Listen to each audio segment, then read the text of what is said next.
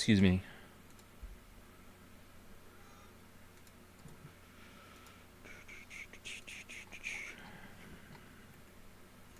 Why did you salt that in Dragon's Den? That's weird. Oh, Botsif automatically salts everything. Okay.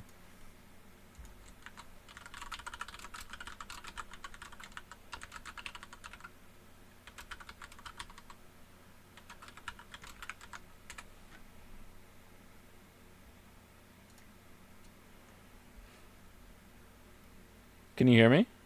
Is my microphone working? I have a slightly different audio setup. How are there so many first-time chatters? Did it get reset?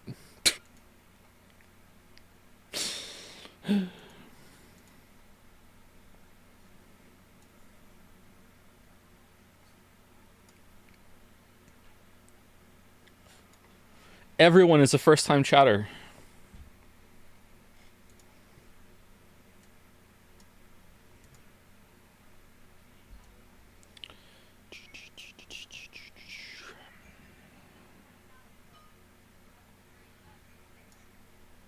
How's it going, everybody?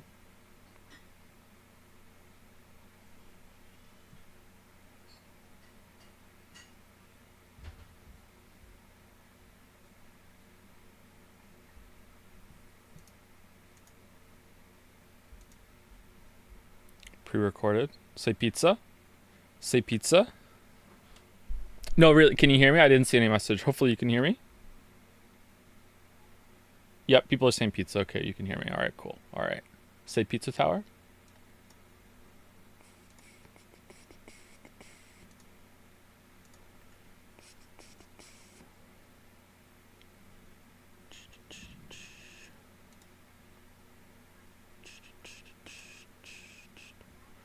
I've lost my window.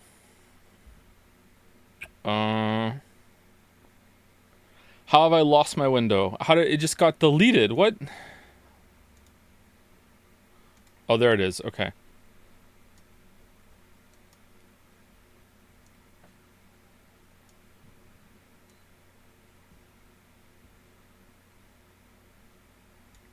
Because windows are clear. That's true. That's true.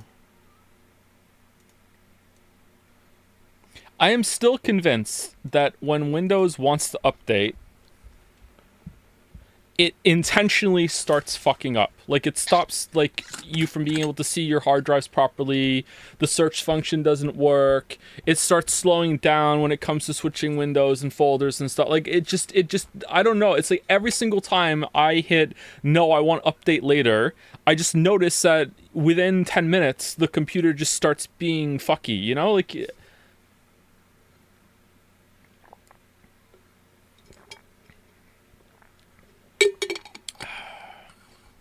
Can you check pins in Jensen Den real quick? Sure, 1 second. What was the bet? Okay, pins. The very sensible bet. If Joe doesn't stream this month, whoever bet against me will read this and blog it somewhere. I can see DM's work. Alright, there's an archive link. That's scary. If Joe streams this month, I will do the following. Read the entirety... Oh, I thought you would just have to, like... post a compromising picture or something. What? Read the entirety of Mushoku Tensei LN series, Mad the Yelan main. Play Limbus Company till the end of the current story as of this bet closing. What's that, like 100 hours? Read Wandering In... Wandering where? Dragon Age Inquisition plus Trespasser DLC. I don't even know what that is. Read Fate Stay Night. Again, you mean? Read it again? Read Marshall Peak. Well, it's Peak. You're going to enjoy that. Read Lord of the Mysteries. This bet is open for takers for the remainder of August. Just ping me and I'll update this message. Why is this in Genshin then?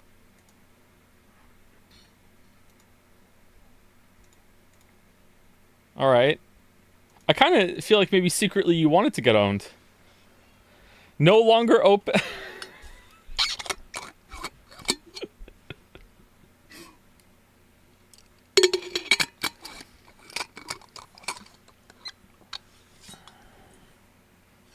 Do you think Rabby Ribby influenced your enjoyment of the Elden Ring DLC?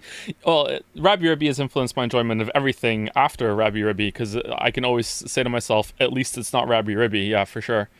Try Lord of the Mysteries, please. Okay, hold on. Lord of the Mysteries. Lord of the Mysteries novel. Reddit r/fantasy. Why everyone should read Lord of the Mysteries? Question mark. Hey Reddit, Lord of the Mysteries is one of the most popular novels in web novel with other. It's the second sentence on the fan. Oh shit. Other with other 26 million views and 4,500 plus ratings. It is a top ranking and most liked novel on web novel. But what makes Lord of the Mysteries so popular? That's not a question. This is what I am going to discuss here. What is this? How many? This isn't. Why is this the top result? This isn't a big post. It's only 13 comments. Anyway, never mind. Lord of Mysteries is it Lord of the Mysteries or Lord of Mysteries?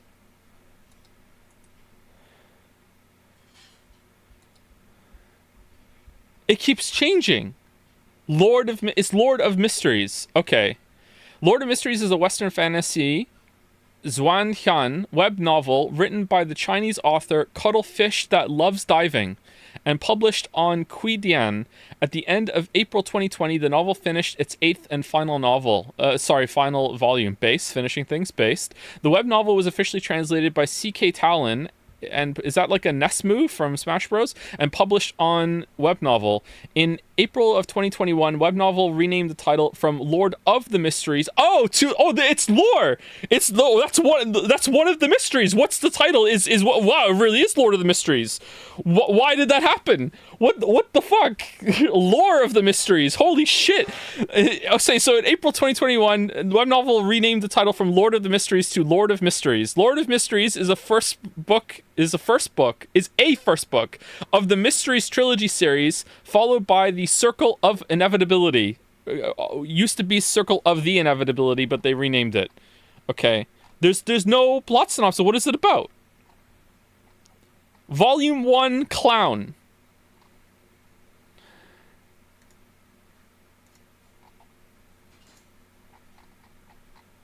It's the mystery. Okay. All right. Well, good luck with that, Kasoro. Good luck. Oh. Joe, you should play Prince of Persia: The Lost Crown instead of Divinity Original Sin 2. I just got that game for Finn for his birthday. I played it for 20 minutes with him to see what it was like. Did I like it? There was a lot of like, skip, I just want to play, please. And then I started playing Metroid Dread, and that's just the same experience. So I guess Hollow Knight is just the best one, Metroidvania of all time, because it doesn't keep interrupting you. Like, Metroid Dread's very pretty, it's kind of cool, the controls are fun, like it's an enjoyable time, but oh my god, it just keeps interrupting you. Like, oh, you go into the map room and take control away, and now you get the map, and now the AI circle sphere person wants to talk to you and give you basic shit, and it's you can't go to bed, you have to get up in the morning and go to school. Like, it's just Morgana the game. I don't understand. Like, you keep getting caught by the Emmys, and it's a different timer every single time to do the QTE, so you fail, so you never want to do it, I guess, and it's just annoying. It's just so much shit. Getting from one area to the other, it's like loading screens out the ass all the time. Don't get me wrong, big Danganronpa. It was like, I'm enjoying it. I just got what did I just get? I just played it while I was pooping earlier, because I only play it while I'm pooping. I just got the speed upgrade. I don't know what it's called. The one where you have to run and then you awkwardly like press down and then you can just boost yourself up or whatever. I just got that one. Speed Booster, that's what it's called. Thank you. Speed Racer, yeah.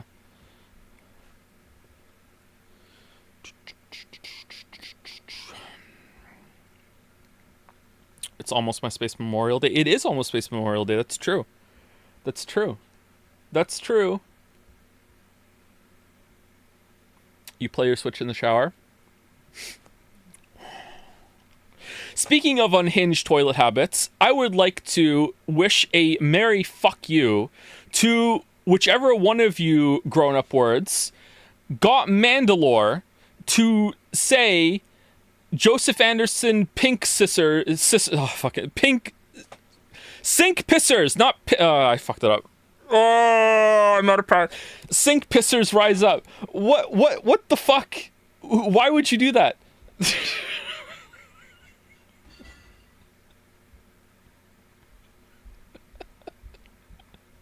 Who was it? I'm a pink scissor.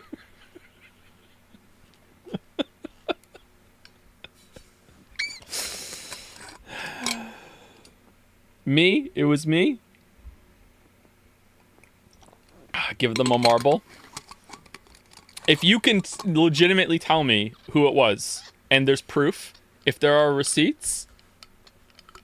Balatro? No, I have the gene that makes it taste like soap, so no, none for me, thanks. If you can legitimately get the receipt to tell me who it was, I will give them a marble. I will give them a marble. Okay, so I have a slightly different audio setup. I got a USB converter port for my open ear headset that I could never use because there would be an echo. So I just want to know if I start playing the video, can you hear it? You won't be able to see it, but can you hear it? It might be a little quiet. Hello, Elden Ring fans. It's me, Satan. Is it... Can you hear it? Yeah. Is it very quiet? Is there an echo? I mean, I said Satan, but like with it, but very, very quiet. Okay, let me turn it up to like -10, and then I'll play it, and this time I won't talk, and I want to know if there's an echo or not, okay? Hello, Elden Ring fans. It's me, Satan. A couple weeks ago, I was doing what I normally do. Is there an echo? Still an echo? Okay, so my guess is that the echo has nothing to do with the setup. It's just the open ear headset is somehow picking up on the microphone. It has to be that now. It has to be, because it's a USB port. Like the audio is coming from a different port of the microphone now. The input and output are on different ones, yeah. So it has to be that. That sucks. I really like this headset. Mute mic and check share. Let's see.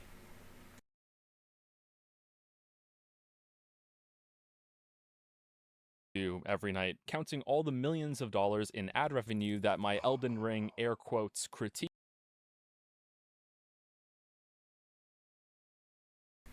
No echo? Yeah, it has to be that the microphone is somehow picking up the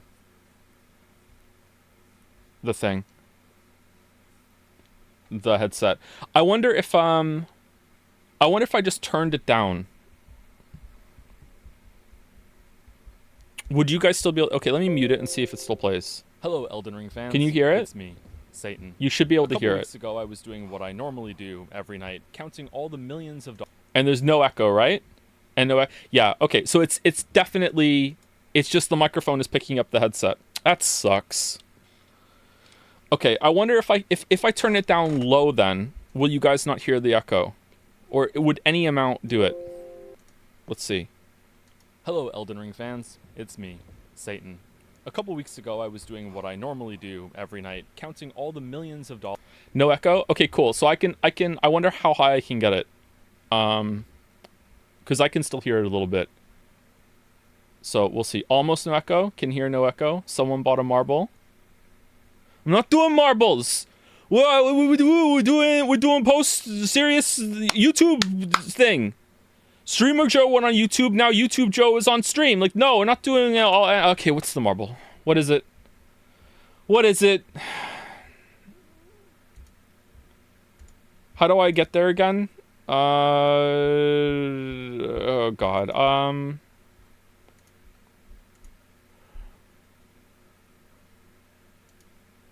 Review reward request. Do you want to extend the race too? Okay, Agent Mash. They did the mash. What? Argent. It's not Agent. Argent. What is it?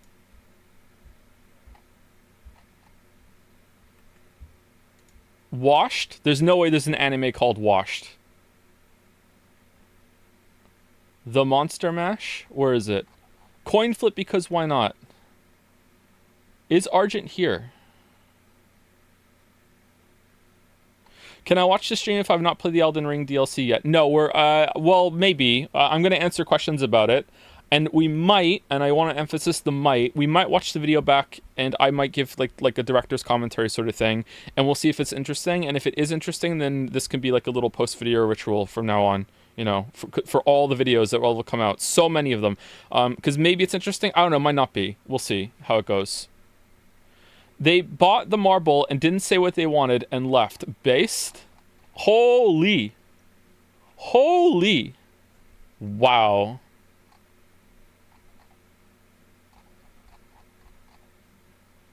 Check the sub message. Do you mean like the cash-in message? There is no message. I thought they could say it. I thought you could always put it there.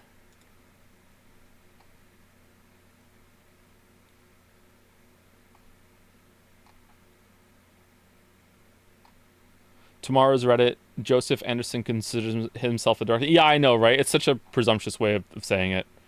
They said school days before leaving. Oh, is that why they can't stay in chat? Okay, so like maybe what on the weekend they can tell us what it is.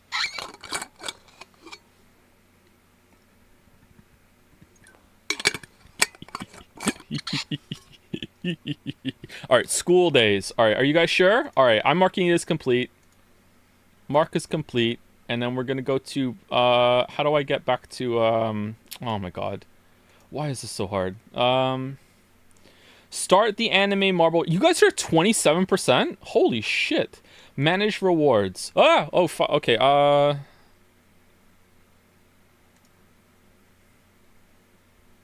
extend. Number of days, 2. We're extending it 2 days. There you go, it's extended. Alright. School days. It's a video game. Oh my god, there's a picture. Crunchyroll, watch School Days. School Days, is my anime list, isn't it? Those are the ones that have synopsis? My anime list. There we go. High school student Makoto Ito, okay, I already hate it, notices Kotonoha Katsura at the start of his second semester freshman year. Like, just notices, that's it. Immediately, he becomes entranced by her beauty. Oh, Makoto's the guy! Okay, but his bashfulness doesn't allow him to approach her, even though they ride the same train every day. Wow. Instead, he snaps a photo of her in secret and sets it as his cell phone's wallpaper. Okay, and then it comes to life, and then she has like an alter ego on the phone, and the alter ego is like gonna like coach him on gonna ask the real one out or something. Like what is it gonna be? Like where is this going? Like, okay. A charm that, if kept under wraps, would supposedly help you realize your love. However, classmate Sekai Anji spots the picture, but instead of ratting him out, she offers to help him set her... Yeah, there you go, set him up with Kotonoha, going so far as befriending her just for him. Thus, the trio begins a rather impromptu friendship. Okay, so it's like the fucking selfie of Dorian Weeb? Like, what is it? School Days follows the lives of these 3 teenagers as they traverse the joys and hardships that come with being a high schooler. In a story alive and bringing with romance and melancholy, the tale of these 3 students will linger in memory long after the momentous conclusion. Wow, what a roller coaster. Just rollicking fun from start to finish. I'm excited. What? You know what? This shows how bad it's gotten on here, that I'm disappointed that there wasn't a talking cat or some shit. Like where's the spice? Where's the pepper? Like, where is it? Maybe that comes later? Oh, it okay. All right. Okay, alright, never mind. I spoke too soon. And now I'm disappointed. Contrarian to the end. Now that you can summon Torn in Elden Beast fight, how much would you rate the fight in the current state? Also, have you played the inner bosses from Sekiro? They're the best bosses that From have made. I haven't played those, no. I haven't gone back and seen the new stuff for Sekiro. I've only played it a little bit here and there for some video footage and stuff like that. I would rate the fight for Elden Beast as maybe a point, like an point higher than it was before. I don't know what it was before. Like a 3 out of 10, and now it's like a 4. I don't know. It's like it's marred by how miserable it was before, and now it's at least you can get back to the fight and have it over sooner, so you can enjoy the majesty of it. It's just kind of, it's still kind of shit. You know what I mean? Like it's not that great.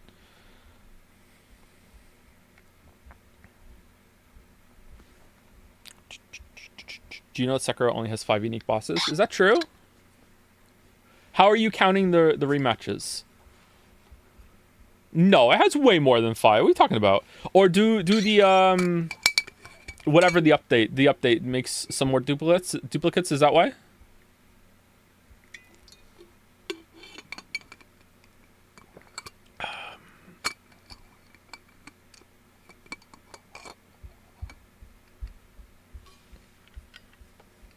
As in 5 non-repeated bosses? That seems to be the claim, yeah. Like, I don't want to spoil Sekiro with the boss list right now, but like off the top of my head, there's that one. And then there's that one. And then there's that one.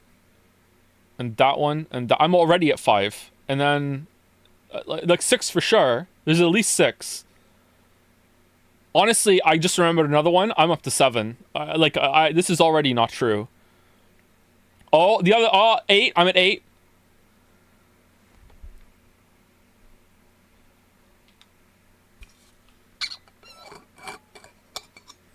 What's the feedback been so far? To the video, pretty positive.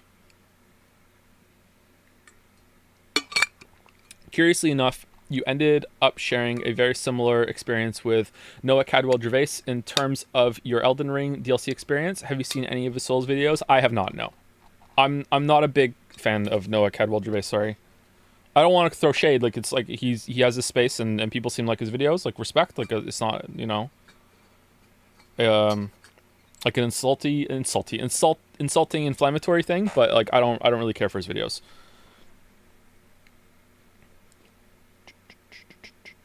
I've watched a few of them in the past, and I stopped watching because the audio was, it angered me on 2 levels. It angered me as a listener because it's just kind of annoying, but you know, as a listener you can live with that. Like it's not that big of a deal. But as a content creator, knowing how much trouble I have with audio, and this grown-up word gets to just get away with that and just leave the flubs in and doesn't have to clean up his audio. Meanwhile, I spend like decades of my life in the Goku time training capsule to try to get it done.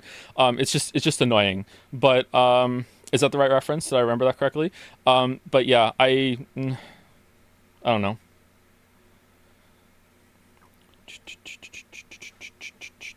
Skill issue.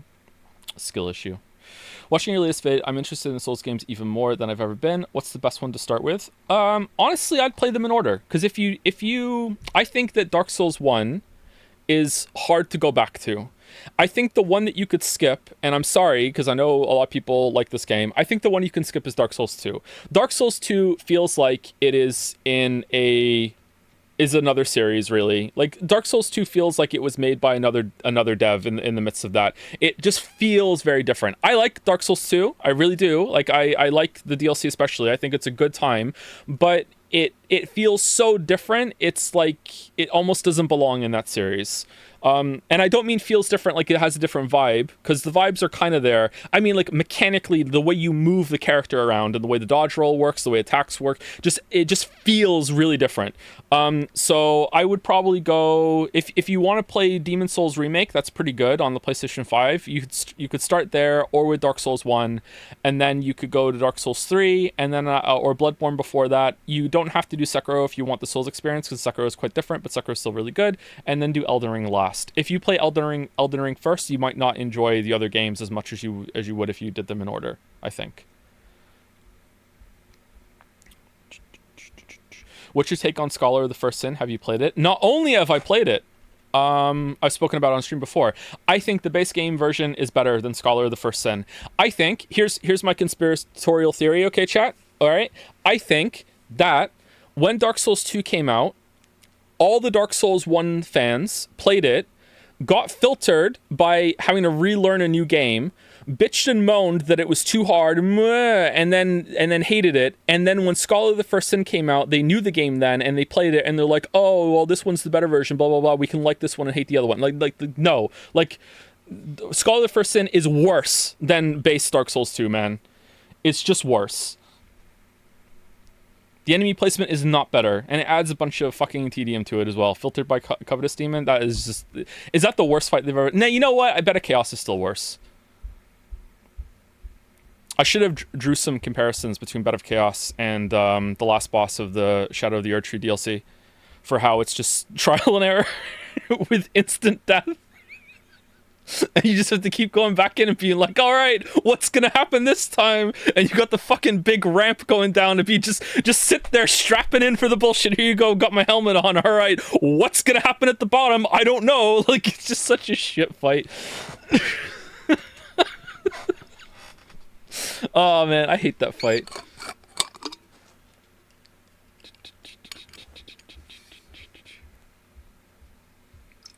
How much you've thought about Umineko post-stream? What's that? Joe, what do you think about Microsoft closing Tango since you played all their games? What's that? I have bad feelings about Microsoft right now because when I did the update today, I suddenly had this thing called Copilot on my taskbar, and that was annoying. How about Old Hunters? Old Hunters is really good. What about Old Hunters? Like, how does it compare? I would say the best DLC that From has done is Shadow of the Erdtree. Oh, and then as an individual one, Old Hunters is probably next. I've warmed up to Old Hunters a bit as time has gone on. But if we're putting all the DLC that the games have gotten, I love the Dark Souls 2 DLC. I would put all the Dark Souls 2 DLC above Old Hunters. Ring City is really good. So I'd probably put that like equal to Old Hunters or right below it. But again, if we can combine a bunch of them, then that gets harder.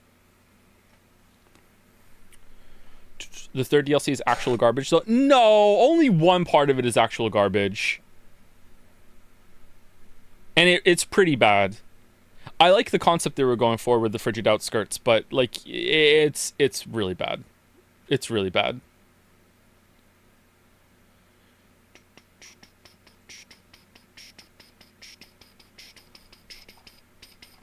Do you have any formal education regarding articulating your thoughts and ideas? No, does it show? I struggle with this a lot, and you are a lot better at it than I am. Am I? Okay, thank you for that, Kali Doggo. Just a lot of practice. I've spoken about this on stream a lot before, so I won't do too much repeated content right now.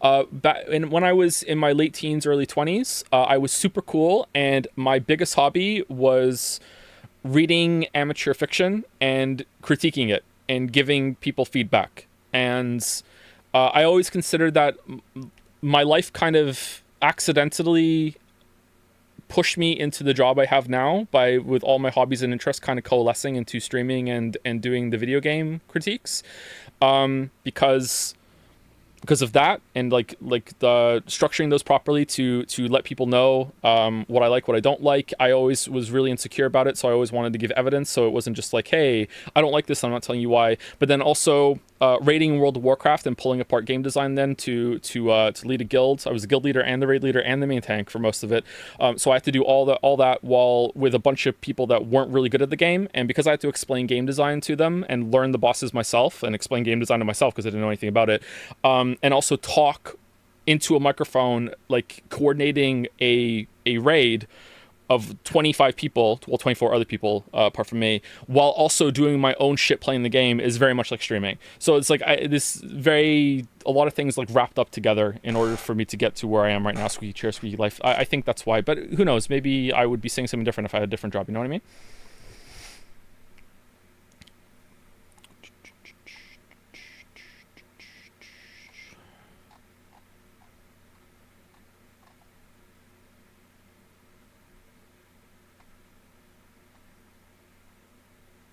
Can you give tips how to eloquently structure an argument? I don't think I can. I don't really think I'm that eloquent. I'm pretty verbose, am I not? I'm not sure. It's hard to judge that. Kind of what I speak about at the end of the Shadow of the Erdtree video is that it's hard to get good criticism and feedback on some things. On other things, it's really easy, but on this, it's kind of hard. Like if you go on the YouTube comments right now, it's almost everyone loves the video and is saying it's so paced well. Discord really liked it as well. Every single Reddit post liked it as well, except for the R Games crowd. The R Games crowd is like, not up to my standard. So it's like really like, did they even watch it? Because I know historically the R Games threads, usually people don't even watch the video and they're just complaining about, like it's like the Zelda cycle. Everyone hates the current Zelda but loves the past Zelda. Every single time that I have a Reddit R Games thread on my video, now it's time for the discussion on the last video that was there, and this one just gets ignored. Let's talk about the last one, and then it's like, and then okay, I have to wait to release another video before I get the commentary on the one that just came out. So it's kind of weird.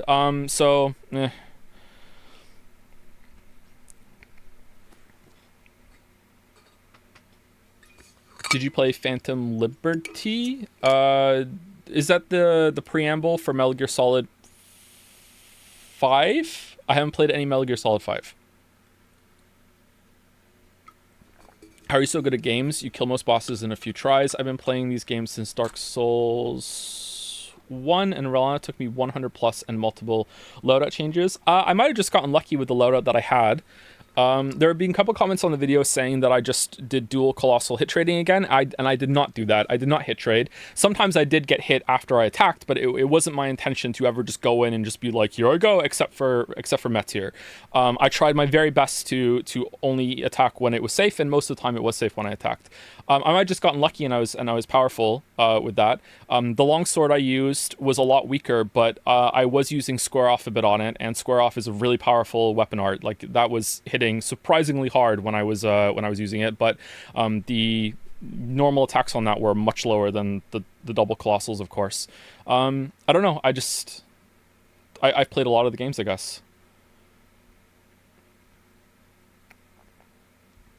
If you want to watch what's the only Liza P. What's the only Souls like I've streamed recently is Liza P, right? I guess I also streamed Neo at one point. Did I stream any other? Oh, Code Vein.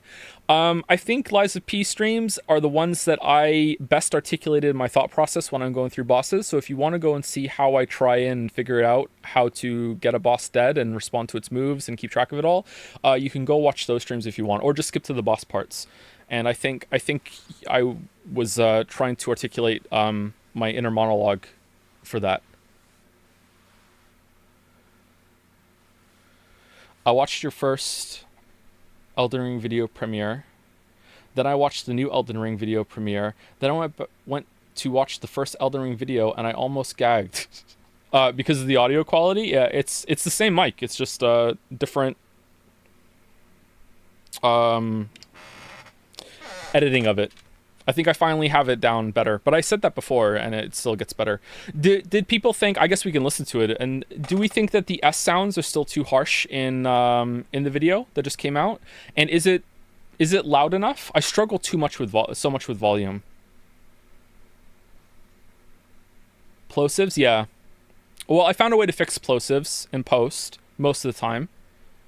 But the de-essing, I had a program to do it, or not a program, like a macro, whatever. It was a plugin for Audacity, but it just hammered the whole entire audio timeline, and it made some parts of it sound like I have a lisp. So if you have listened to, I think it's the Witcher 2 video. In the Witcher 2 video, the first part of it, or the first two parts of it, there are sometimes it sounds like I have a lisp, and that's because the de-esser plugin I used just hit some of them way too hard and flattened the S sounds too far. So now I just do it manually. And if that just made you cringe, if you know audio, then yeah, it does take that long. I go through and I manually just reduce the amp on every single S sound that I think is too harsh for my ears on my audio setup. Usually I minus it by about 4 or 6, and I just keep doing it until it sounds okay to me. So I just do that. It's really annoying, but it's not like I only do a pass for that. I'm also doing a pass to remove audible breaths and exhales. Although sometimes I've noticed lately that it's better if I just lower the sound on them instead of removing them completely. I think it sounds more natural. And sometimes the breath sound helps make the point or emphasize it. I've gotten a bit better at the audio lately. So yeah, I'm doing that, and I'm cleaning up some of the audio. So I also mess around with the harsh S sounds. Why not use an automated solution like RX? I have tried an automated solution in the past, and it was way too harsh. So I don't know if there's a better one. There probably is, but this is the one I've gotten used to now. I just do it manually, and it's like, yeah, whatever. No kidding, this one had great audio. Thanks, Balder. A couple of the subtitles I still need to fix, and I also need to add some credits to the video as well, because I used some other people's footage. Did I pronounce onball correctly, or do you say it differently?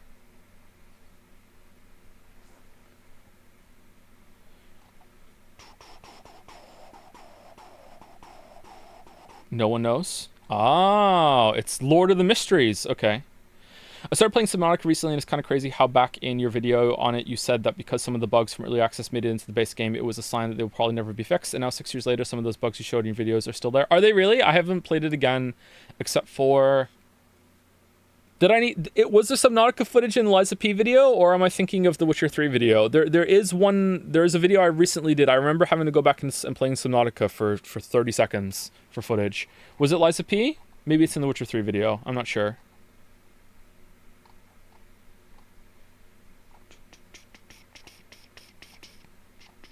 Are you interested in playing Nine Sols? Maybe. I've heard good things. Very recently, actually. Wouldn't just paying an audio engineer to fix your stuff be worth the money in the long run if it takes you that much time? For fixing the de-essing and getting the audio mixed properly, maybe. But when it comes to deciding what takes I want to use, no, because that's like an artistic choice, right? Usually, so let's say the video is an hour long. Usually the audio length of me reading the script is 3 hours long, because I will have to take like a little break in the middle of it, or I will have a bad take, or I will think that I'm doing a bad take and I have to keep saying the same paragraph over and over and over and over again because I'm convinced that my first take is bad. And then what is it called again? Semantic satiation or something? Or is it a different term I'm thinking of, where like words start losing all meaning and it sounds like I'm saying it wrong, and I have a really bad habit of not pronouncing my T's sharply enough. So I just get it in my head that it's a bad take.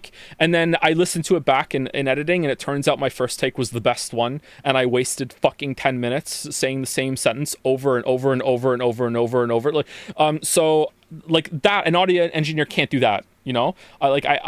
That's my choice, like what goes in. And that's most of the audio editing. After that, it usually takes I whittle it down to, like, say it's again an hour long. I don't do hour-long recording sessions. I actually have a hard cap lately of about 40 minutes.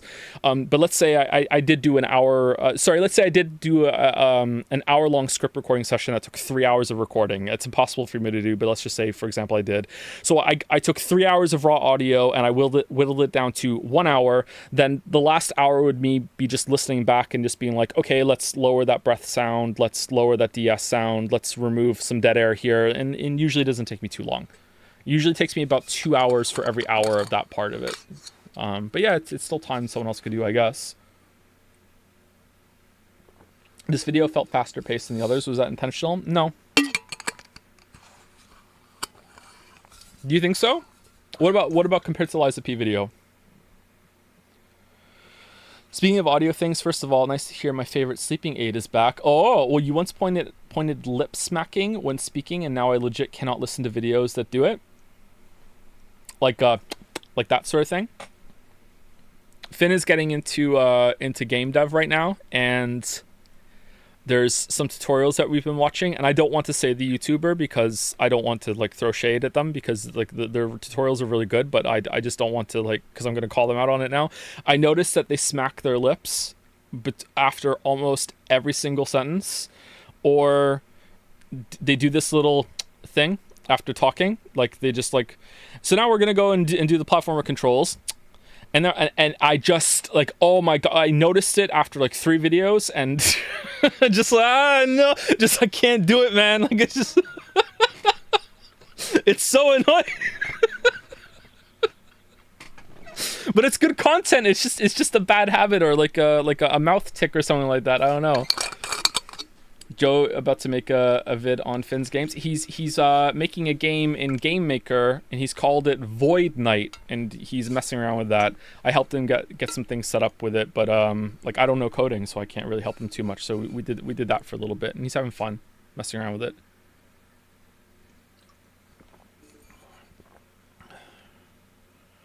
Is there an audio editing technique to better hide the recording session transitions? They are still noticeable in the Shadow of the Erdtree video. No, they're not. What are you talking about? No, not at all. What are you talking about? Where is it? So right now, what I do is I know the solution. I'm going to try and do it more. Okay, so the thing you have to understand is I hate recording. It is my least favorite part of the job. I fucking hate recording. Two worst things of making videos is number one, recording, and number two is editing the audio recording. I fucking hate those two. I like playing the game and writing the script and editing the script and putting the video footage to it, although it can get tedious and very time consuming. But I fucking hate doing anything to do with the audio. Although I have gotten better at it in the past couple of years by trying to be more performative and trying to have more fun with it. And also doing shorter sessions. But yeah, anything to minimize it. Right now, my technique for the different sessions is that whatever paragraph I ended on, I will also do again in the next session, and then I will try and find sometimes mid-sentence to splice the takes together. So even though there is a dramatic change in my voice, it kind of gets masked by the change being in the middle of a sentence instead of in the break of a sentence.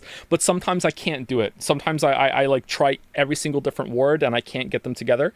Often, and I don't know if this is noticeable, and when I mean by often, I mean almost every single sentence in the video is also an amalgamation of different takes that sometimes I splice together in the middle of words or the middle of sounds, and I just zoom in on the sound wave and I just connect them so that there's not a big sudden jump or change in the sound, so it doesn't make a little like click sound or whatever.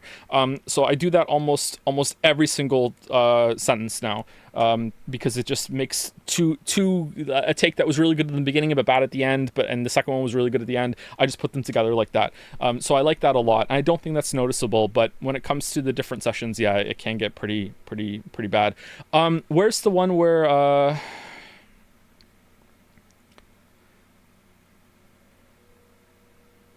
is it here? Okay, let me see. Can you hear this? Of the content again. I didn't do any grinding. In fact, I got a little impatient and ran through a couple of zones toward the end, and I was level 158 when I got to hold on. trying to beat a fight in one of these games. It also means the DLC all on its own is comparable in length to some full release Souls-likes, and that's pretty awesome.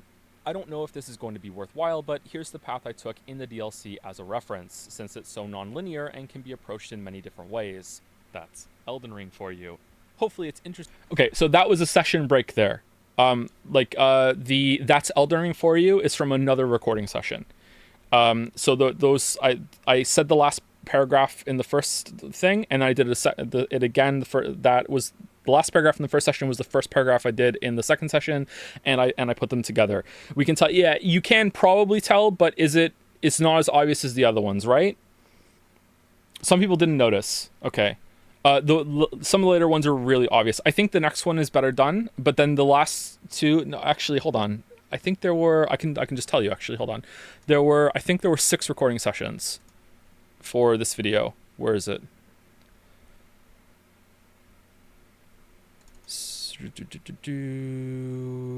Yeah, there were 6 recording sessions. So I don't know if I can play these files if they'll hear. This might be really loud. Sorry if it is. It's me, Satan. A couple weeks ago, I was doing what I normally do every night, counting all the millions of dollars in ad revenue that my Elden Ring air quotes critique made.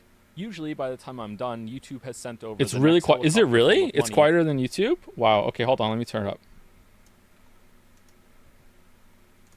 Hello, Elden Ring fans. It's me, Satan. A couple weeks ago, I was doing what I normally do every night, counting all the millions of dollars in ad revenue that my Elden Ring air quotes critique made. Now it's good. Okay, so the end of this audio file, let's see where it is. Usually by the time I'm the path I took in the DLC as a reference, since it's so non-linear and can be approached in many different ways. Hopefully it's interesting at least, and if you want to skip it, you can just go to the next chapter down below in the timeline. All right, so that's the end of that recording session, and then the next recording session is... I don't know if this is going to be worthwhile, but here's the path I took in the DLC as a reference, since it's so non-linear and can be approached in many different ways. That's Elden Ring for you. So, and then I just put them together, and I tried to see where was it the least noticeable of the changes. But later on, it's like... it's really obvious for some of them because I wanted the video done, I wanted the recording done, so I started recording earlier in the morning, and yeah, part 6 especially is really, really deep, I think. These make sense to me in a way that some responses and extensions in the... yeah, I think the solution would be that I need to find out how long it takes my voice to get warmed up, and I think going through these audio files would be pretty good for that. I think it takes about 5 minutes. So I think I need to just record, I need to map out what would take me 5 minutes to say, or maybe there's just some vocal exercise I can do before I start recording. Just like have a book on my desk and just read a little bit of the book aloud, and then I start recording, you know what I mean? Just to calibrate. But the problem is that if I calibrate and I haven't woken up, then that might make the difference still even more. I hope that makes sense. I think maybe I have to record consistently first thing in the morning, or, you know, after waking up.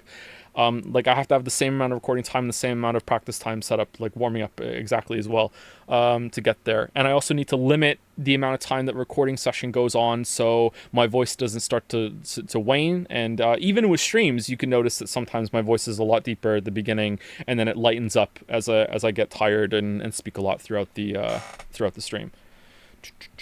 I don't like it. It's definitely a big problem, yeah. How do you get used to your voice? I made reviews in the past, but stopped because I started hating my voice and couldn't for the life of me be unbiased. That's the fun part. You don't.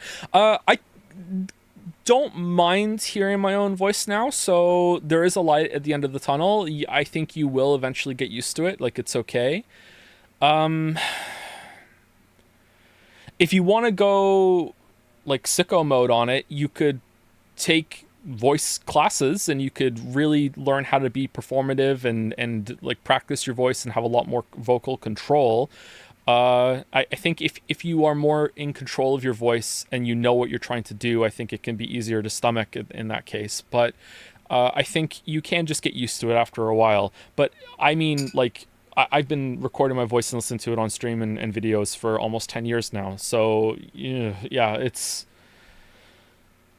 like, it took a while. I would say it's still fairly recently that I don't mind hearing my voice, but also getting the recording quality up there is also helped as well. There are certain parts of other videos that I hate, and I don't know if anyone else can hear it.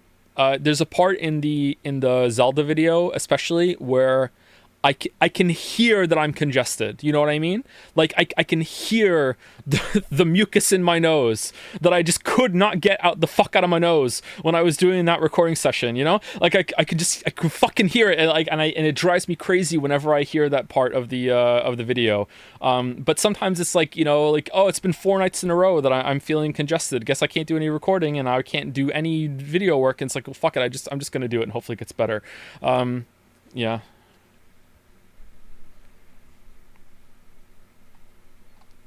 I can hear your baby gravy. Thank you, 2B Anderson. 188. Thank you. Thank you. You said in the DLC video that you regret some of your takes in your earlier Souls videos. Do you remember those takes? Not specific takes. If we wanted to go through it, I could definitely find them. But I did listen to a bunch of those videos back recently, and I mean, this is just gonna play into a lot of the criticism I've gotten for being like really nitpicky, but like, man, it's fucking true. Like, there's like, I listened to some of the videos back, and like, even me who did it, I listened back and I'm like, dude, what's your problem?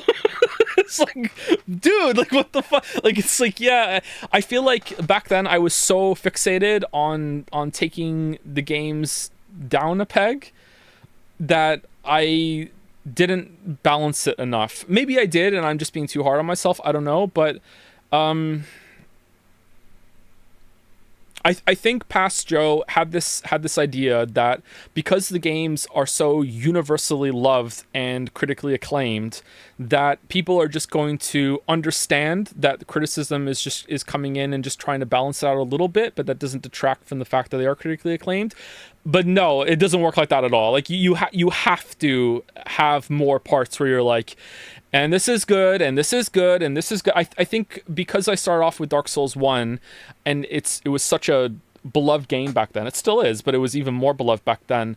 I guess I just assumed that people would be like, yeah, we're tired of hearing how good this game is. But, you know, no one ever says, you know, that's enough blowjobs for me, you know what I mean? But in game critic form, like you still have to give the game credit where it's due, even though everyone else is already done, right? So I think that's a mistake that I've made a lot, and I'm trying not to make that mistake again, while also still giving honest and valid criticism and everything, you know, like. So do you now disagree with your horror games aren't scary video? Absolutely not. Why would I disagree with that? Do I disagree with how that's presented? I don't know. I'd have to watch it again. I recently surprised myself by enjoying my subjectivity as implied video. I watched that back again. I was like, actually, you know what? This is kind of a banger. Like, holy shit. That was pretty good. The why horror games don't scare me. If I watched it again, maybe I'd be like, I could present this point better. Maybe I could have explained this better. But the sentiment, like no, that hasn't changed. Sorry. Like I still, it's like, yeah, whatever. But when we stream Five Nights at Freddy's, as someone is asking in chat, maybe that will all change. Five Nights at Freddy's critique, hyphen, the game that finally scared me.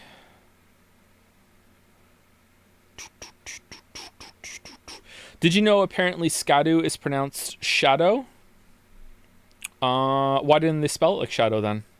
How are you getting shadow from Scadu? It's meant to be Shadu?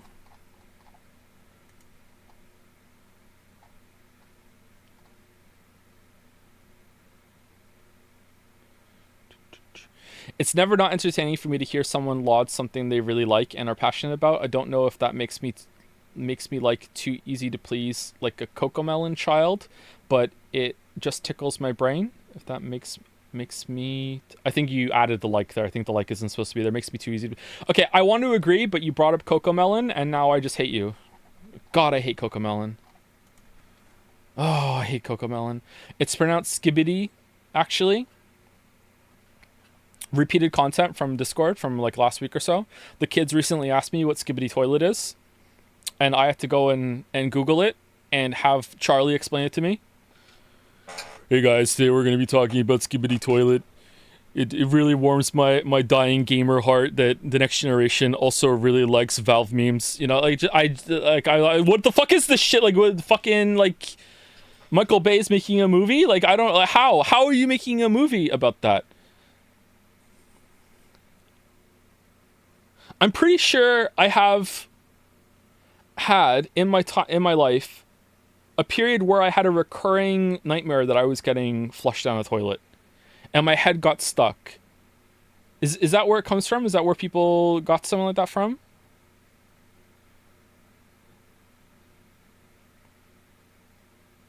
No?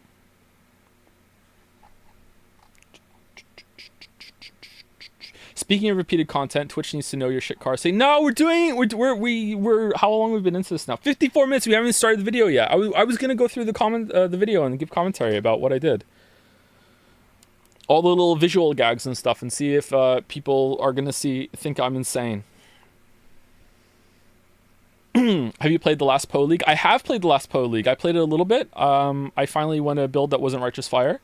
I enjoyed it. It was pretty good, but I got, like, as I always do, I got kind of tired and burnt out. Feet or head first down the toilet? In the dream, it was feet first. I don't know what that says about me. Maybe I have a fear of being like crushed, or I'm secretly claustrophobic or something. But Like I've had dreams where I don't know why I did this because it's just nightmare fuel. I remember reading about super caves. That's what they're called, right? Like they're like inverse mountains. It's like the super cave formations that people go like reverse climbing down or whatever. They're like mountains that go down, and there's parts where you have to like squish yourself underneath like little cracks to get further down in. And I was reading about those for like a couple weeks, like years and years and years ago. And then I started having like nightmares about like trying to get through one of those crevices in a super cave and then getting stuck and then dying very, very, very, very slowly instead of quickly, you know, like that's not a fun time. All right, so let's do the Pixar movie thing, and then we'll see if we can watch the video, and we'll see if it's interesting, and if it's not, then we'll stop. All right, so movie night has continued to happen with the kids. Every week we do movie night. We have missed some weeks, and I've missed some movie nights too, because I've been like, you know, schedule's been bad as it always is, or sorry, not bad, just inconsistent. So we've continued watching movies. Most of them have been Pixar movies. I think we started off with, at one point it was just the boys, but then Kate got in on it too, so we had to rewatch Finding Nemo and Finding Dory. So I think we watched like Finding Nemo, Finding Dory. We watched Jurassic Park, Pacific Rim, not with Kate, and then we found out that maybe they're not ready for stuff like Pacific Rim, so we kind of went back to the Pixar stuff. So then we went to Toy Story, Toy Story 2, Hereditary, Toy Story 3, Toy Story 4. That's out. Yeah, we watched Toy Story 4. Cars 2. They watched Cars 3, but I didn't see Cars 3.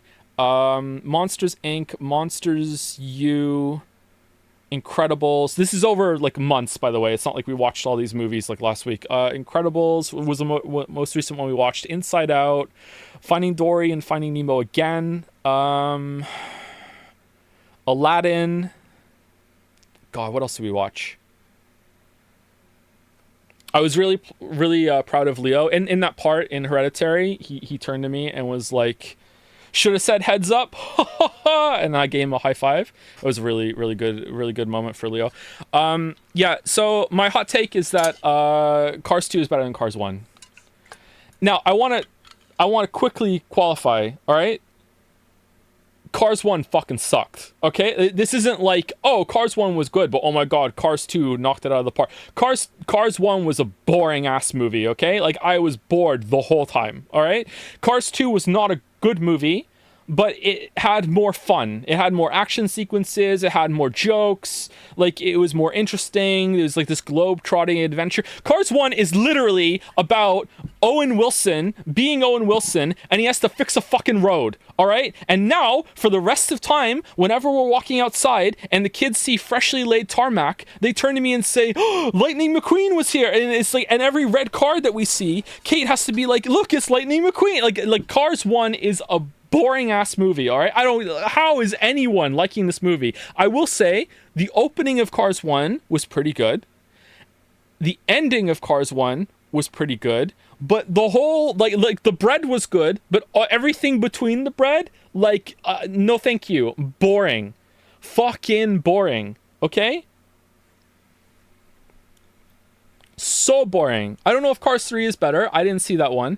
Cars 2 was better, but still not great.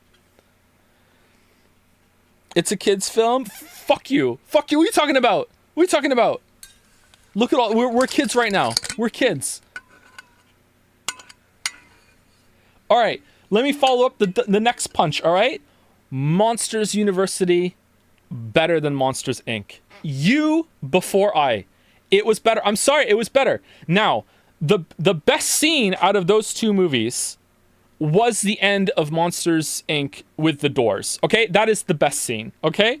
But apart from that, overall, Monsters U is better than Monsters, Inc. Again, for the same reasons. It's more exciting. There's more like fun scenes. The jokes landed better, and I just do not like buy into the the friendship between the girl and Sully. Is that his name? Like, I don't know. Just didn't really like it. And the green one was more annoying in the first one than the second one. Sorry. It was better. Now, again, I have to point out, so there's going to be a running trend here, except for one exception. I didn't see Oh, we also watched Ratatouille. That sucked. I didn't see Cars when I was a kid. The first time I watched Cars was this year with the kids. The first time I watched Monsters Inc. was this year with the kids. Okay? So I'm only seeing these as an adult. All right? So that's why I don't really like them all that much. I don't know. But like Monsters U was better than Monsters Inc. to me. But I didn't really love either movie. It was just like, yeah, whatever. And same goes for Cars 1 and 2. Now, Ratatouille, again, banger ending. Really well animated. Really liked it.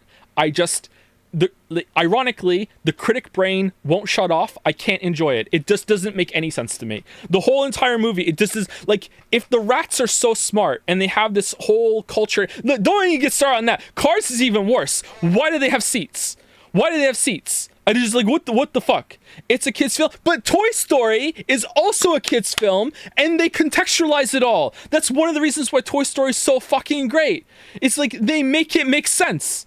It makes sense.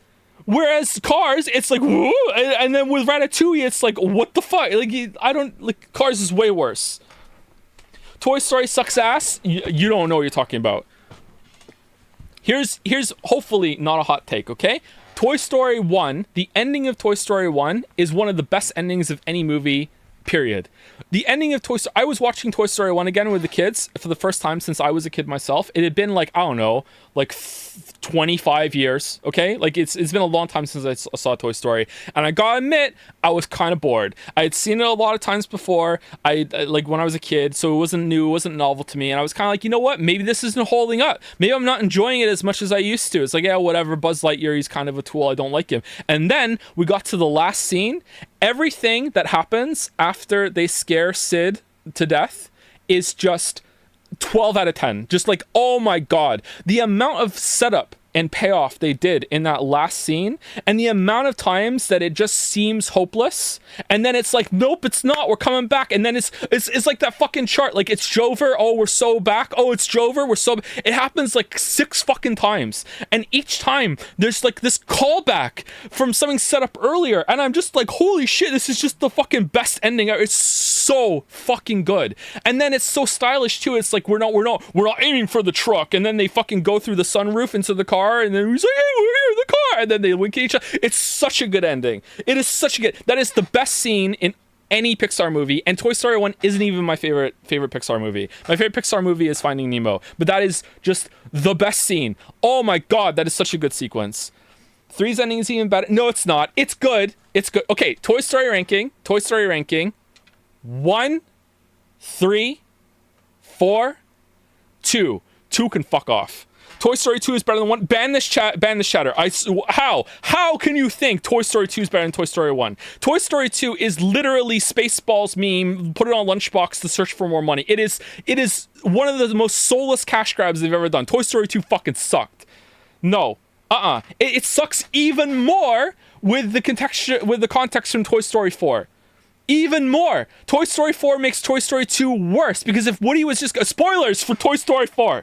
Spoilers for 4. Yeah, 4 is as well. I agree with you. That's why it's fucking number 3 on my list with my weeb. That's why it goes 1 to 3, then 4, power gap between those, then 2. All right, and it's Toy Story 4 spoilers. If he was just gonna fuck off and be Woody on the road, why didn't he do that when he was Toy Story 2, when he had the best out of his life and he could live like a king in a fucking toy museum with his hot toy girlfriend? I don't understand. What the fuck are you doing, Woody?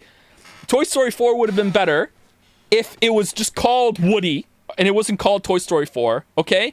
And also if it was like, I don't know, 30 years later, like a huge in-universe time gap between them, because and showed character development, because not enough time had passed since the Andy debacle into Toy Story 4. He grew as a person between 2 and 4. He's a toy.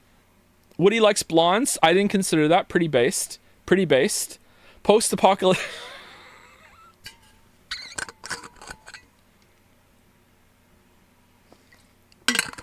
Here's my fucking, okay, Toy Story 4 critique YouTube title. Toy Story 4, not enough Buzz Lightyear. Don't call it fucking the stupid fucking spork toy had more screen time than Buzz fucking Lightyear. That just like, no. What the fuck? Not enough Buzz Lightyear.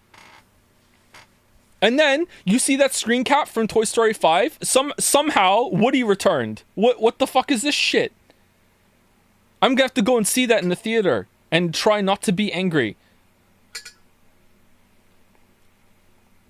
They made a Lightyear movie. That's who the toy is based on. It's a different character. WALL-E thoughts? Okay, I've only seen WALL-E once, and it was in the theater, and I liked it, but my recollection of it was that it was pretty fucking light on narrative. It was just an amazing spectacle, like non-stop chase scene. It was like kind of a somber opening, kind of an emotional ending, and then it was just like a huge chase scene in the middle of that, which was just animation flexing, and it was exciting. It was good. Like I liked it. Don't get me wrong, but like I didn't feel like there was as strong of a narrative there as I was expecting from Pixar, because like fucking Finding Nemo is just like, and Toy Story are just really, really good. But I would like to watch it again and see. I don't think the kids would like that one as much. Ratatouille was so boring. Ratatouille, I fucking hate it when characters just won't talk. And then it's like, what? I don't even know the guy's name. Who's the French chef's name that that gets controlled by the rat? Like, what's his name? I can't remember his name. Like, Remy? His name's Remy? No, that's the dead guy. Sorry, it is that, isn't it? Whatever the main character's name is that isn't the rat.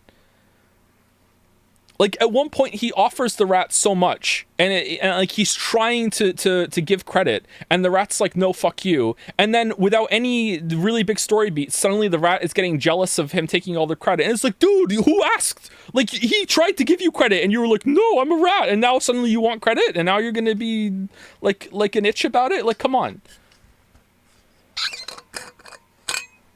Rat steals food. I don't think it was even stealing food. It was the payment for his services rendered at the restaurant for being the best chef in France. An itch. Itch is the way that I say bitch around the kids, sorry. Like, Mila, you're being an itch right now. Never got a response on DM. Oh yeah, no one has gotten a response on DMs. I'm hopefully going to do that very soon. Did you get to see the solar eclipse back in April? We did. We walked really far to see it. We did. Yep, it was really good.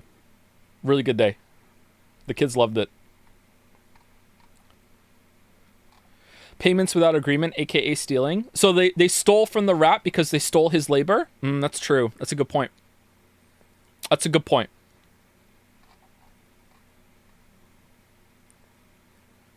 So after you, Joe, that's amazing. It was a really good day. Yeah, I think it's the first total eclipse I've ever seen. I remember seeing an eclipse when I was a kid, but it must not have been a total one.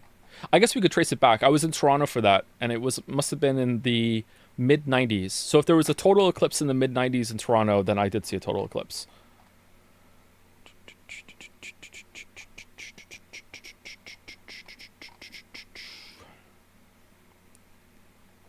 You seen the newer Pixars? The only newer Pixar that we saw, I don't know if is Finding Dory one of the newer ones. Finding Dory is really good.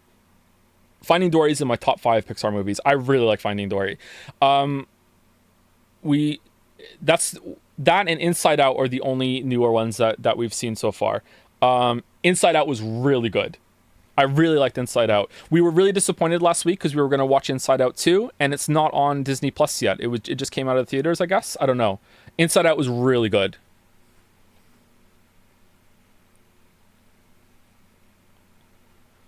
Your takes are being pulled. Yeah, I know. It's a stream. I know. If you agree with all of my takes, if anyone does, they get a free marble. What's your letterboxed? I don't know what that is, Zoomer. I don't think I have one. Are you of the opinion that all kids' movies should focus more on action than story? No, but I don't know. I don't know how the kids are reacting to these movies. I do try and talk to them about them, and I try to get them to engage in a very minor way. Like, hey, what was your favorite part? Who was your favorite character? You know, like what part did you not like? You know, was this better than this movie? Just very, very simple questions. You know what I mean? When the movie's done, And they can answer it. And I was really surprised when we watched Incredibles last week, and they really enjoyed it. I thought there was going to be too much grown up stuff in it, but no, they really enjoyed it. I liked it a lot too. Incredibles was really good. One might even say it's great.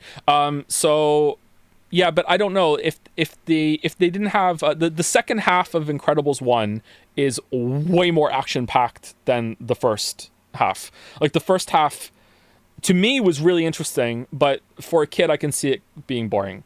But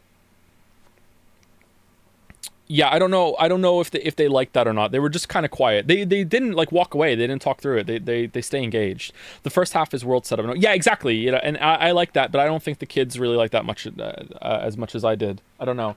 They don't really watch a lot of fiction TV in the way that I did growing up. They really like YouTube. They like Minecraft stuff. It's kind of annoying.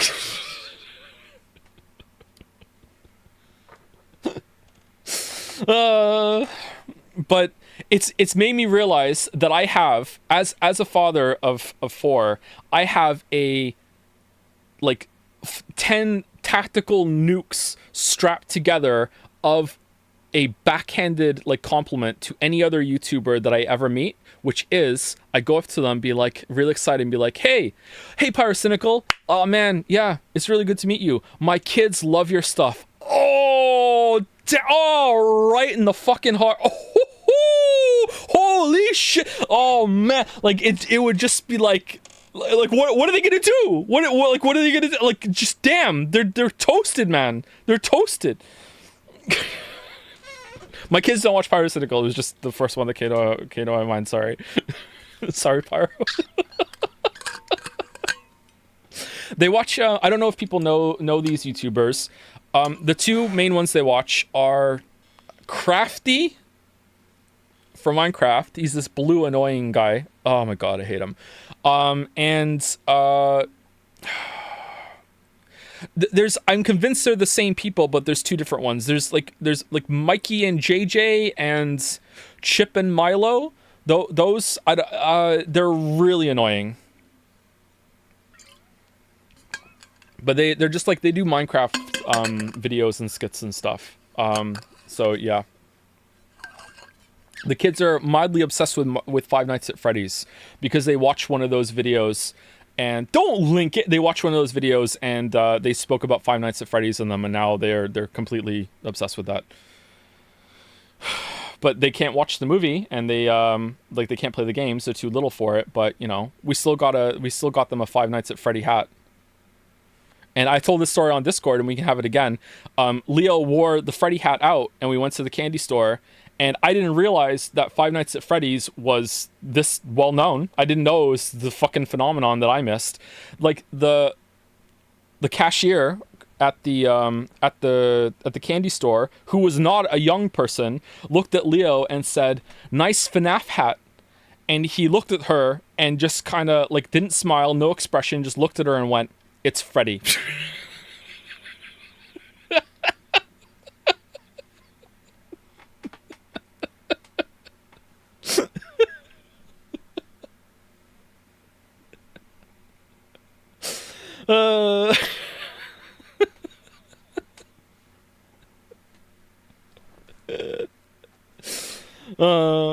Favorite Pixar mom? I only know one Pixar mom.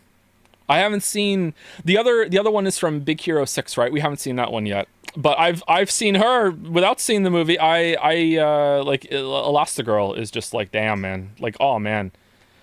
When she falls into the water and her hair's down, whew, whew, damn. I like legit lost my shit when they called attention to her ass in that movie. She did, like, straight in the mirror, and she just looks at it and just kind of like sighs.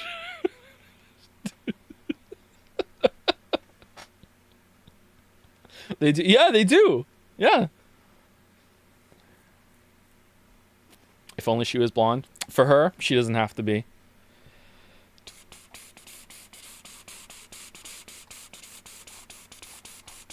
Wow, I know.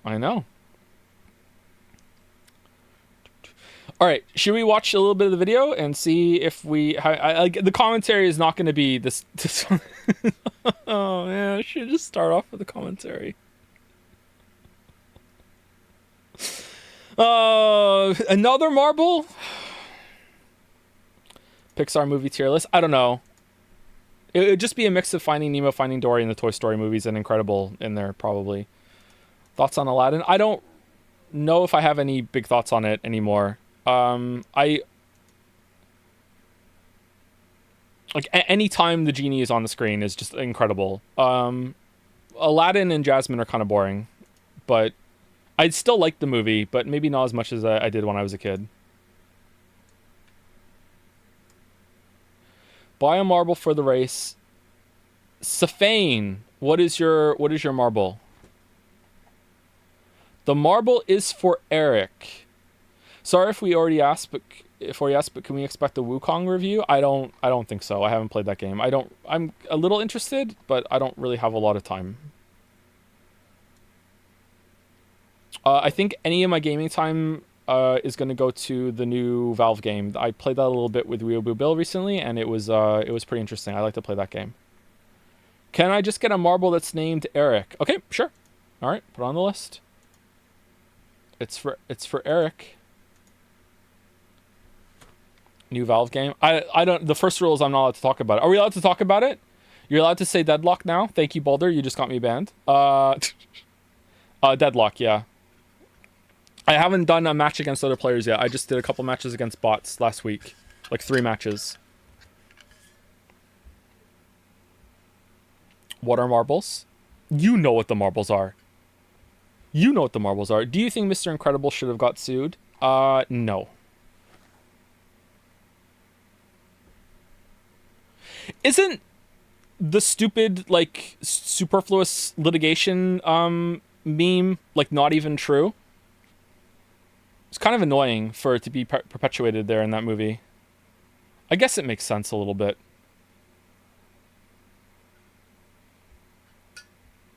Correct. I don't know if this is still a thing, but growing up in the late 90s, early 2000s, I distinctly remember in a lot of movies and TV shows that it was always constantly like you're just going to get sued. I'm going to sue you. Like, suing was apparently like quicksand. It just happened all the time.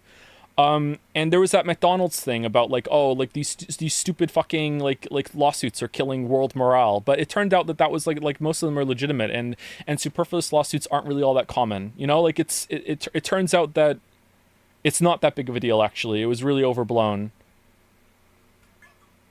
I don't know.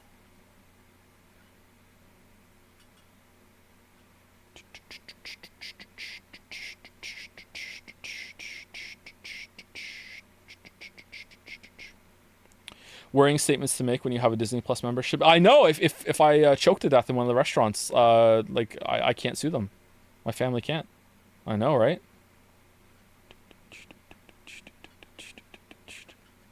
I saw that headline.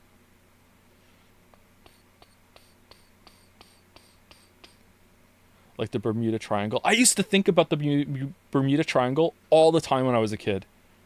Like, it was like the world's biggest mystery to me. It's like, oh man, what's going on there? Is it like a portal to another realm? Like, it was like so much all the time. Like, holy shit. Bermuda Triangle. It's the name of an anime that we really liked when we were a kid. Are you interested in Poe 2 early access? Yes, but also no, because I don't have time to play it really. But yes, like I would be interested to play Poe 2. Poe 1 is like a white whale of a video. It's Bale to me, you know, like doing a video on Poe, because one of the reasons why I have a channel is because I wrote a big post on Reddit about Poe during one of the first expansions of it. And it got such a good response that it was one of like the motivators for me realizing, oh, I could do that thing on YouTube. So Poe's Path of Exile, if you don't know.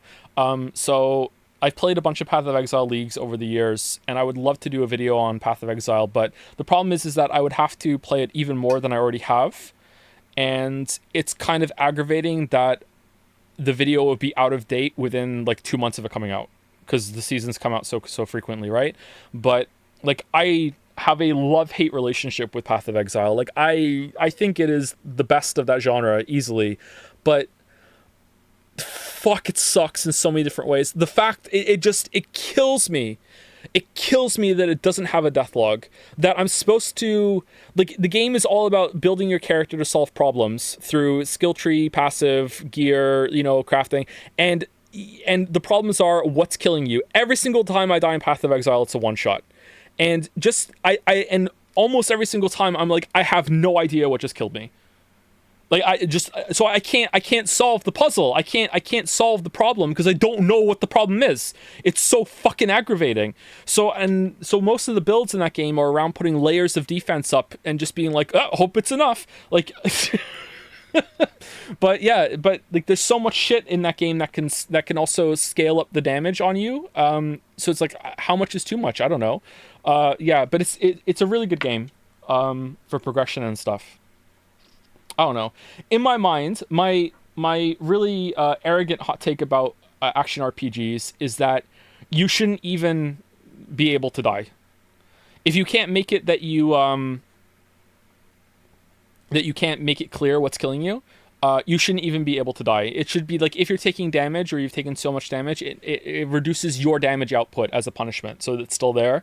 Some sort of system like that, but you shouldn't even be able to die in those games, the way that they're designed right now. However, Path of Exile 2 looks like it's going to be a lot slower, and I'm sure for the first 2 leagues it will remain that speed until they just inevitably fall into making it zoom after that. So maybe for the first 2 leagues, Path of Exile 2 will be, oh, okay, cool, gain damage, I understand what's happening here, but then it'll turn into Path of Exile 1 for sure.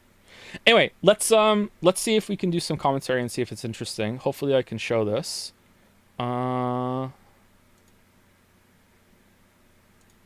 Okay, so it should be on YouTube, okay? And let me start it and see if it's loud enough.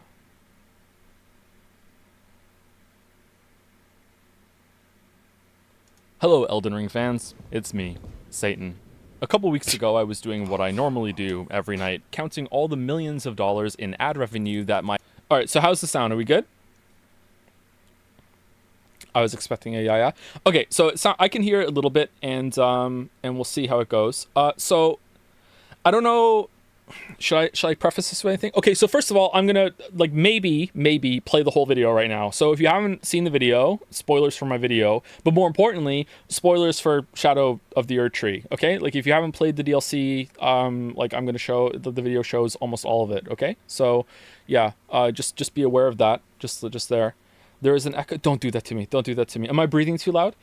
So yeah, so I'm going to go through and I'm going to take questions that anyone has about anything that happened in the video, if there are any. But for the most part, I'm going to maybe expand on some points, maybe say a part of the video that I wish I could have done better already. I already have some things I'm like, damn, I wish I had done that a little bit better. Or some points that I cut.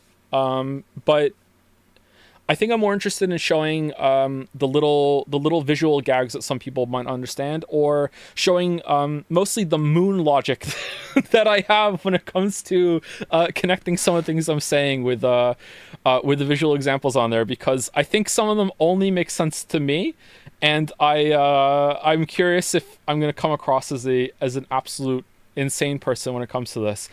So at the beginning, when I was making it, I make the video usually linearly. So when I've played the game, I've written the script, I've recorded the script, I've edited the audio, and then I put all of the audio files into Adobe Premiere Timeline, and then I put all of the footage that I think would make a good example for that, like second by second from the beginning all the way to the end. So that's what that's what I do.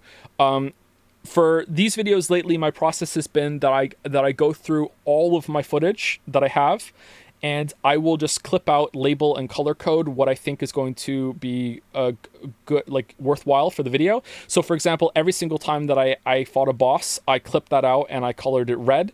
Every single time that I went to a legacy dungeon, not a legacy dungeon, a side dungeon, I colored it blue.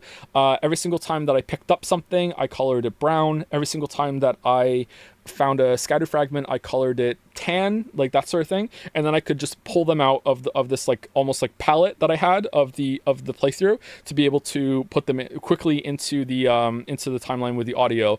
And I also made some notes about what I thought would be a good clip if I remembered in my head like what I would need later on. But for this one, at the beginning, I really struggle with the openings usually, because the openings I'm speaking about some more broad topics, and I didn't know how to show Satan. And then I don't know, it just kind of came to me I could just make a weird character in the character creator. And then I was playing around with the character I had made in the opening here, and then I was like, oh, like you can see the redness here. What if I just turned around and it was a surprise that this was it? And it just kind of came to me. And then I thought it was Joms, yeah. And then for this one, I thought of the helicopter bringing me money first, and I knew that there was a helicopter in Evil Genius 2, which is what that clip is from. And Evil Genius 2 is a spiritual successor to Dungeon Keeper. So after that, I thought maybe I could link some treasure with Dungeon Keeper with like counting my money. And then when I played Dungeon Keeper to get it, I remember, oh shit, yeah, this game has dragons. So I put a dragon in the middle of the lair, and I was sprinkling gold on the dragon to make it that I was counting all the money. So that's how I got to these two at the beginning. Right, counting all the millions of dollars in ad revenue that my Elden Ring air quotes critique made. Usually by the time I'm done, YouTube has... So yeah, this is from Evil Genius 2 that I haven't played. Like, this was, I think, the second time I had ever launched it. I launched it when it first came out. I had actually forgotten that I had it. I went on Steam to buy Evil Genius 2 for the helicopter bringing money clip, not knowing that this was in here. I thought I was going to have to get gameplay and play the game for a little bit, and then I already had it. So, yeah, that was fun. Sent over the next helicopter full of money, and I get to start all over again. It's how I spend most of my time these days, sitting in front of buy a game for a bit. I've bought many games for just a couple seconds of footage. Yeah.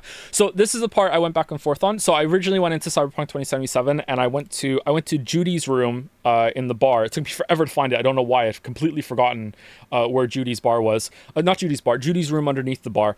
So I went there because I remembered seeing her desk having a bunch of monitors, but I couldn't get a really good clip of that.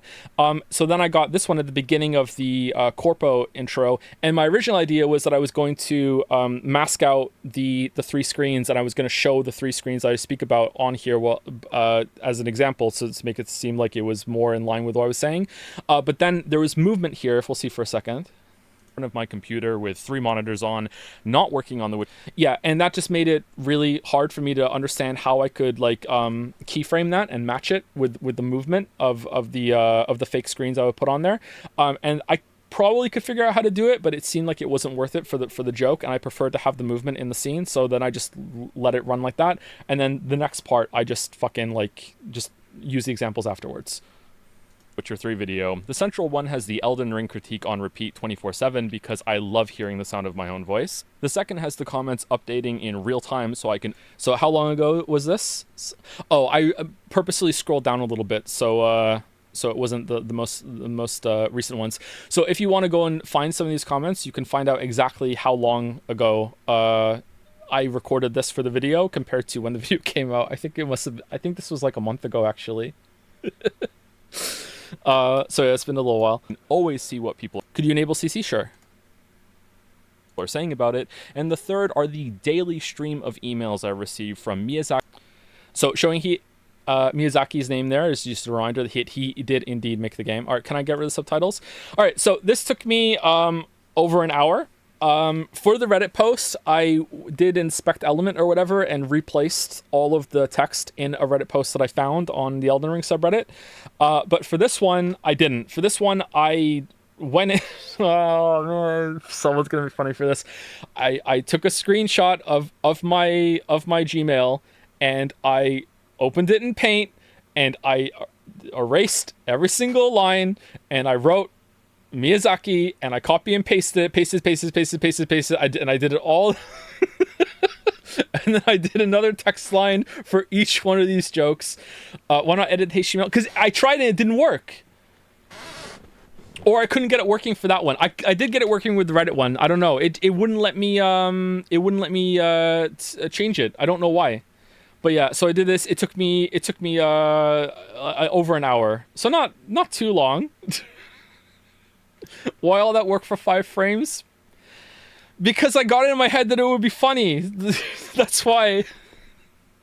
Should have made yourself an email and sent yourself a mail. But then I would have to have all the different dates. I would have to spread it over different times. No, that's too much work. This was way easier. Anyway, yeah. So that's what I did. My favorite of these is here are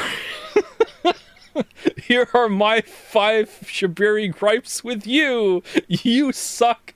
You don't use summons Lamayo. 3. Your video sucks. 4. You didn't take it down. 5. You haven't streamed Persona 3 yet. That was my favorite. I also like, is it at the bottom? You are the loathsome dung eater of YouTube critics and also the loathsome dung spewer because you talk so much shit, Lamayo. It's so petty. Anyway, yeah. And also, I don't know if, and then there's the Mandalore one as well. I don't know if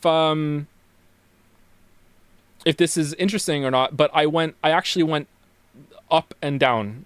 If I was smart, I would have done them chronologically from the bottom up to match the dates. But for whatever reason, I didn't do that. I went from like the top to down, and I just like, I thought of like the second one before I did the first one for a lot of these. So yeah, I did that. Anyway, let's keep going. Aki himself, no dog, no footage, begging me to take the video down because it's ruining Game of the Year 2022's reputation. So this is played in reverse from the trailer from the first game. So it's the crown is being taken off the throne because like Game of the Year award is being taken away from it. So that's why this is here for me. Anyway, I was about to zip up for the night when I... That's the least favorite line, is the zip up line. New batch of comments came in. Apparently the game was being patched and they were adding Torrent to the Elden Beast fight. Even though I wasn't the only one to say that the horse felt missing from that boss, I still took full immediate credit. So here is someone getting owned up here in the top left. Can you see my mouse? Yeah, you can. You can feed Torrent. There's another one later for that too. These were fun to see. It was a really good day when they patched that.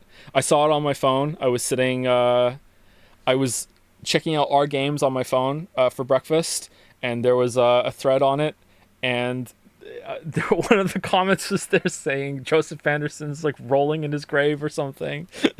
That's how I found about it. But yeah, it was a really good time for it. And just know it's because every single person at FromSoft has watched my video multiple times, crying, "You're welcome. This change was coming as part of an expansion that was about to be released, and I had no idea about this. I only played Elden Ring so I could make a video on it for clout because it was the hot popular game at the..." So some of this, not all of it, some of this is riffing off some of the things that I've legitimately seen people say about me on Reddit.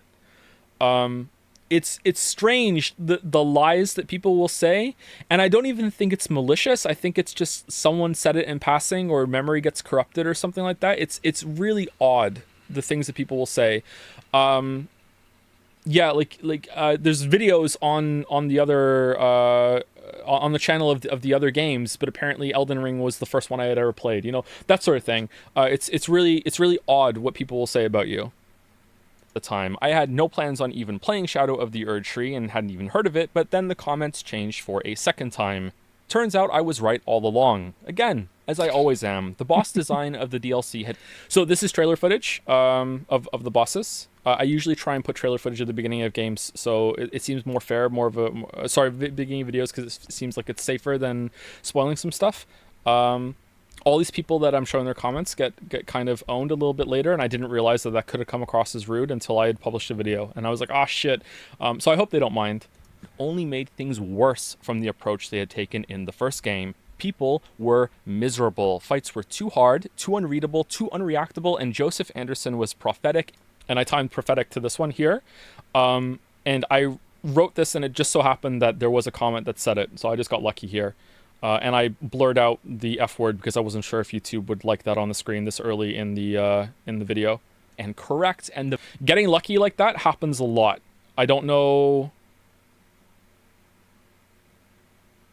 if that's Nagito powers or if it's just, you know, maybe just very like a broad net that's coming in. There are a couple other moments later on that I will show that I just got lucky with some of the clips that I did. The video aged like wine and stands the test of this. Aged well when I say it. time, and so on. I'd say it's my favorite feeling, but it happens so often that I'm mostly used to it by now. Mostly. So I sipped on... So here, like, I put... This is an example of something lining up accidentally. So I put the trailer footage in the timeline, and when I let it play, when I said mostly, it's kind of sounds like it's kind of like a beat of the thought, and the trailer just so happened to go dark at that point. This wasn't an edit. This is just a cut that just so happened to be in the trailer when I did it, and then it comes back after I have the Kermit. This, like, I didn't cut this clip. It just comes celebration back. And thought that'd be the end of it. For the first time in my life, I was wrong. The comments kept coming, then emails, then Twitter DMs, Reddit DMs. It annoys me that I didn't actually get any emails, so that's a lie. I did get a lot of comments. I actually didn't get any emails, so it annoys me that I couldn't put any emails on the screen. Yeah, Avarice is here with a tweet, I don't always eat bacon. I swear if the Erdtree video comes before the Witcher 3 video. I think the rest are legitimate, yeah. DMs, the worst kind. People started stopping me in the street to tell me how right I was and that they were sorry. So here is people started stopping me in the street. There are people marching in the street. Pretty simple. They hadn't seen how bad this guy got owned. He didn't realize until he watched the video that you could that you could switch between the maps. It had gotten. My kids keep asking. Oh yeah, the subtitle. Sorry, Canadian. Sorry. Why so many people want to shake my hand. And here I have him extending his hand as if like, come on, shake my hand. That was a visual there. Again, I'm sorry if this is tedious, but I don't know if for some people it's gonna be like, yeah, that's obvious, but for other people it's gonna be like, oh, I didn't understand that. Like when I showed some of them to Lily, sometimes she looked at me like I was insane for some of the connections, and other ones that she got. So yeah, like this again, the moon logic that I try to have some sort of visual matchup with what I'm saying. And so I decided I had to see for myself before From had a chance. And then there's the hand in that one with the hand hanging out here that mattered to me too for some reason. I don't know why. It's to patch the game out of the mess they had made. I wanted the raw, horrifically awful base experience of Shadow of the Erdtree. I wrote base in the script because of the base serpent fight in Mesmer, which is a reference that did not make sense whatsoever when the video was done. But I was just like, yeah, whatever, it still makes sense. But that's why I use that word. Not for my own enjoyment, because let's be real, I don't enjoy anything about these games, and I never have, and not even to make a video. I just wanted to bask in the warm glory of being right. So obviously basking in the warm glory of being right, like this, our Satan character is being like, yes, I'm so warm. There was another clip I was going to use for this that I ended up using a little later. So I downloaded the expansion and unplugged my Ethernet cord so that day one train wreck could live on for my whole playthrough, crashing over and over. Having finished, so the game did crash a lot on me, and the base game ran worse after the expansion came out than it did when it first came out. Like really weird glitches too, like massive frame drops down to like single digits at some point. I think it crashed. I can check my FAP top here. I think I have the no. I don't want to open the FAP top right now. It might be bad. I had in my notes. I think it crashed about 11 times. Like it crashed a lot. Weirdly, it didn't crash at all in the DLC, but it crashed in the base game. And like I said, I really did unplug the Ethernet cord. I did not get a patch for this game until I was done with my first playthrough. So I don't know what it was about the base, like base Elden Ring. The lands between got wrecked from this update, I guess. I don't know. But yeah, it was really annoying. It looked worse in some places too. It looked really off. Some of the shadows were really bad. I don't know if they patched that in or whatever, because they patched quite a bit of things in that I didn't realize. Light rolling being higher distance. I didn't know that until the video was out, that because there was a comment about it. That was patched in later. That wasn't in the base game. I didn't know that. I wish I had known that for the video. I probably would have commented on that, because I thought it was already in there, because I never did a light load a run when I first played it when it came out. Yeah. Oh, some other people in chat don't know that either. Yeah, that's cool. One of the things I saw in the base game for the first time replaying it now was that the sun. I didn't know the world had a sun. When I first played it, when it came out in 2022, I thought the Erdtree was the light source of this world, and it just kind of dimmed at night to make the day and night cycle, because I never saw the sun when I played it. And this time when I played it again, I was in Liurnia, and I actually saw the sun. There was a sun, and I was like, oh. It kind of changed how the world worked to me, because I thought the tree was the light source of the Lands Between. The DLC now, I can objectively say that from... So obviously the O of the Miquella ring or whatever is making the O, and objectively I should have done this again later. There's a couple of those things that I wish I had done. Soft has hit a new low, and they were already pretty far down, so this is like breaking into Ash Lake after thinking the boss design couldn't be bothered getting to the bottom of the tree. That's why it's not... I had big plans, and considering what I did in World of Warcraft for a clip, I don't know why I just could not be fucked getting to the bottom of the tree. I'm like, I'll just show myself falling. Who gives a fucking shit? Lighttown was rock bottom in the base game. How I long for that FromSoft to return now, because what we have to tolerate today is a shadow of its former self. Okay, so do I need to explain the wordplay here, or is most of it obvious? So shadow of its former self, shadow of the Erdtree. I tried to do all of their game titles for this. I had a line about I hope the criticism pierces their armored core, and I was like, nah, that's too far, Chief, and I cut that. I couldn't make that one work, and I couldn't find one for Demon Souls. Yeah. I'd say they've lost the plot. If their games had any, they've painted themselves into a corner now since deciding they live... So painted themselves, painted world, and then a world without criticism. The design is soulless and hollow, which is like just reference to the other games. In a world without criticism. The DLC's design is soulless and hollow. The series has been wrung out. So wrung out as in like the Elden Ring. And here I picked this clip here, and I also showed the guys in the last clip, the shadow guys, because they're soulless and hollow. That's why I picked those. I don't know if that makes sense. Again, moon logic. And I said the series rung out for Elden Ring, like ringing a bell, rung out. And I showed this guy because he says together. I don't know if it's like together. It's like they're ringing out that meme from the base game. That's why I had him here for some reason. And whoever is in charge is an old king overdue to be put out to field. So Old King is a reference to the Dark Souls 2 DLCs, and out to field being Kingsfield. So I managed to put those two together. That's the one I'm most happy with, actually. But they won't. They'll stick around until all the blood is bored. Blood is bored is the closest I could get to Bloodborne. And also the king with the field. The series has been wrung out, and whoever is in charge is an old... So he's in a field. That's pretty obvious. Old king overdue to be put out to field, but they won't. They'll stick around until blood is bored. This is like he's taking the blood out of whatever the fuck this thing is. All the blood is bored out of the fans, too afraid to speak up, and will inevitably die twice. Die twice is obvious. I really like how soft this. I know this is a weird observation. I really like how soft this gore looks. Like if you look at how it compresses under his foot here, I don't know why. It looks kind of comfy. Like look, once. See it? Yeah. Now, as the actually astute among us notice the decline and will be ignored, and a second time when you all finally catch up to us and realize that this was the moment of downfall. So this looked like a moment in Miquella's downfall, so that's why I connected it there. Again, I know a lot of these are really like, it's kind of a stretch. It's just whatever kind of little kind of moon logic thought I can get into it, and some of them work and some of them don't. And if you had only been brave enough to admit to some shortcomings, then things could have been different. But that's Marika? Who's Marika? Now there's only ashes left. So these are not ashes, but at least I don't think they are, but it was close enough to ashes to me, and it was using the trailer that I was like, like maybe it fits. Left to watch blow away. And ashes of Ariandel, obviously. Hey. Demon Souls, I didn't want to make this video, but I can't resist rubbing it in. I will now proceed to relentlessly complain about every single thing wrong in this DLC, which is a lot, for the next 70 minutes.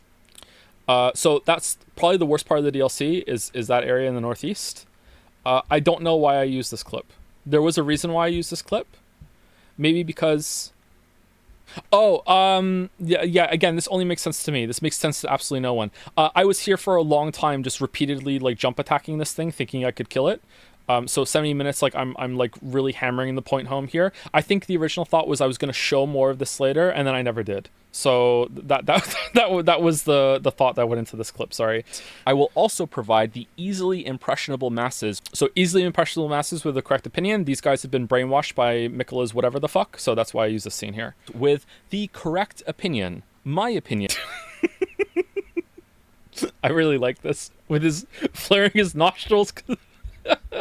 which will from this day forward be parroted on every message board as fact about this game's quality. So parroted, like my opinion is your opinion. So it's like my mimic tier. I've created a clone of myself that is now going to go on the message boards and do my bidding. So that's why I use the mimic tier footage here. And in 100 other videos, all with a variant of broken. This is just a nice shot. Sometimes it's just like, yeah, what looks nice? Masterpiece in the title. Just to annoy you specifically, and this is your fault because I warned you. And this is a callback to when I said if you try to block me line from the first video, it's the same footage. If you try to block, I think that's actually from the video itself. Actually, maybe it's not. Maybe I downloaded the trailer again. I can't remember. Anyway, block me. You can only make me stronger. Father Geralt, forgive me. And Father Geralt, forgive me because he's upset because I stopped working on the Witcher 3 video to make this video. So like, forgive me for doing this. And also it's the phase transition of the of the games. This is phase 2. And here we go.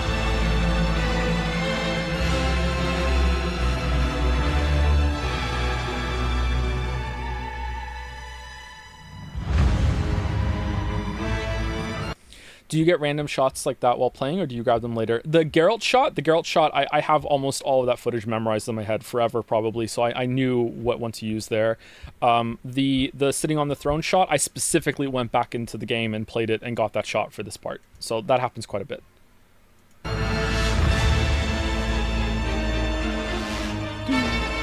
So that appearing is timed with the little twinge of the string, and the next one is also kind of timed, but it's not as obvious, and I don't like it. I wish I had waited a little bit longer to show the critique showing up. And Comic Sans is just a stupid joke, but it's cute. I like it. What song is this? This is the Bale OST, the Bale track. And I don't know why, but I typed this all in at the same font, and then it was stretched out, and I liked it, so I just kept it. I thought it was funnier with some of them, like it can't even fit on the screen. I don't know why. Like originally I was going to make it so they all fit, but I don't know why. But especially the Sekiro is still better part 2 at the bottom. It's just funny. Will you stream Black Myth Wukong? I don't think so. Maybe. I don't think so. If I'm gonna stream any other like Souls-like game right now, it'd probably be Stellar Blade for reasons. That looks more interesting to me, but maybe it's good. I don't know.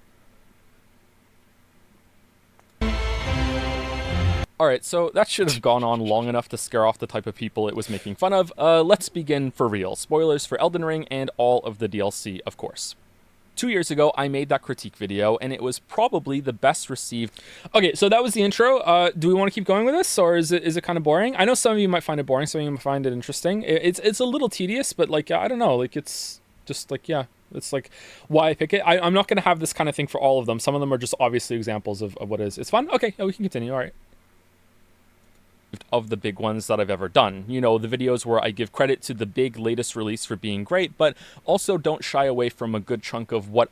So these clips of Fallout 4, Tears of the Kingdom, and Mario Wonder, for whatever reason, I don't know why, videos that I've previously rendered a long time ago, when I put them in Adobe Premiere fucking hates them. I don't know why. It causes like it to slow down on the playback. Sometimes it even crashes. So I have to use footage from previous videos sparingly. In fact, it got so bad with using a bunch of these and also stream videos that I actually rendered the first 6 minutes almost. We're almost there. I rendered the first 6 minutes out as its own separate video and put that in the timeline and replaced all of my separate footage there. And then I made the rest of the video after that because it just kept fucking crashing.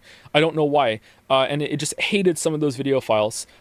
So yeah, and also a lot of these, it's really, I don't know why, but I will do some things for some clips, and I will sit there and do it, and I'll be like, no, it has to be this way, but I just can't be fucked setting up my Nintendo Switch to hook up to OBS and record some footage. So I think this is from when I had it still hooked up after we streamed it, and I went back in and I recorded some stuff for Liza P or something like that. I don't know. And yeah, so there's just some video files that are just sitting on my hard drive. Just like, whatever, it's fucking Zelda footage. Who gives a shit? So yeah, that's what I did here. Same with Fallout 4. I think is legitimate. Why did you use a Wonder clip for Odyssey? For that reason, I couldn't be fucked, like setting the Switch up and re-recording more Odyssey. So I'm just like, it's Mario, and maybe it'd be funny because I used the wrong games here for some of them. Like, I'm talking about Breath of the Wild, but it's actually Tears of the Kingdom. I'm talking about God of War, but it's actually Ragnarok. You know, I'm talking about Odyssey, but it's actually Mario Wonder. I just couldn't be fucked, and hopefully it passes off as a joke. I don't know. Criticism like Breath of the Wild, God of War, Mario Odyssey. Usually this type of content triggers a big backlash counterattack, even though it wasn't my intention to attack anything or anybody. Why not Skyrim? I think I've used all the footage I did with those mods downloaded, and that was on another computer, and I don't have it downloaded anymore. And there's something about the Skyrim remaster that it doesn't run very well for me. Like, the audio keeps fucking up. So that's why.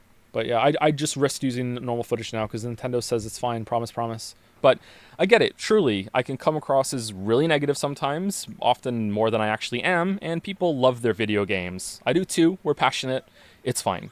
The Elden Ring critique wasn't like that. It followed an inversion of the usual response. Most people today are more willing to admit the shortcomings in Breath of the Wild and Odyssey, for example, whereas they were frothingly adamant that... This is from the video, though.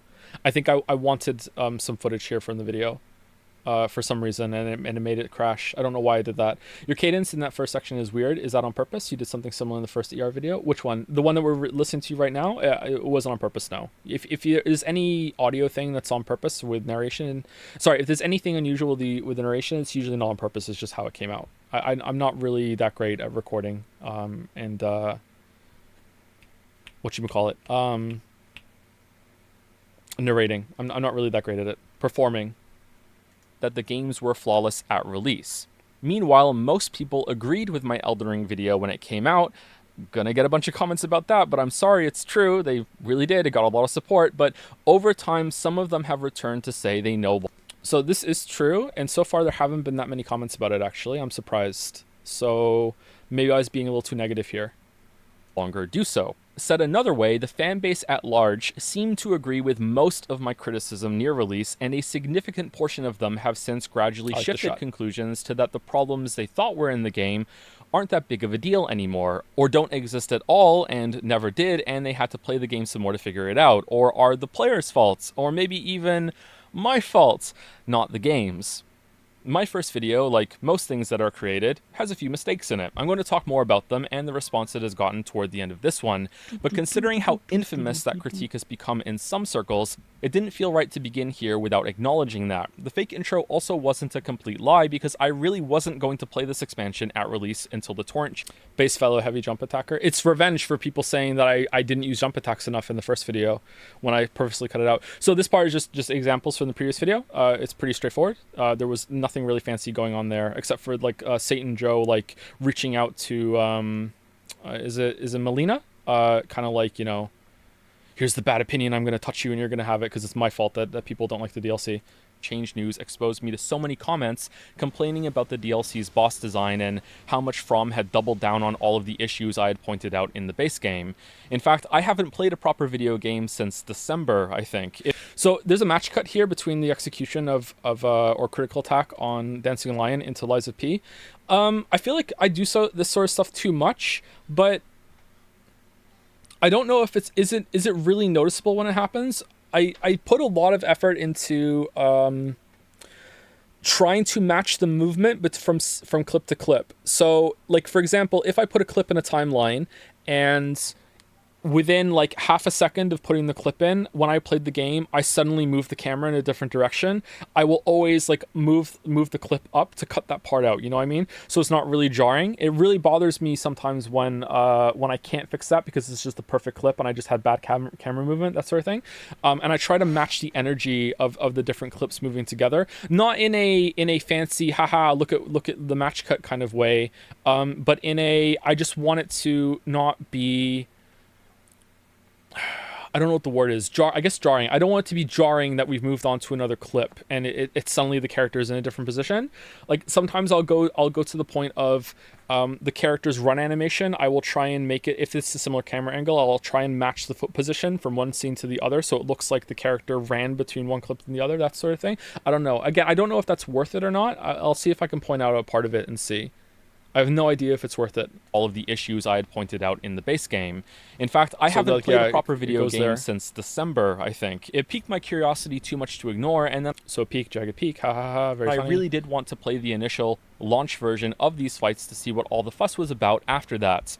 And this is where things might get a touch awkward because I know exactly what some people are expecting from me here. Validation about those issues, biting criticism about how the fights are too hard and have strayed too far from the fundamentals of punishing but always fair, in an attempt to still provide a difficult, rewarding experience to a player. What the fuck? What the fuck is this? What? Oh, do people not? Oh, are this people haven't watched the video? This is how you're gonna watch the video? Uh-oh.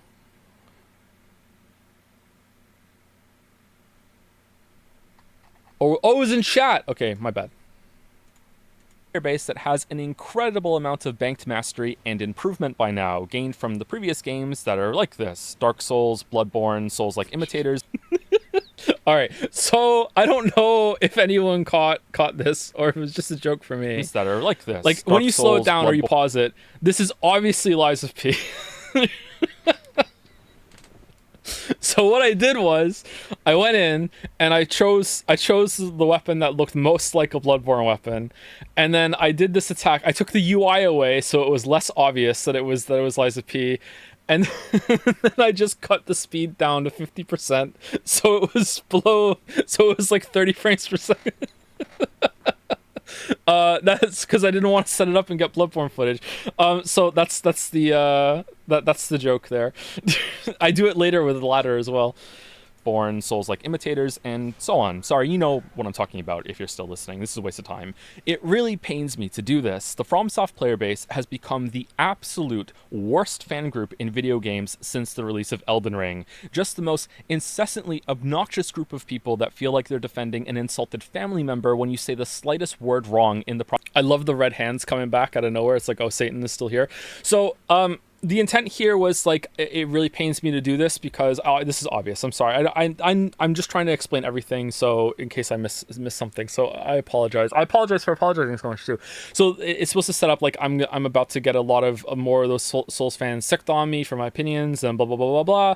But then if you watch it back again, it's the other meaning is that it really pains me to do this because I'm gonna make a bunch of these fuckers happy now because I really liked it. You know what I mean? Yeah. So. That was the intent here. It's like, oh, god damn it.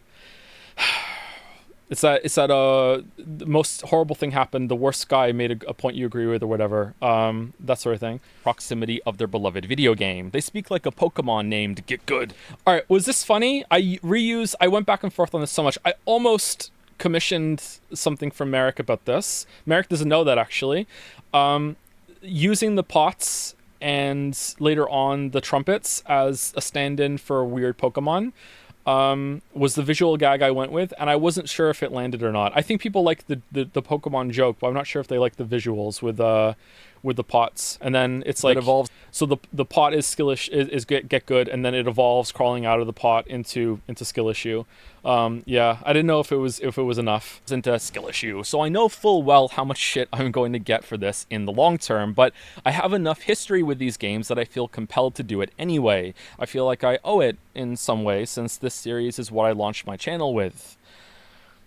I loved Shadow of the Erdtree. So here, it's the boss's jaw is hanging down, like it's a jaw-dropping moment that I loved it. I knew exactly this was going to be really surprising. After like getting a pretty good read on what people's opinions were, and it was for me too. It was like it was when I played it and I got past the lion and then I got to the other bosses. I was like, what the fuck? I'm having a good time. You know what I mean? It was very much like a what the shit's going on here. So that was the visual gag there, was like picking your jaw up off the floor.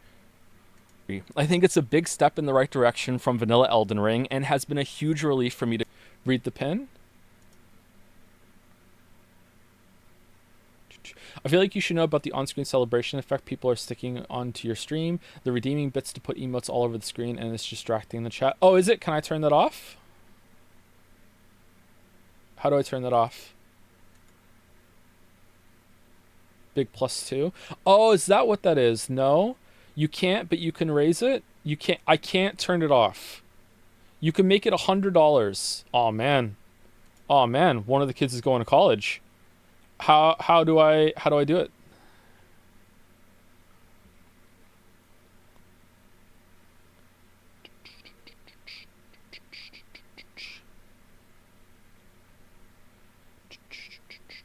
No eating here tonight. No eating here tonight. Chat settings. Please let us John and Pete. Okay, 1 second. Let me take it down. Check Dragon's Den for screenshots. This is what it looks like. Oh, there's joms all over the screen. Oh man, and you guys want that gone? Wow. What happened to you all?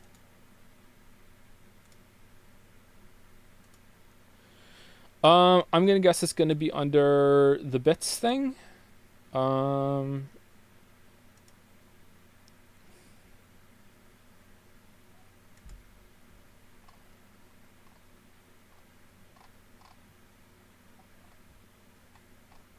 No, it's not.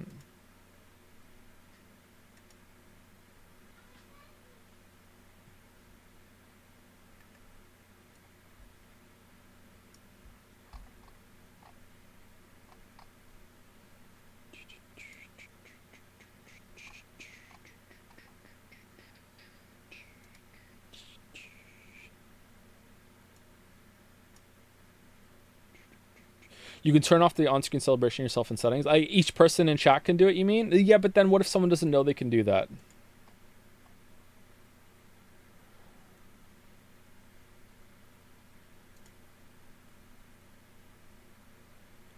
Power-ups and channel points are the monocoin stuff. It's not... That's not the bit thing. Is it monetization? Bits and cheering?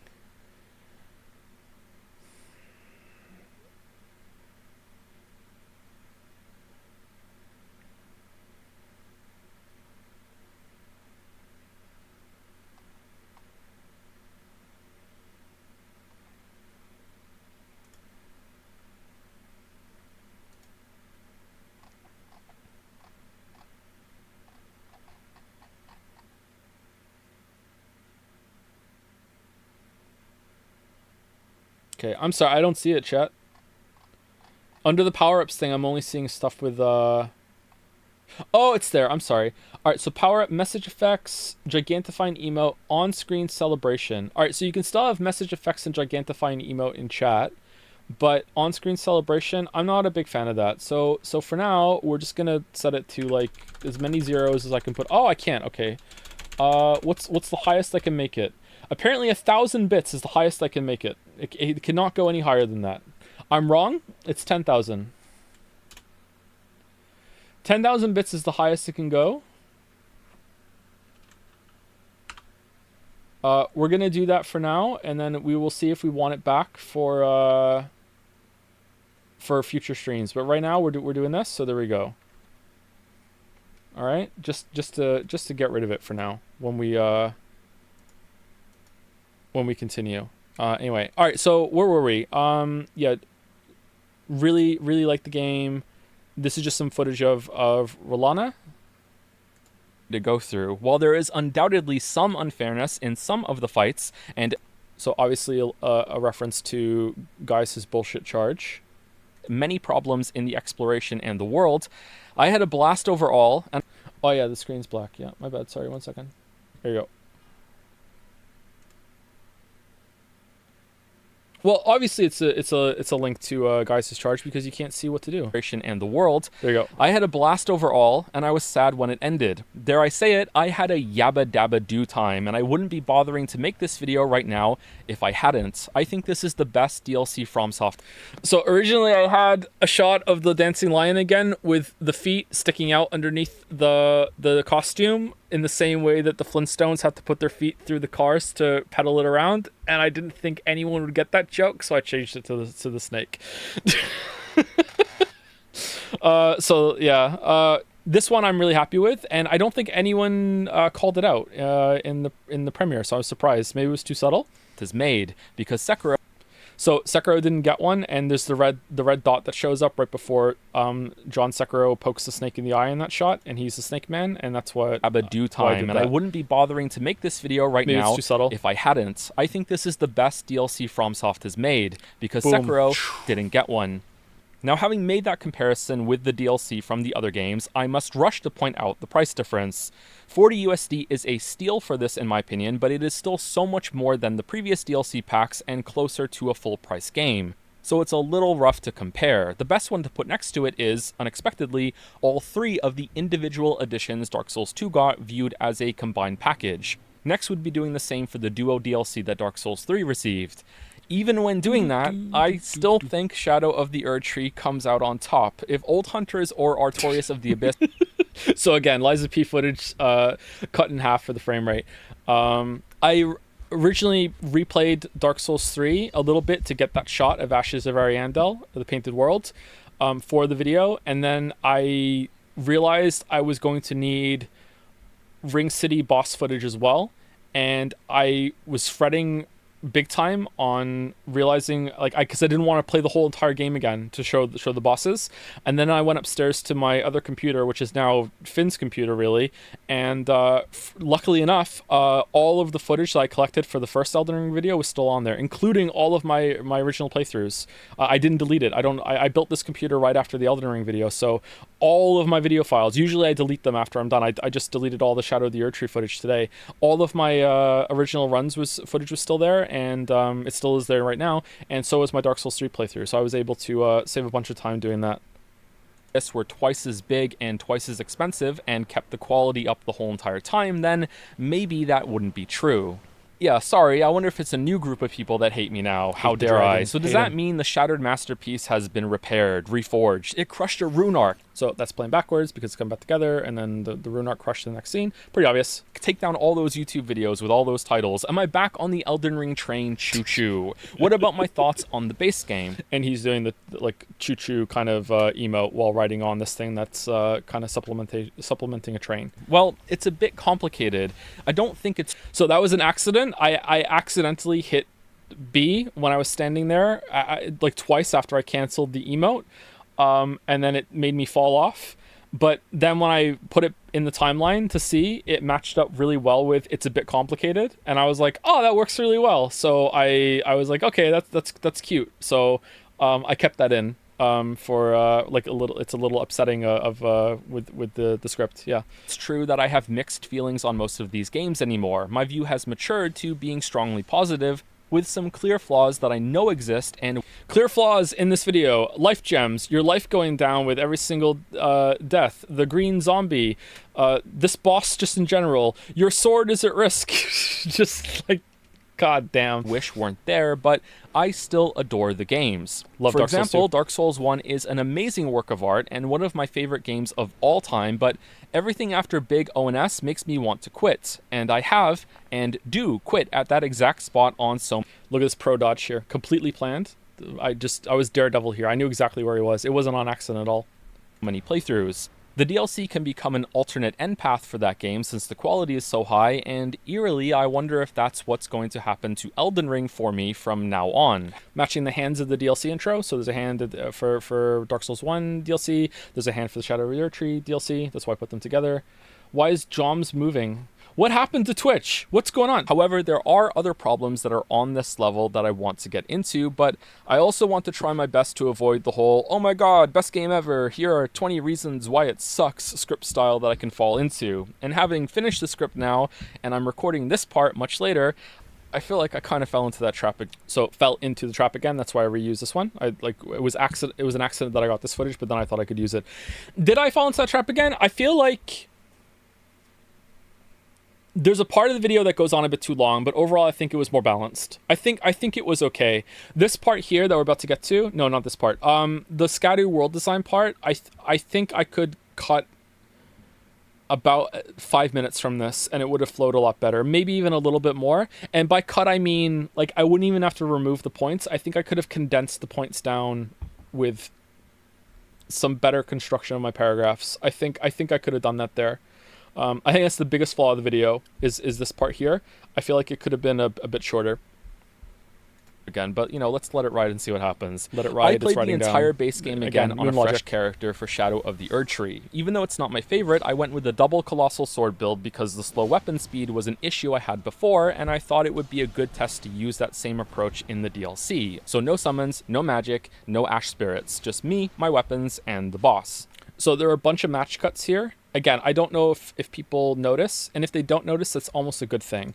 So when I land or hit it, it cuts to the next scene with the same position. Test to use that same approach in the DLC. So yeah, the same jumping animation there, hitting the golden hippo, and then when I jump up here, the golden hippo hits me, and I time that to getting hit from Commander Gaius, so it's like the same kind of energy and motion from clip to clip. Summons, no magic, no ash spirits, just me. So when I jump up here, and he gets hit, and boss, boom, hit, like Commander Gaius just hit me here as well.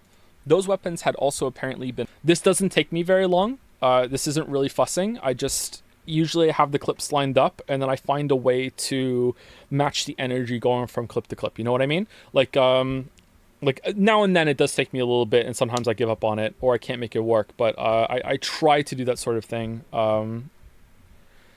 just so it's smoother. I don't know if it's worth it, though, in terms of the effect. Maybe. Been buffed a few times, in particular for recovery times after swinging them since I last played, and I wanted to see how that felt. It took me about 50 hours to, same again there with the jump attack, go through all of the base game zones, side dungeons, legacy dungeons, and bosses. I tried to sort of emulate a blind first playthrough and did blind first playthrough on Blind in the Blizzard, did most of the content again. I didn't do any grinding. In fact, I got a little impatient and ran through a couple of zones toward the end, and I was level 158 when I got to the new content. This feels about right since you can't access it without getting too near the end. Originally, I had a quick zoom at the end of this clip going into the portal, but I thought it was too cheesy, so I cut it. But I liked how it frames the portal here to get into the DLC of the game. It took me 40 hours to beat the DLC, 5 hours of which were spent just on the final boss, which means he takes the crown as the longest I've ever spent trying to beat a fight in one of these games. It also means the DLC all on its own is comparable in length to some full-release Souls-likes, and that's pretty awesome. Oh, I didn't do that shit. It's gonna be too hard for me to remember. About 20 to 33%, that's just off the top of my head, maybe it's a little bit more, maybe it's a little bit less, of the script is completely improvised on the spot when I'm recording it. So sometimes you'll see some repeated words, that sort of thing. Sometimes I have to cut out some things because I don't like how it sounds. But that was an improv line. It was an ad-lib or improved? Probably improv is fine, but does ad-lib count? I'm not sure what the technical term for or definition of ad-lib would be. But yeah, that was a line I just added because I just felt like someone was missing. It's just vibes usually when I'm recording it like that. I don't know if this is going to be worthwhile, but here's the path I took in the DLC as a reference, since it's so non-linear and can be approached in many different ways. That's Elden Ring for you. Hopefully it's interesting at least. And all right, so people who didn't know, oh man, Baldur's mad at this. Yeah, I need to go back and fix that. So people who didn't notice the audio cut to the new transition session last time, did you notice it this time? Because it was a lot more obvious to me this time after like listening to it earlier. Oh, Tim Line. I'll fix that later as well. No, really? Oh, okay. Some of the later ones are more obvious. If you don't think so, you can just skip to the next chapter in the timeline below. I explored the starting area a little bit, killed the first furnace golem, and it blows my mind that YouTube can generate these 80+ character lines. Oh, YouTube didn't do that. So I paste the whole entire script into YouTube's subtitle system, and then it does it on its own, but it's not perfect with the timing. Sometimes it's off, and what I do is, or the script is incomplete because I didn't add all of the improv into it. I try my best, but sometimes I miss a line, so then I have to go in and fix it. Anytime that you see more than 2 lines stacked in, that's me messing with it, and I haven't tweaked it yet. That's my fault, not YouTube. Okay, my fault, not YouTube. And then went straight into the Legacy Dungeon, Belarus. I didn't intend to stay long, but I ended up getting sucked into completing it right then. All right, so 2 things. I not on purpose that I said Belarus instead of Ballarat. I don't know why. I was convinced it was Belarus. Golem, and then went straight into the Legacy And the little pause after I say sucked gets me every single time. dungeon Belarus. I'm like, God damn it. I wish I had redid that one. I didn't intend to stay long, but I ended up getting sucked into completing it right then.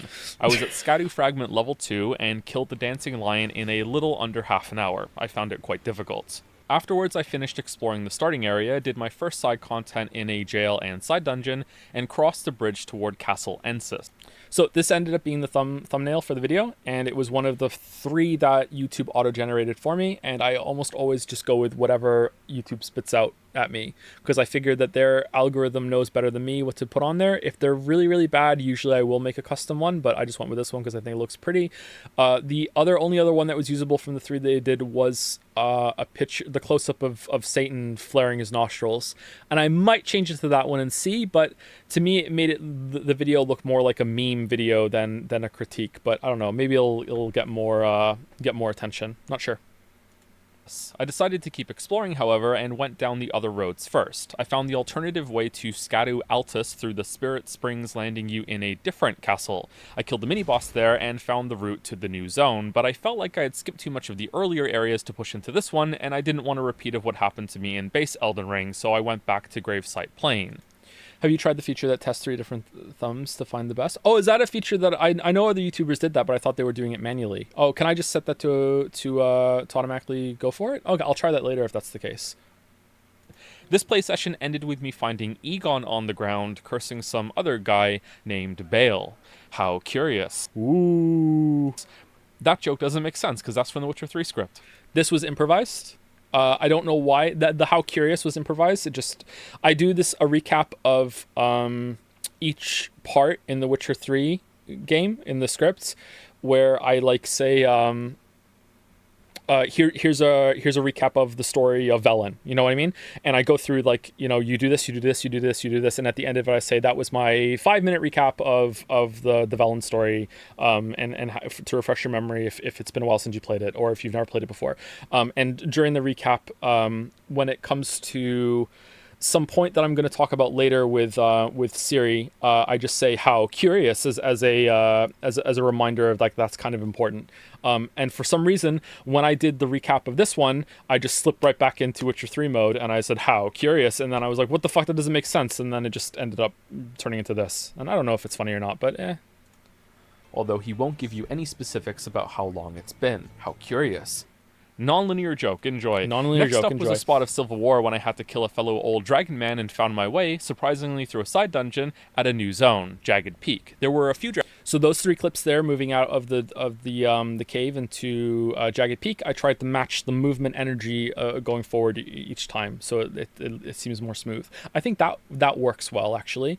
I think the combat ones don't work as well, or they're harder to notice, but I think that one works pretty well. Dragons to kill here, although I skipped Senesax because fuck that noise. I have never killed this boss. Fuck this boss. I do not like this boss. And a thrilling horseback mountain climb to Bale, who turns out to also be a dragon.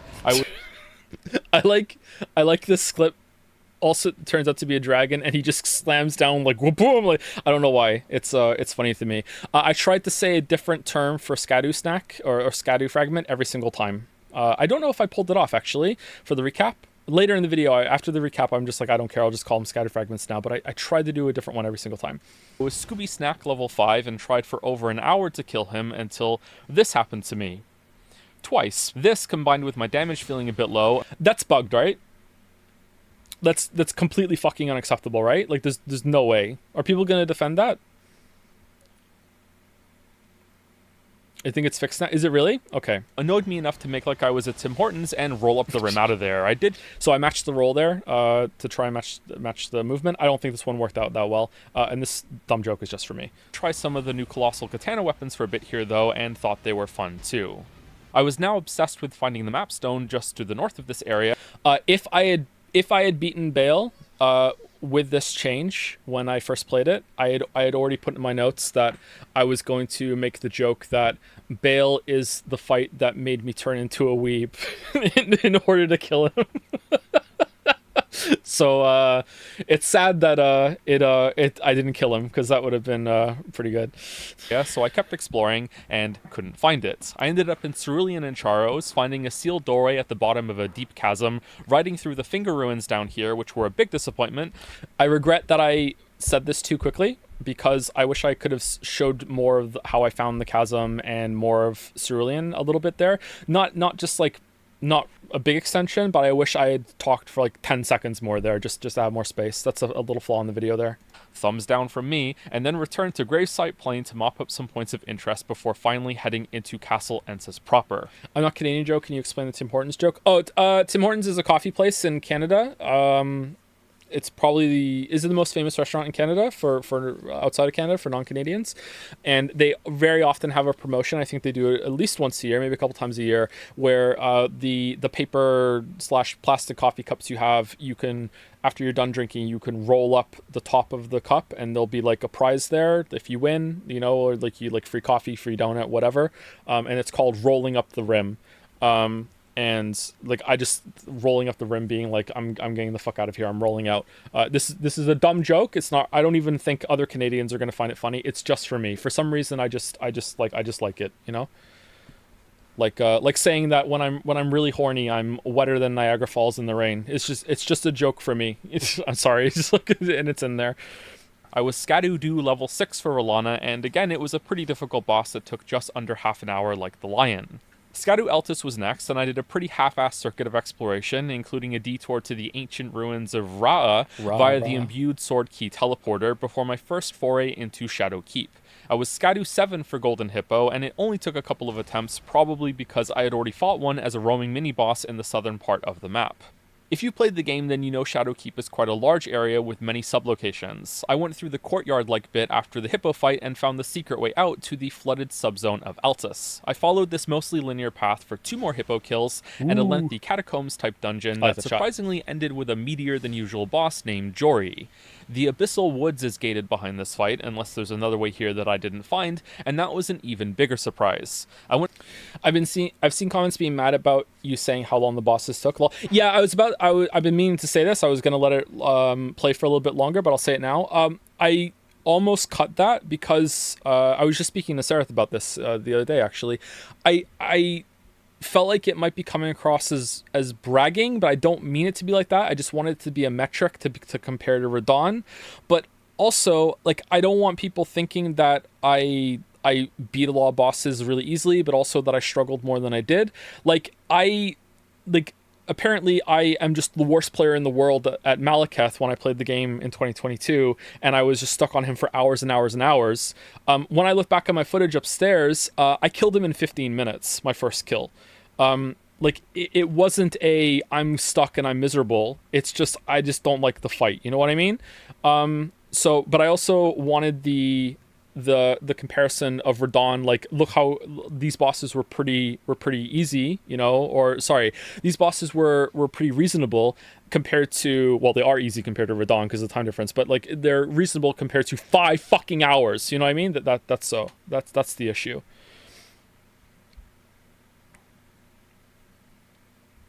So, but yeah, it can come across as like look at me, like look at the metrics, they don't really maybe they're not important, but they are important to some people. It took me 5 hours to kill Margit. It took me longer to kill Margit than it took me to kill Malekith on my first playthrough. On my second playthrough, I was using Mimic Tier and the Soul Edge weapon or whatever the fuck it was, so that was pretty easy. On my third playthrough, when I ran through again, it took me longer than both of those times. So I was more stuck on Malekith my third run than my first or second for some reason. Yeah. I was surprised that I killed him that quickly when I look back through the footage, because to me, I was on him for longer. You know what I mean? But yeah, not my favorite fight. But I did vibe with him a little bit more when I played him again. I think there's footage of me fighting Malekith later in the video where I'm fighting with him a bit better. Anyway, let's keep going. Went through a bit of it right then and finally got the map stone I couldn't reach before. I wanted to unveil the entire map now, so I went back to Shadowkeep and took the westward route through a dungeon wing and across a bridge to the ancient ruins of Ra'ah. I ended up clearing most of this zone, looking for a way to the map pillar thing, and not. How is the game? Okay, I don't really understand a lot about graphical fidelity. I see a lot of people complaining that FromSoft makes games that are a bit outdated in graphics, but I'll be fucking damned if I don't think they make some of those beautiful shots and vistas in all of gaming. Like Elden Ring is a good looking game, man. Like, holy fuck. Like, the art, is it just the art design and people are like complaining about polygon count or whatever the fuck? I don't know. Like, is it just art direction? Like, it is a stunning game to me. It is so good looking. It doesn't run all that well, but you know, it's really good looking.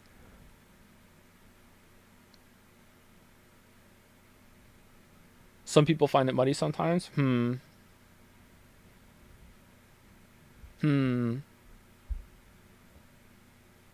I don't know.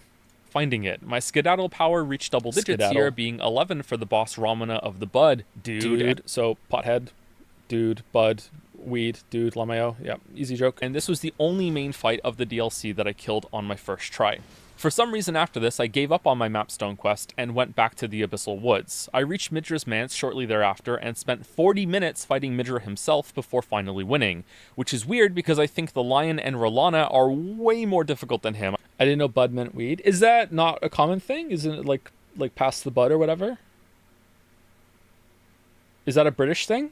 Or is it, oh, it is common. Okay. All right. Maybe it's only common in some places in the world then. Okay. I must have kept getting caught out by some of his damaging spells, I guess, or something like that. Caught up by damaging spells, shows the ice pick hitting me instead. Nice one.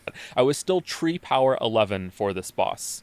In between this play session and the next, one of the creaky wheels in my head finally squeaked out a thought, and I wondered if the broken seal in that weird message that appeared when I approached Shadowkeep was referring to the door in the chasm I found earlier. Kind of sound like Kermit the Frog there, and it bothers me. In the Cerulean Coast. Broken this turned seal? out to be correct. It was a surprise to me too. So I did that literal dungeon dive next. My Scadu amp still went to 11 for the boss here, but I began to wonder about the balancing implications of it when I absolutely melted the Putrescent Knight on my 4th attempt. All right, so 4th or 5th, which is it?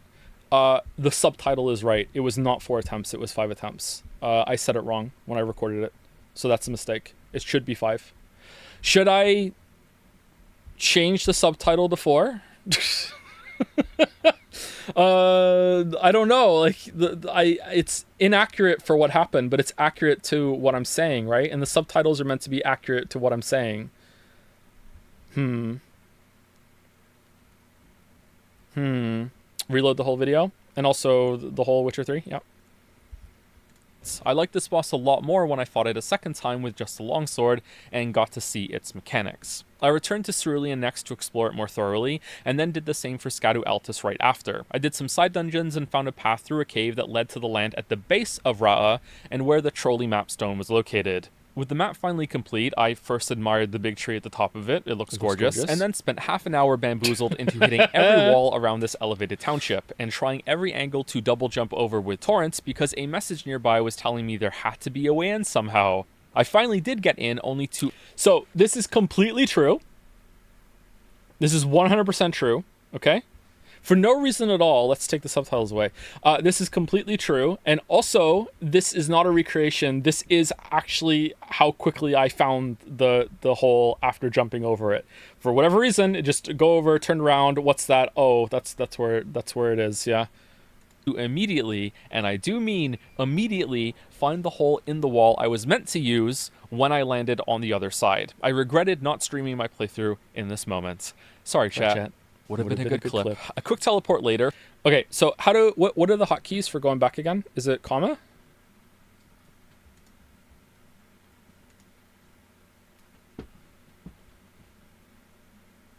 J? 10 seconds? Immediately. I don't want to go back 10 seconds. Immediately find the hole in the wall I was meant to use when I landed on the other side. All right, so this is a chat log from a game. These aren't fake chat logs. It's actually a chat log. What moment is this from? Does anyone know?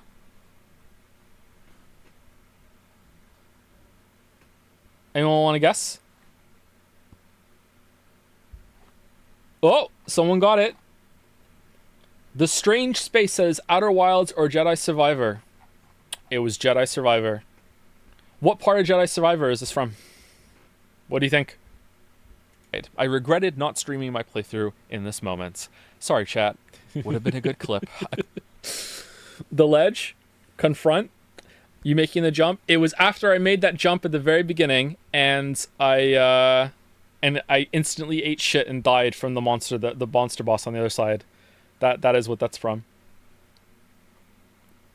Is that I think it's the first time I got over there. Yeah, that's what it's from.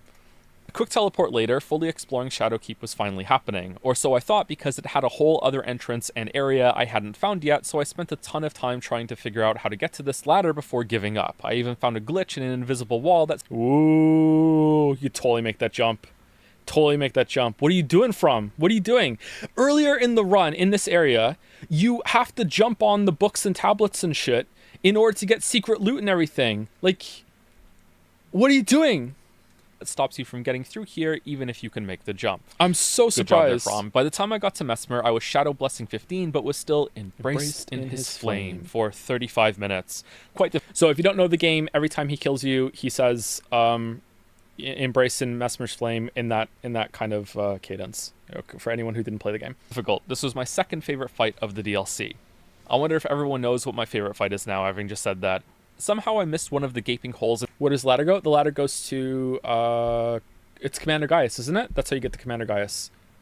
Shadowkeep has 2 ways to get in. Maybe it has even more than 2 ways, but you can get in a different direction through the watery part, and you can follow the ladder up, and I think you get to Commander Gaius through that. I was in that ruined village in Altus, so I spent more time than I care to admit trying to find the way down to this area of the map before noticing this well with a ladder and thinking, well, there must be a tunnel, and stumbling on the way forward nearby. I rode through this area, couldn't be bothered killing the armored leg furnace golem again, met the finger ruins guy at the church, and found this... So that is not true. I misremembered. I looked back. I did kill that furnace golem. It's the one in Cerulean that has the armored legs that I didn't kill. Fake news. Fake news. It's so yeah, I wrote that wrong. Second entrance into Shadowkeep with a new Londo Ruins watery twist. There's a lot of back and forth between areas from this point on, and this was the last major bit of exploration that happened, so I'll conclude with the final fights with bosses in quick succession. I was still Scado 15 for Commander Gaius and killed him the first time I managed to dodge his stupid charge at the start of the fight, which was my 4th attempt, so only a few minutes were spent here. You get 5 fragments for beating Gaius, so I was DLC level 17 for Scado Tree Avatar. This took me way longer at almost half an hour. I met Meteor shortly after this and got a very sloppy kill in under 10 minutes. Probably didn't deserve this. Is this fight good? People who played the DLC? Did I miss out on a good fight here by just killing it as quickly as I could? I didn't like this fight. No, it's not good. Is this the worst fight in the DLC? Is it worse than Gaius? It's alright. Generally not good.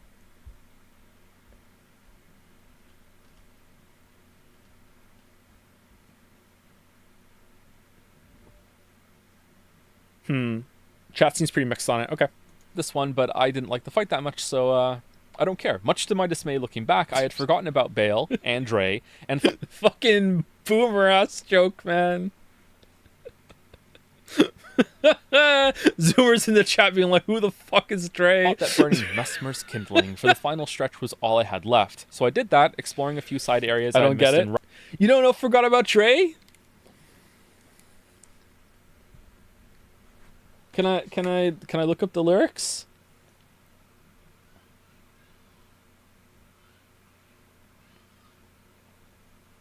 Eminem, man.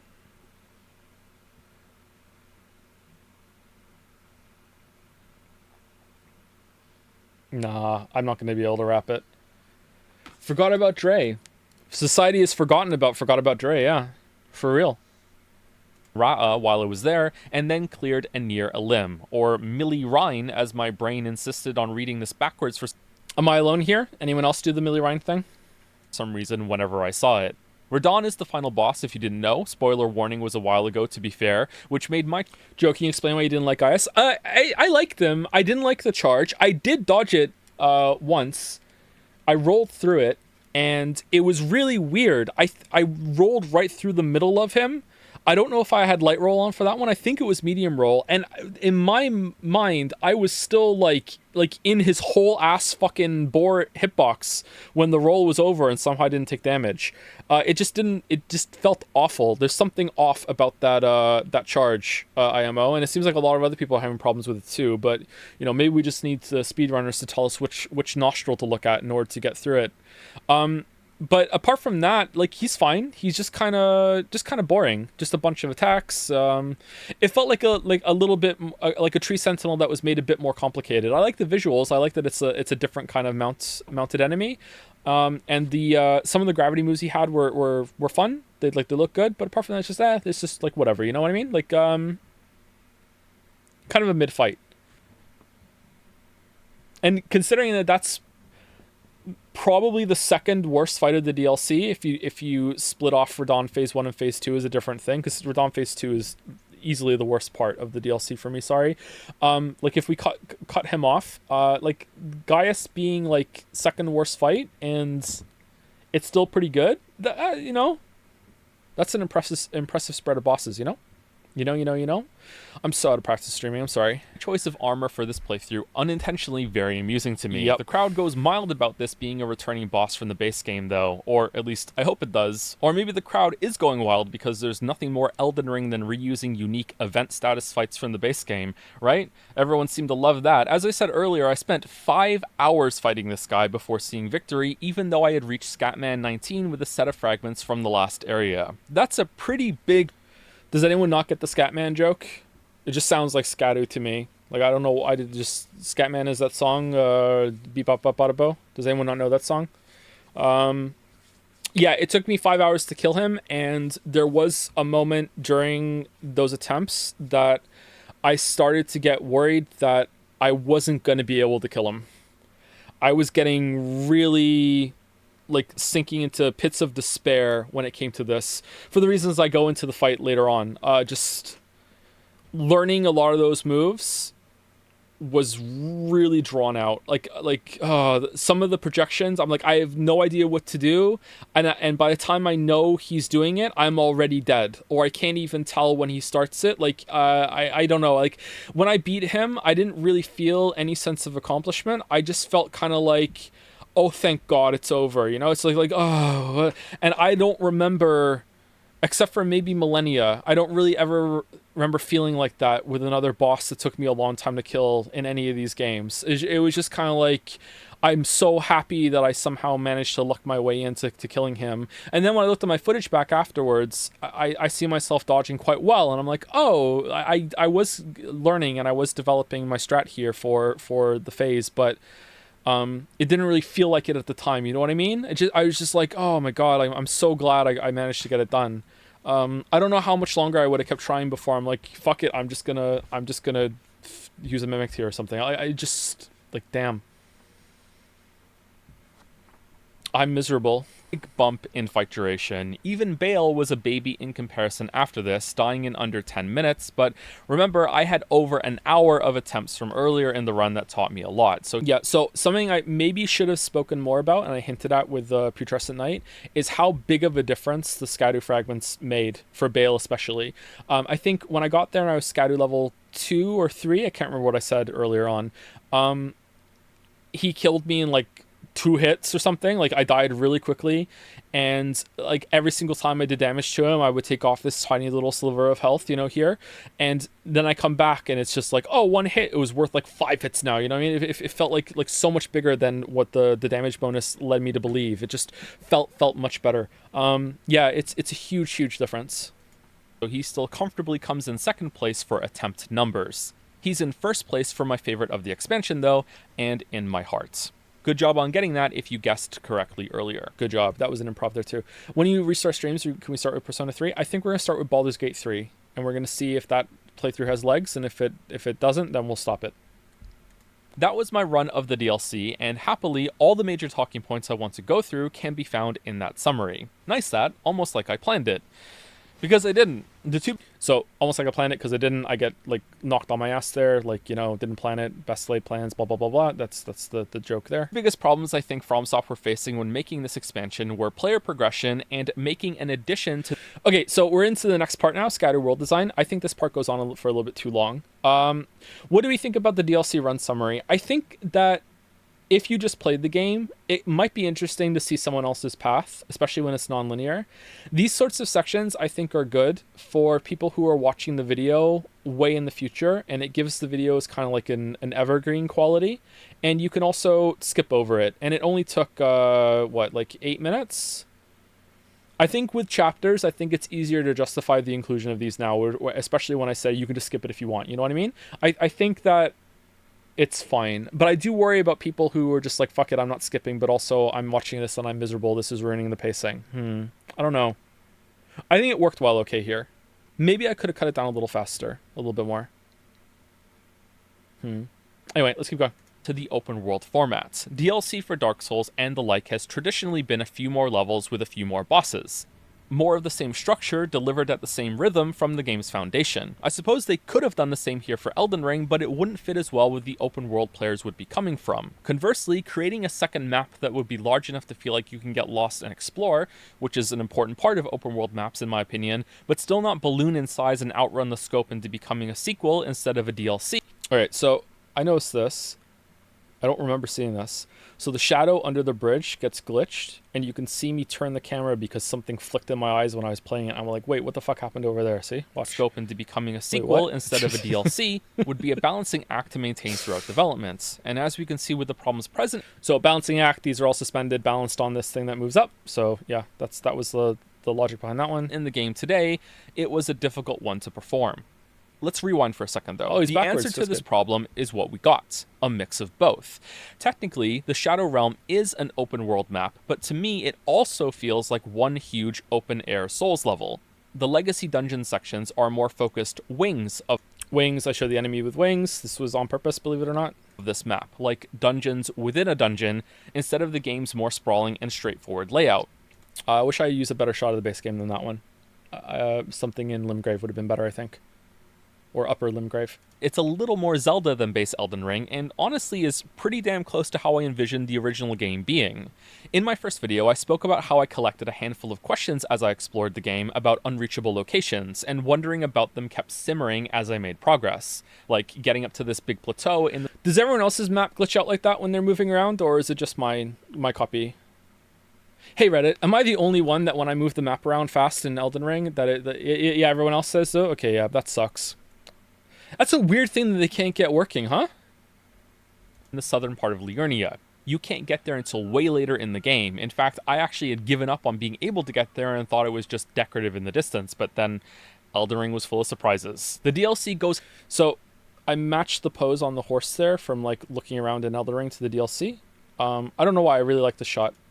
I like the change of the... Thought it was just decorative in the distance, but then... Of the pose. Elden Ring was full of just boom...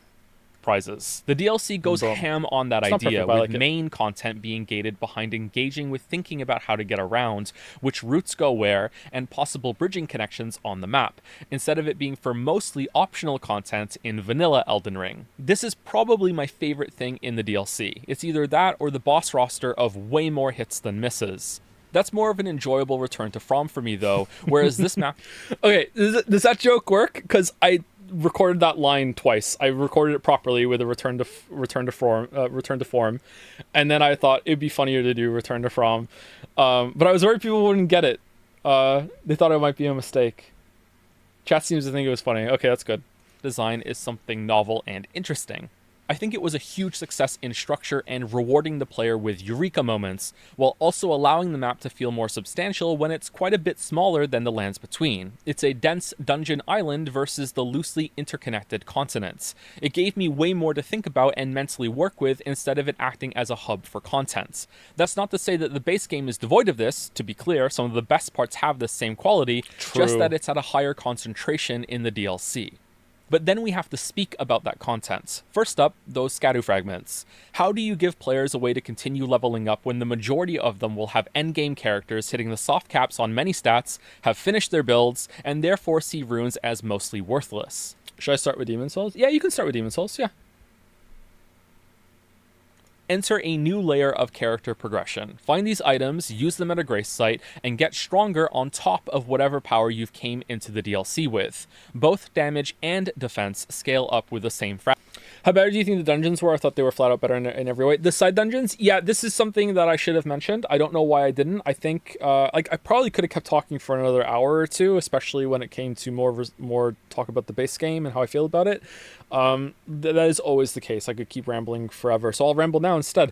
What I really liked about the side dungeons, the catacombs especially, was that they had more fun with the imp enemies. It didn't feel like it was the same one spammed over and over and over again. They felt more mischievous and varied with their different like tricks. It wasn't just, oh, I ambush you and I attack you. It's like, oh, I'm gonna do this stupid pogo shit. I'm a cannon, I'm gonna fire something from you to the side. It felt like they had a lot more fun, almost kind of like remember in Liza P we spoke about how the puppets and the mutated monsters have different variations because they can make little tweaks based on the same basic foundation. It's like they did that with the imp enemies in the catacombs, and I really catacombs, and I really liked that. I wish I'd said that in the video. And they also they were more substantial in terms of like exploration side of them too. They felt like they were all the size of those ones in the base game where you had the chariots to run up and down the ramps with all the little hidden routes and everything around, except you didn't have the chariots to contend with. The ones with the ceiling that falls down with the spikes and you could jump on top of the ceiling spikes when the trap went back up and found the secrets was pretty good. I think they're fun, but I don't know if they're going to hold up on other playthroughs. I didn't do most of them with my longsword guy when I played the DLC again. I just went through and I just did the bosses and the legacy dungeons. So I don't know how they're going to hold up. Fragments and spirit summons become... You missed Lamenter? I did not miss Lamenter. I killed Lamenter. I remember killing him. Stronger with revered ashes. So does Torrent apparently, but it never felt like it to me since getting comboed off the horse is the only thing that matters, and I don't think the Revered Ashes helped with that at all, but maybe I just suck. These two items are very similar to Golden Seeds and Sacred Tears for your flask in vanilla. They are similarly usually placed in ostentatious locations like they've been enshrined, but for the fragments especially, you can sometimes find them in more mundane places, or being carried by shadow dudes of no renown holding glowing pots, which is how I collected a few without even realizing. And I really don't feel like they should have done that, but, you know, more on that in a little bit. There are 50 Scadu...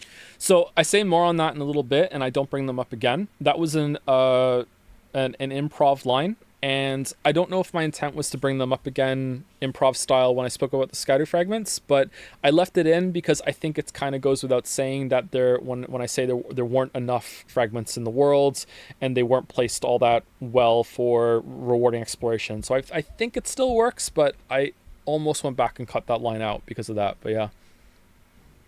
Tree fragments to find, with the max level of the bonus being 20, so you very quickly need more than one for each level up of this. MIO, this should be an excess amount. Yeah, I agree with that too. That's a good point. You need, how many do you need for the whole thing? 50? They should have put in like 60 or 70, so you don't have to go hunting for the last ones. Like on my first playthrough, I didn't cap out the blessing. I only got to 19 because I missed I think 2 somewhere. Shadow Realm Blessing. The strength of this has already been increased in a patch, so instead of giving solid numbers that might be out of date by the time you hear this, I'll just say it's about double damage dealt and half damage received at max level compared to no bless. So putting them side by side works out so much better here, but I also wanted to show that where these numbers were coming from, so I had to show the scene where I was standing in Lands Between and opening the stat tree, and my character's Erdtree. I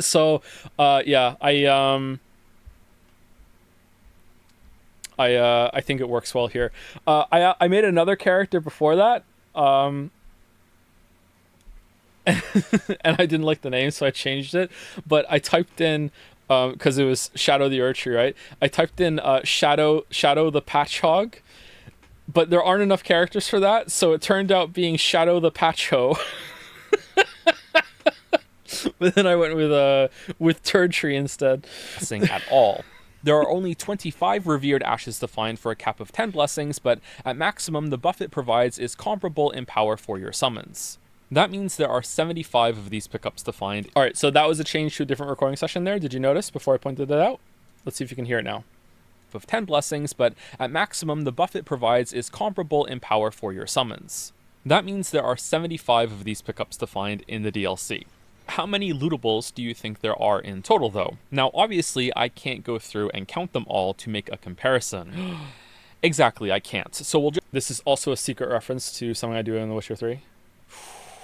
Spoilers. Just have to agree that it's a small fraction of the total things that you can find. There are quite a few new weapons and armor sets, but most of these will not be applicable to most builds, which means we have the first bit of returning criticism from the base game that applies to the DLC. Exploration rewards. I think this is the most disappointing aspect of the DLC, and it isn't just about items and... I hate that I repeat DLC so close to back there. I did use the Smith script weapons on one playthrough. I think it might have been my first playthrough.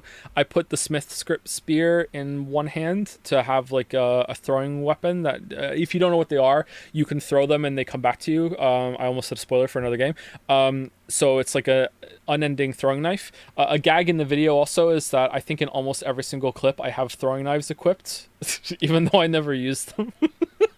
Anyway, and I thought that weapon being an unlimited throwing thing that you can do was pretty cool, but when I tried to use it in fights, it was a little bit unwieldy to switch between your normal weapon and that one to weave in hits. But it could be just something you need to get used to. Maybe with a faster weapon it's better.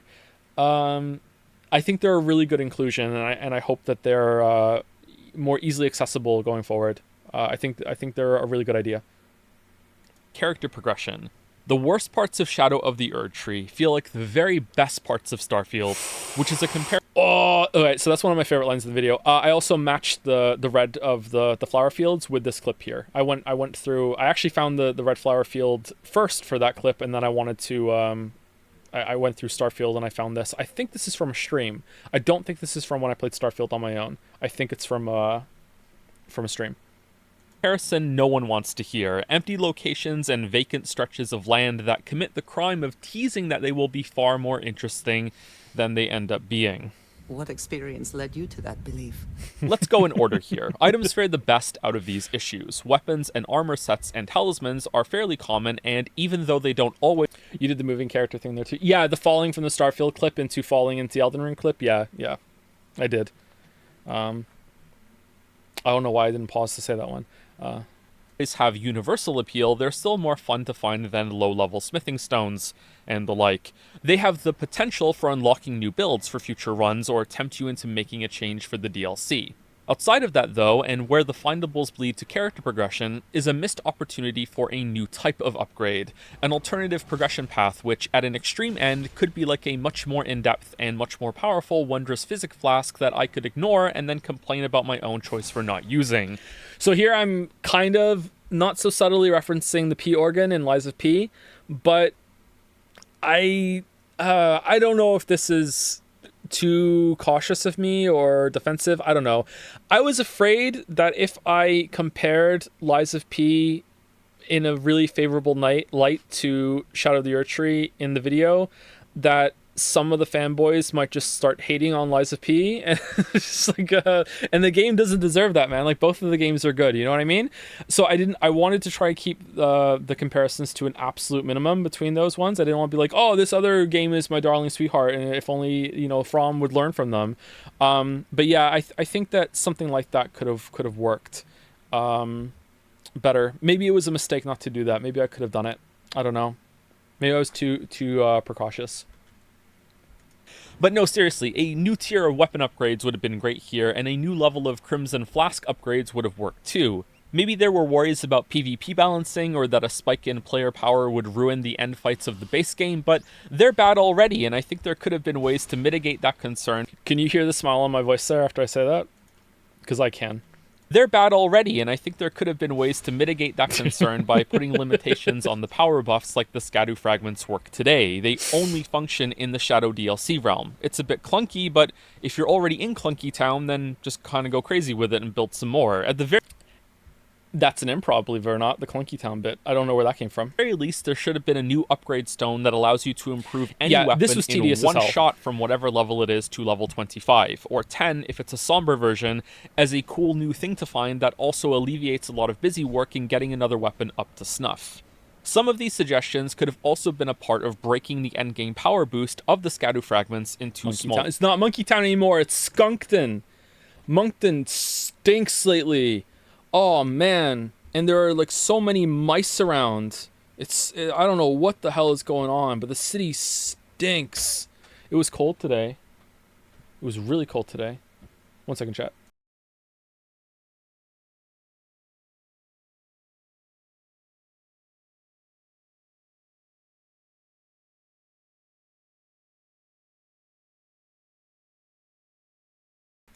All right, back. I thought Canada hated rodents. Like, what do you mean? Like, specifically? You turned off CC? Oh, I'm sorry. It's back on.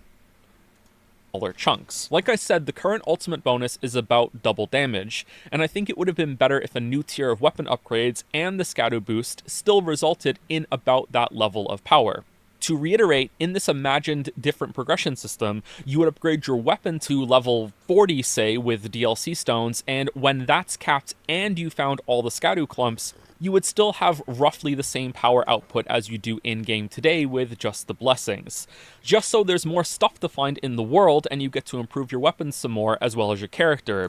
So I'm really surprised at this receiving any pushback whatsoever. I can completely understand that some of the alternatives I propose getting pushback because, like, the idea, like, whatever. It's just, again, usually when I propose something, it's just, I just want an example of what it could be. You know, there's just some potential here in some way, if it's not exactly something in the way.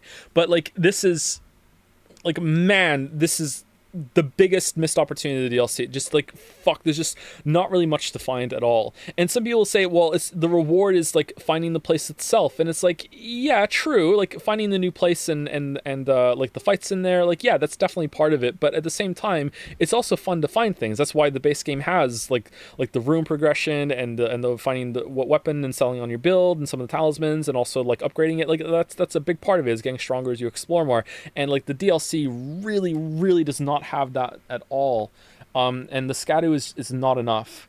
I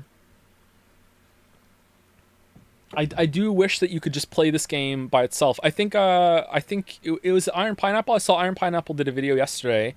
But he didn't do it yesterday. I saw it yesterday. He did it a while ago, actually. I was surprised at how old that video was. It was already 2 months old, where he got to the DLC at level 1 and he could only use things that he can find in the DLC. And that looks like a fun time to me. Like, I would like to do that, but I don't know if I want to go through all the fucking setup of that in order to get there. I would like that kind of mode, yeah. But like I say later, I wish it had spun off into its own full sequel completely. Like let it have another year or two of development and really flesh it out. But that's never going to happen. The DLC is not going to get DLC. Or will it? Because right now, there's just not enough of that in the DLC IMO. Personally, I would have preferred findable stat increases to unlock more build options and the like. Scadu Fragment of Endurance for 1 free point, Scadu Fragment of Dex, and so on. Maybe these even push the soft cap up so again, this is sort of comparing it to Lies of P that's Lies of P dropped all the stat requirements that you need for all weapons, and I just think it works beautifully. I feel like you definitely want to have scaling on the stats, and equipment weight I think is good to have as well. But when it comes to using all the things that you can find, I feel like the series has moved past that now and just needs to let it go, and it's just about boosting your capability with it rather than unlocking the ability to use it at all. I think it would encourage a lot more experimentation, and using the larval tiers, is that what they're called, to respec is kind of clunky again. More Clunky Town, right? I don't know. Maybe I'm wrong here, though. You can still improve your character in the stats that you like at the same time, and there could have been a lot of these to find because there are a lot of stats, and it would always feel like a little bit of cool incremental progress when you find them. But it seems like that suggestion wasn't well received from the first video. Now it makes low-level builds interesting. Yeah, it's true. That is a good thing to have an option there. It encourages replayability. Maybe. or at least didn't hit people as exciting enough. Who knows though, maybe people need to feel it to understand what it would do. This was a One cool thing weapon. I feel way more strongly about, however, is that there could have been far more fragments to find, but this could be coming from a place of disappointment from my first run, something I think most players will share, which was that hoping that every lootable they found was the one thing worth finding and then being let down when it wasn't. Instead, this place is Gordon Ramsay's worst nightmare, a land where everyone knows how to cook. They could have doubled this number for the same boost in power. So I knew I wanted to do that when I was making the video, which is one of the reasons why I went through meticulously and clipped out everything that I wanted to have. I had to go through all 40 hours of my footage and, you know, scan through. And whenever I found I picked something up, I would color it, I think, brown if it was just a normal thing. If it was like a weapon or an armor or just a smithing stone or whatever, I would color it tan if it was anything to do with Scadu or Spirit Reared Ashes. And I would color it orange if it was a cookbook. And then at the end of it, I had all the cookbooks like labeled orange, and I could just drag them in and show them like 1 second for each one, you know? That's what I did because I wanted to have that. Wouldn't that be Gordon Ramsay's greatest dream? No, because then he'd be out of a job. Everyone knows how to cook. Yeah, you could have made the joke the other way, right? It works both ways. Spread over 40 blessings instead of 20, and I think it would have worked. Honestly, I was surprised you didn't take the opportunity to replace the spells bit in the first video with the cookbook. But yeah, because someone on Reddit fucking said that they thought I was going to do it. And I was like, well, fuck you. No, I can't, can I? Thank you very much, Redditor573 or whatever the fuck your name was on the subreddit. Oh, I can hear it now. In Elden Ring Shadow of the Erdtree, it's just nonstop fucking like cookbooks, weapons, spells, cookbooks, fucking... I couldn't do it, could I? I had to do my own shit, yeah. First time in my life, I'm trying to be conservative here because I think they could have went full Odyssey Moons with these and had one at the end of every side dungeon as well, but hey, let's not go crazy. My last point about these fragments is that I sorely wish they had been split into 2 sets, one for attack power and another for survivability. On my second... Okay, how do we feel about that? Because I feel like that could be unnecessary clutter for some people and they might be disappointed, but I think that's a good idea. I feel like it's a win-win. It's a little bit more clutter. It's more stuff to find. It's more expression. I think it's a good idea. Double the grind on replays. That is one of the bad things, yeah. But it's also the you can have the choice if you want to do it or not, right? Like maybe on your replay you only want the defense. To be honest, I really dislike games tying player progression to collectathon shit. Well, that's what I say, like, almost next, right? It's a curse problem. It's trying to fix something that's inherently broken, which is why I think the section goes on a bit too long. Second playthrough of the DLC, I returned to my first ever Elden Ring character and switched him back to using a single longsword that I played most of the base game with at release, until making the switch to big weapons near the end when I got annoyed at the boss design. It was a really cool moment on a personal level for me to be able to switch that guy back to my favorite weapon, but we'll get to that a little later. I wanted to see exactly how many of these fragments I could get along with the new two-handed talisman at the start, and which parts of the DLC world, spoiler, he killed me after I picked that up, were gated behind dungeons and bosses. Turns out, not much is blocked off. In fact, I think you can set up the map to have access to all of the major bosses simultaneously, except for Radahn of course, and knock them down in any order you like. Without entering any legacy dungeons, you can get 22 fragments. If you dip in and explore, but don't kill any bosses, you can get up to 36, which is enough to have the blessing as high as level 15 before you've solid snaked it up and fought any big... Oh no, the subtitles ruined that joke. What a thrill. So solid snaked it up and killed any big boss is a pretty good line. I like that line. What's your opinion on holding left click on the YouTube player fast forwarding? Definitely something I knew about before now. Just not a fan. Not a fan. Not a fan. Someone wants me to clarify on Monsters University and Monsters Inc. We're doing a thing. In a later stream, we will talk more about Pixar. Boss. And this is also with me not looking at any guides for secret routes I might have missed, so it's possibly even easier to do than I think. To be clear, and I know I should make this kind of disclaimer more often, this is not criticism. Knowing the way on a second playthrough, so you're running around robbing banks all whacked up on Scadu snacks, can be a How many people don't know that reference? Stand forward, be judged. How many people don't know that reference? I almost cut this line so many times.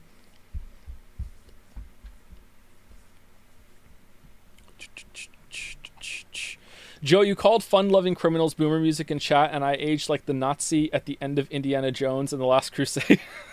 How do you think I feel? 39 in 2 months, man. I'm in my last year before 40. So this is a reference to, is it called Scooby Snacks? Is a song called Scooby Snacks by the band Fun Loving Criminals. And they say running around robbing banks all whacked up on Scooby Snacks. So again, this joke was for me, but I'm glad some other people got it too. Fun, perhaps broken experience, but is doubtful to be your first experience with the content. So it's a choice. But as I use these fragments, I desperately wish that I could have just applied the damage reduction to make fights easier in a way that made them more forgiving to learn and not accidentally blow my damage potential to the moon and burst everything down.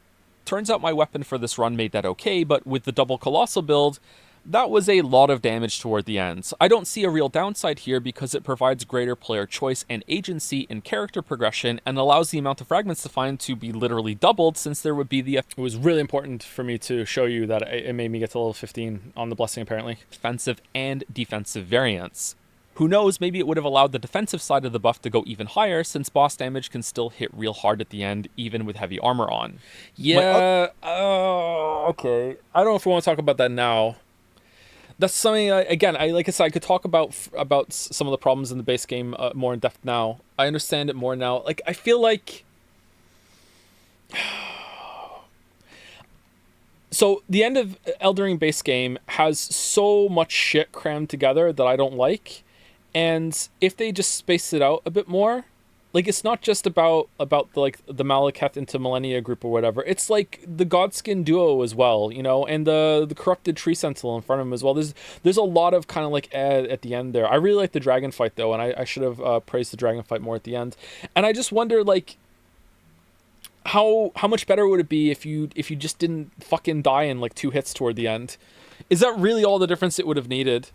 Because Radahn is like that too. Like, if Radahn phase 2 didn't fucking one-shot you with all these moves that are like, what the fuck is he even doing? Oh, I'm dead. Like, I wonder if that would have just like been like, oh, it's better. You know what I mean? Like, because now it's like more chance to learn. You can go through it. Just that little tweak would have been all it needs. I don't know.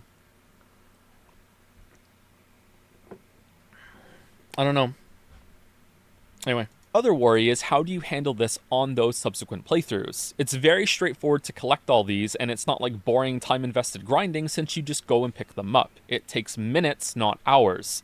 It's like the trek down to Weeping Peninsula for the Sacred Tears and getting golden seeds in the open world, really. Imagine being able to go down there in the base game and then returning to Limgrave at level 120 or something. That's kind of what these fragments can do. Yeah, I'm curious how this is going to age as more people come back and replay it. Like, how are they going to feel about getting the fragments? Is it going to be like a speed run, like bum rush to get them all, and then you start playing the DLC? Like, my chore is done, now I get to have like my dessert and actually fight the bosses?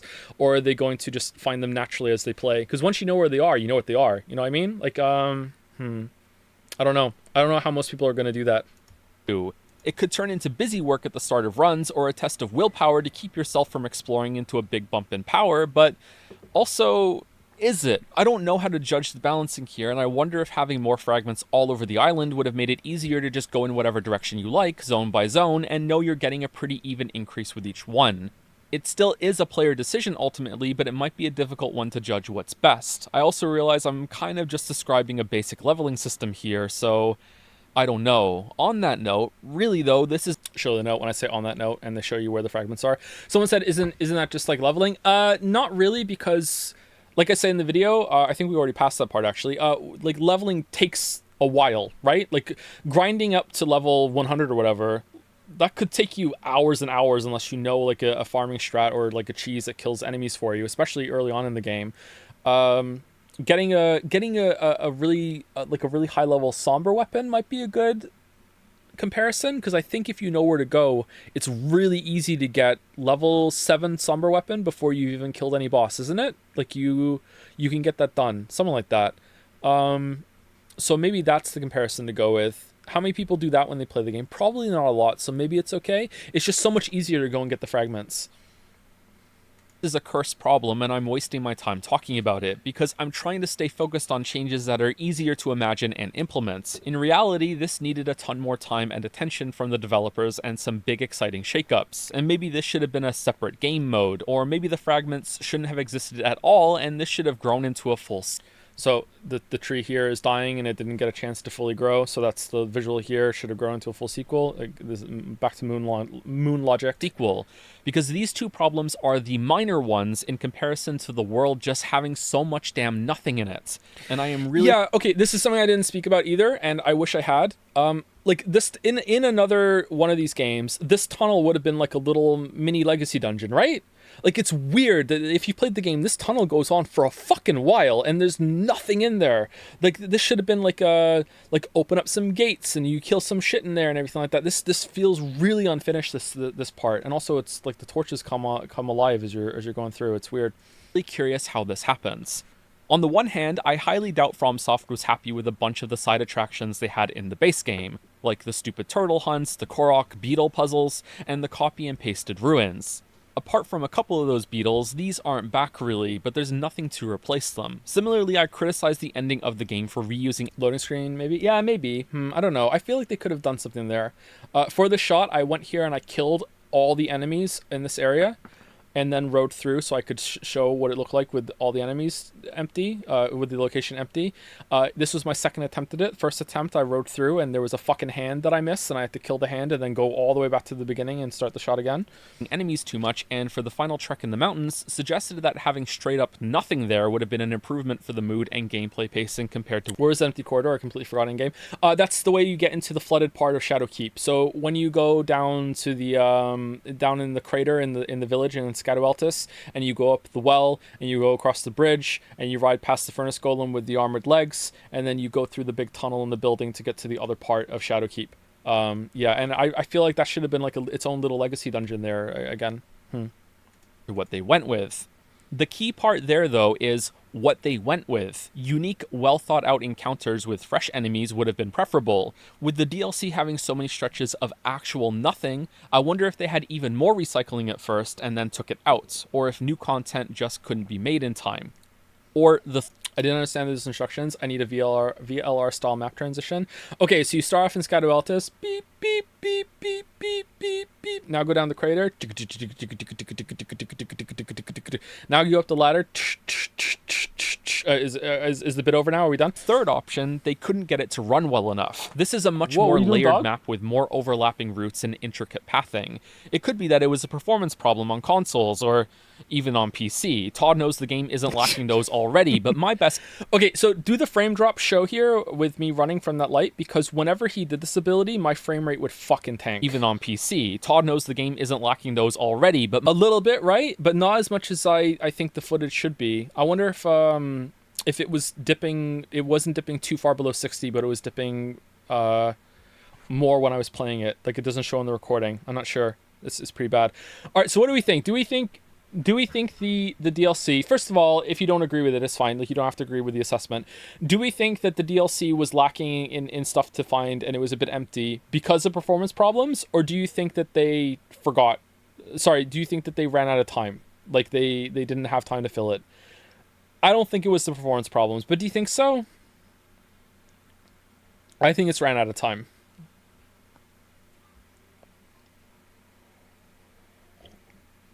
Is it as bad as on consoles as everyone says? Because the console players sound fucking miserable.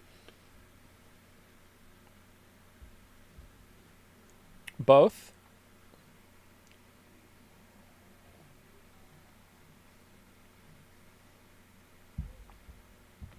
I think they decided on a size first and then couldn't quite fill it out. Yeah, I think that too. Yep.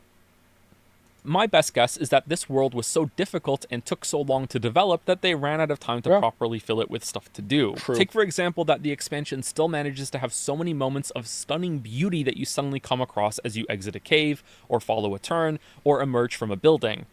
Let me tell you, man, when you replay all the games, or you like immerse yourself in like all the Souls games, and then Elden Ring, Bloodborne, Sekiro even, it becomes pretty apparent that this might be the reason why From makes their games. Like, it is so it is the thing they nail constantly, is like coming out and being coming through a door and just being like, holy shit, this area, like it's like this is their like favorite thing to do. I wonder if they like doing that more than making the bosses, to be honest.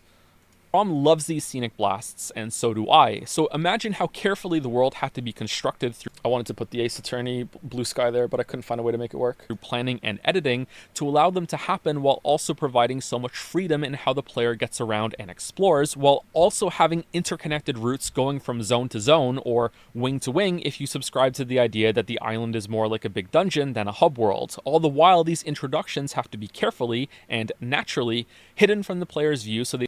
originally I had, and speaking of subscribing, and then point an arrow to the subscribe button below, but I cut it because it's getting kind of obnoxious. You know what else I've noticed recently? Fucking, like, no one can make a YouTube video anymore without being like, and let me know what you think about this question in the comments below. I'm looking forward to seeing what you all think about it. It's like, fuck off. You just want to push the algorithm up. Shut the fuck up. Like, come on.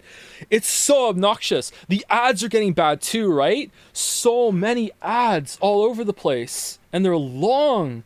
Because I watch a lot of YouTube on my phone. So I can't skip them, you know, because not that I use ad block, I'm a good boy. It was just like, god damn. It got to the point where when I watched my video back and I say at the end, maybe some people commented before getting through the introduction, maybe you'll find them below, that my brain went, oh, you just want me to go down and fucking add to your comments section. I know what you're doing. And I'm like, dude, it's you. You weren't. You know your intention. You're fucking fighting with yourself. Like, they still get the perfect shot with the title card as an introduction.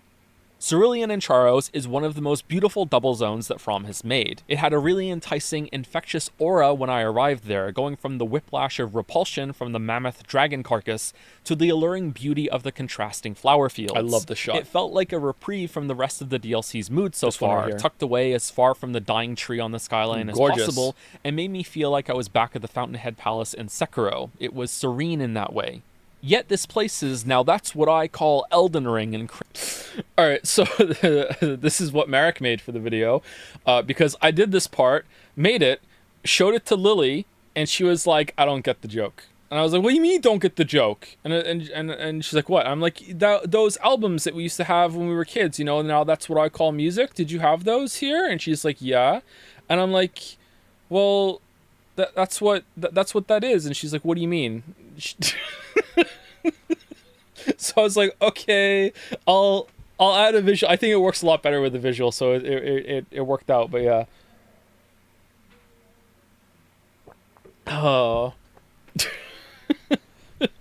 So I asked Marek to make this because I don't know how to make visual shit like this. It would have taken me a long time to do that. Thank you, Marek. Crammed with the base game's greatest shits with little else. Another dragon fight. It's another It's set up for saying greatest shits. Come on.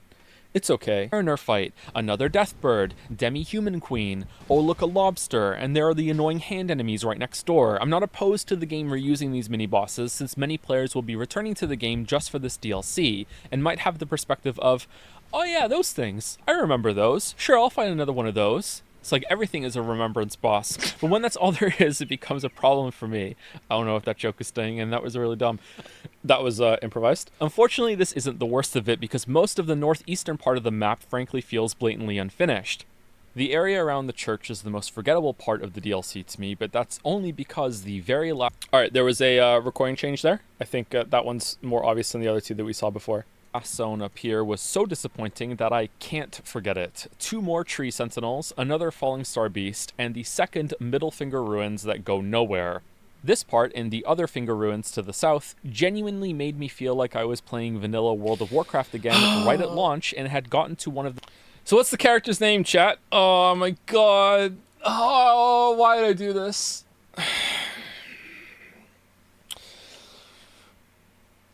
6 seconds. This WoW example lasts for 6 seconds in the video. I needed 6 seconds of footage, and when I wrote this, I thought of Silithus in World of Warcraft when I first played it right at launch. And I went resubbed to World of Warcraft, resubbed to Classic WoW. I don't have a Classic WoW character. Made a Night Elf, and ran down all the way from Teldrassil or whatever the fuck it is. It took me 3 hours to get down there. And let me tell you, I died for the first time. I died in Ashenvale, okay? I got all the way to Ashenvale before I died, okay? I die in Ashenvale, and I was like, I don't know if I get to a spirit, if I will res at that graveyard, or if it'll teleport me back to the original graveyard that I spawned at. So I went all the way through the Barrens, all the way down to fucking Thousand Needles, went into the fucking graveyard, hit resurrect here, and got teleported all the way fucking back to Ashenvale, and had to be like, alright, I have to corpse run all the way down there. I don't know how many fucking times I died. Eventually, I took some of my clothes off eventually, because I didn't want to be, like, pervertedly naked by the time I got there, and it still didn't really work out. She's fucking Peter Pantsless here. Yeah, and I went all the way down there. And I shouldn't have done it. I should have been like, I'm texting Weeaboo Bill, like, complaining the whole time, because me and him used to play WoW together, and I told him the line that was what it was, and he's like, why didn't you just go to Ashara? And I'm like, what do you mean? It's like, Ashara is a late game zone that was really empty in classic WoW, and in original WoW when it came out, and that's right there. And I'm like, it's like, but in my mind it was Silithus, so I need to go to Silithus, and I didn't tell him that I was already in Thousand Needles, so I couldn't fucking go to Ashara. So like went all the way down here. However, it was good that I did it, because at this point I didn't know how I was going to show the bald bodybuilder. I had no idea how I was going to make that. I was really worried. There are certain parts when I make a video that I'm like, I have no idea how I'm going to visually show this. You know what I mean? Hope I figure it out when I get there, you know, and that was one of them. And then by playing WoW, I was like, oh, I can make a bald character named Bald, and it can be like a stupid joke. So, you know, it all worked out. The zones that didn't have content yet. And some of the bridging path... That's the 6 second fucking congratulations went on torrent reminded me of the downtime in Shadow of the Colossus, avoiding the obvious pun here. It was such a disappointment to find nothing in these ruins. No secret, no underground legacy dungeons, nothing of substance to match the amazing mystique and the questions the visuals of these areas conjure, both when seen in the distance riding around and when viewed on... Look how interesting they look on the map, right? Everything about these. I was expecting to go into like this massive underground area below 2 of these that may be connected a little bit. Like, I was so disappointed. So disappointed. In the map. Nothing. Now let's couple this issue with how much of the baffling look. So this is again moon logic. The couple this issue, I just hit 2 guys with my 2 swords, and then I'm gonna find 2 smithing stones. This was the perfect clip. I was so happy when I found this. Oh, level drops you find so many as hand-placed pickups, not random enemy drops. Even the rune amounts are bad here. I would have loved this if there was a way to play just the DLC fresh with a new character from the title menu, but since that's not in the game, this is purely a negative to me. Even the justification of lesser stones being used to upgrade weapons doesn't fly, considering that you can buy them cheaply at the Round Table store. It's the clearest sign to me of all that they rushed in. What do we think about this rapid fire, like, I'm picking this up, I'm picking this up, I'm picking this up? I like it. I think it works well, but is it too much? I think it hammers the point home how much shit there is. I used almost all of them that I had. I think I only had 6 left over by the end. In a panic to fill this world with things to find when they realized it was so empty and didn't have time to work on something else. Even the thing From historically does better than anyone, suffers. Enemy variety. Yeah. There's so much reuse of the... I wonder if they're running out of ideas for normal enemies. Maybe they need some more systems in the... some more things to do in the combat system, like the parry or whatever, in order to make more shit.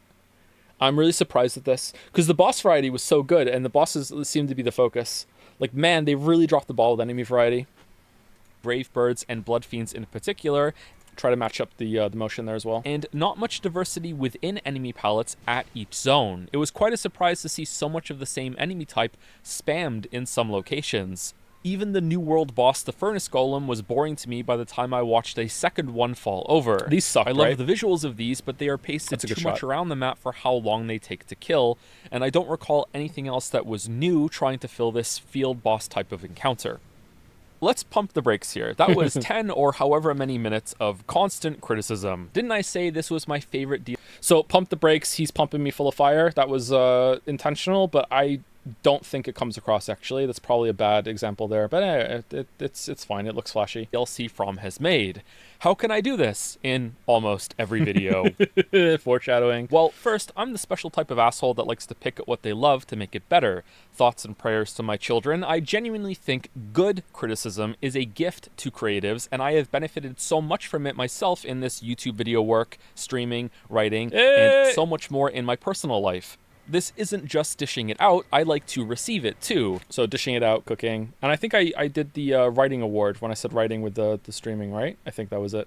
And because of that, I know full well that I haven't always provided good criticism to these games. There are some parts and some... Hey, my parenting, my boy, my older boy, he beat Absolute Radiance and Path of Pain, all right? It's working. It's working. Leo's on Radiance right now too, not Absolute Radiance. Some of my Dark Souls videos in the past that I don't really like anymore. I've been learning as well, and it's a really good thing when you look back at your past self and see shortcomings, because it means you've grown as a person and can see those mistakes now, whereas before you couldn't. But pushing all that aside, this isn't me trying hard to find a flaw or nitpicking the game to a bald scalp. Speaking of bald, picture a man that has been... All right. So speaking of bald, and the guy was bald and named Bald, stupid joke. All right. So this is what I settled on for the visual example. However, this whole section, should I say this? I don't know if I should say this because it might ruin it for everyone else. I have to say it now. Fuck. During the premiere, a bunch of people in chat when this started started saying, "Oh, is this an ad?" And I fucking hear it now. The sudden segue into kind of a different topic. Oh, it sounds like I'm about to do a fucking, like, sponsored ad read.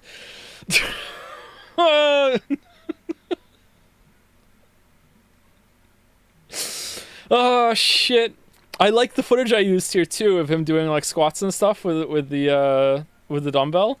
Killing it at the gym recently. Great workouts, nailing the diet side, sleeping well, the muscle like Winter, and Arnold is coming. Delectable shoulder work, impeccable... So the wordplay here, I don't know if it lands. So delectable shoulder work, so is deltoids delectable. It's really a stretch, but that's the best I could do. Impeccable for the pecs, and make a man tri-curious for the triceps instead of the biceps. I thought that was better. Chest progress, and arms to make another man tri-curious.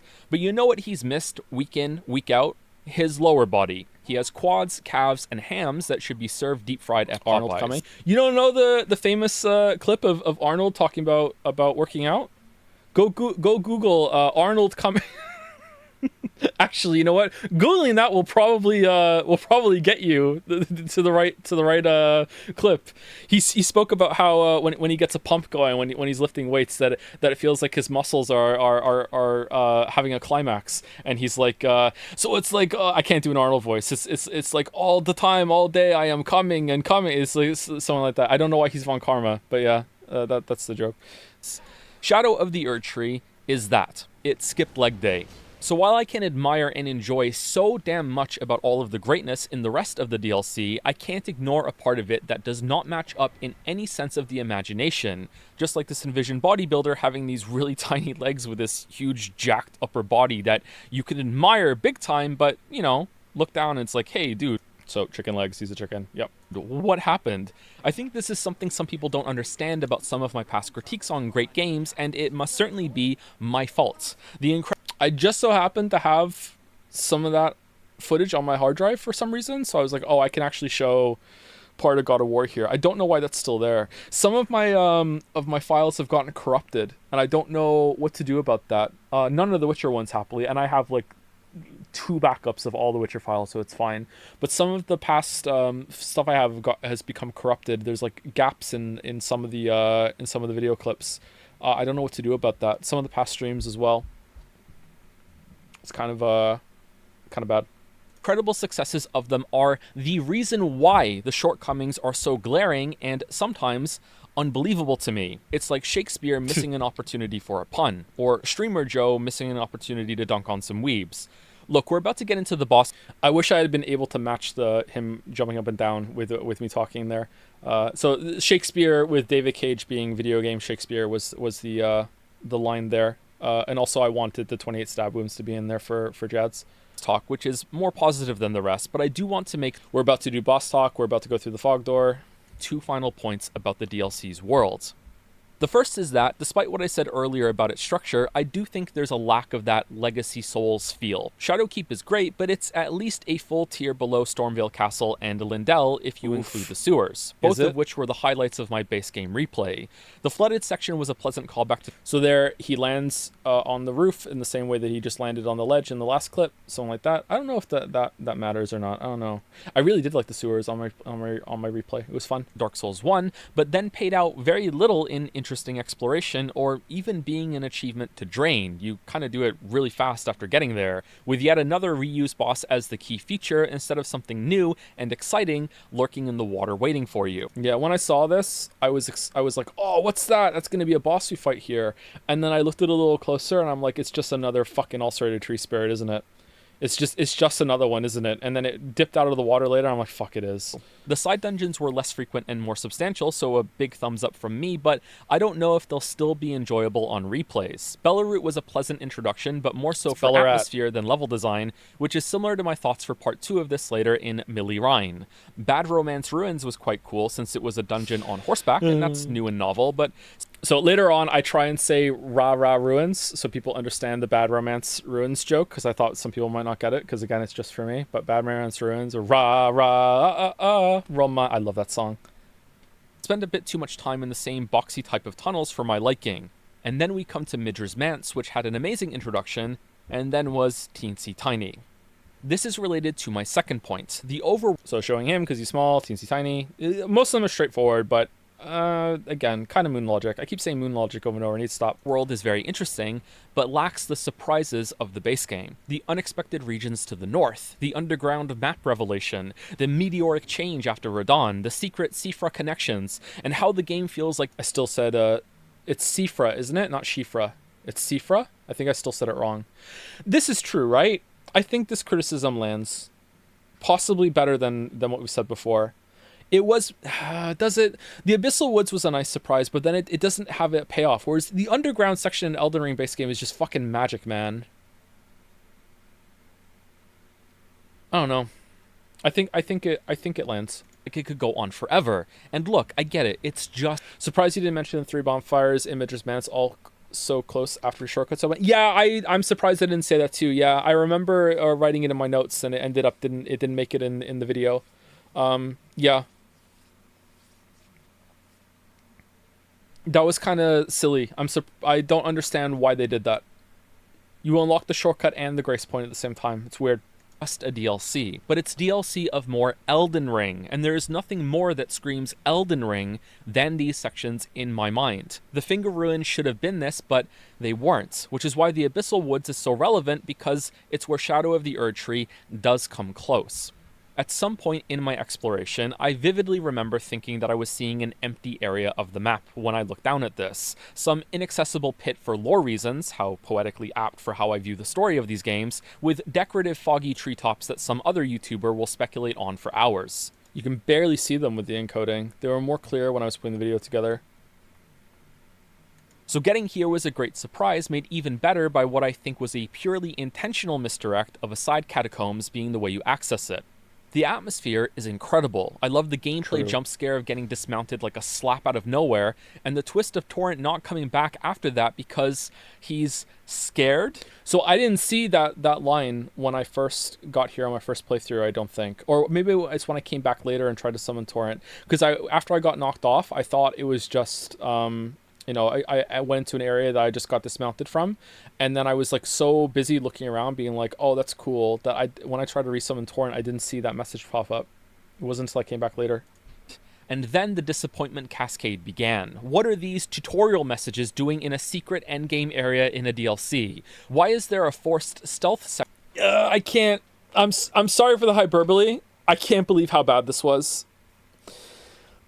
It was like this, again, I wish I had streamed it, because it was like the Spider-Man MJ thing where, like, at one point I just walked into a flower and attracted them over, and I just, like, yeah, do right past them all. It was so bad.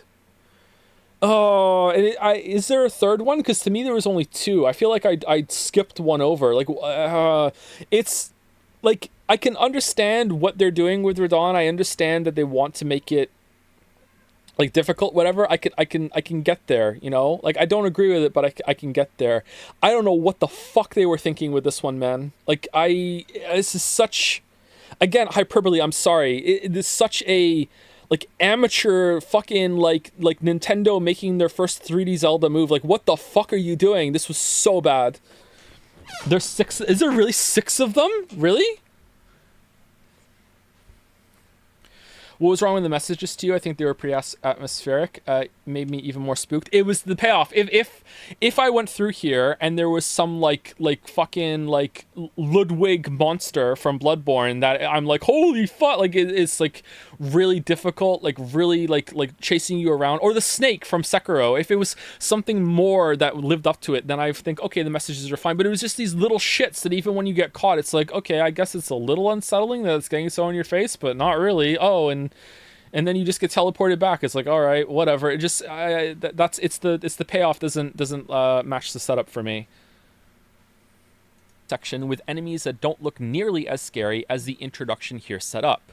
Why is this it? There's nothing else. 2 short, not fun stealth sections and a big empty forest capped off by a small legacy mansion. Then when you're done, you still... So the clip here, then when you're done, shows I'm walking in, then I'm walking out. I have to go back and get this one because I missed the cookbook. Can't call Torrent to explore it properly because then you'd find out even faster that there's nothing here to see except another 2 goddamn cookbooks that you have to hoof it around on foot to find, and it's not worth it and so drawn out and so tedious, and here I go. I'm sorry, I'm going to stop.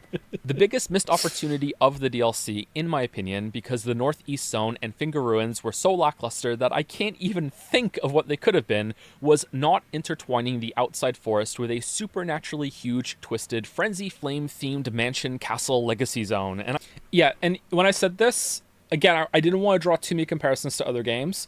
I was thinking of the forest section in Bloodborne, when you go through the graveyard with all the snakes. What is it about snakes in these games, man, and the giant serpents? There was so much I could have spoke about at the end of the video when I'm talking about how it keeps reusing, like, imagery and stuff. What is it about snakes and serpents and shit? Like, that level of, like moving in between an area, I think would have been really, really good. I think it would have worked really, really well.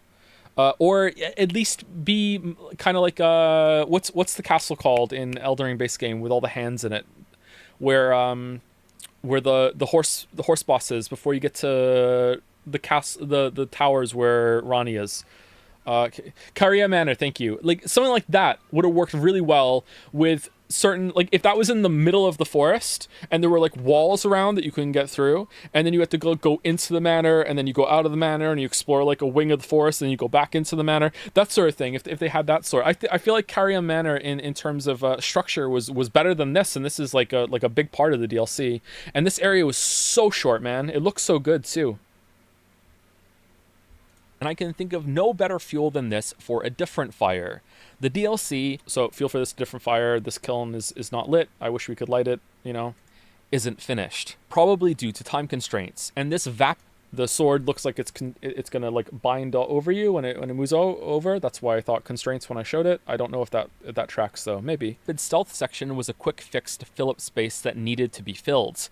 This couldn't stay completely empty like some of the other zones. There is a boss here. There needed to be something on the lead up to it. I wish it was something more, and more as I'm writing this, I wish this had been allowed to grow into a fully priced and fully developed Elden Ring 2, or Elden Ring spin-off. This world design deserved to be finished. And honestly, it still does, but I don't see From going there. So I did a fade to black over this fade to white. In the game, when you play it, it fades to like really bright white, and I didn't want to like flashbang the audience. So at the exact same time, I faded it to black, so it kind of gets muted out, so it doesn't hurt people's eyes. I think it works, right? It's still a little bright though. Do you? I don't have as many negative things to say about the bosses, which is what we're finally going to speak about next. But first, if you'll forgive the indulgence, I have a feeling some people are going to skip to this section in the video timeline chapters, so give me a second to own them.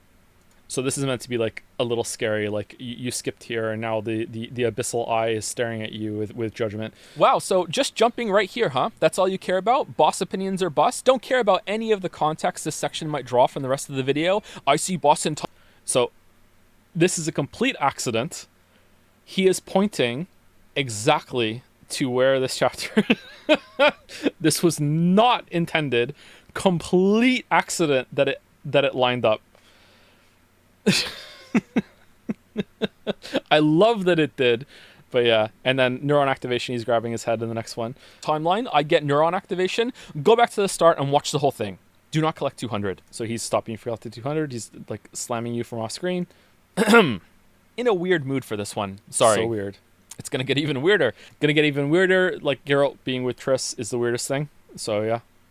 Not Yennefer. So weird. Let me try to be really clear, because there's no fog in Liurnia for the castle shot, where sometimes there is and you can't see it. Clear at the very start of this. I do not think that the problems that plague too many bosses in the base game have carried over or been made worse in the DLC boss fights.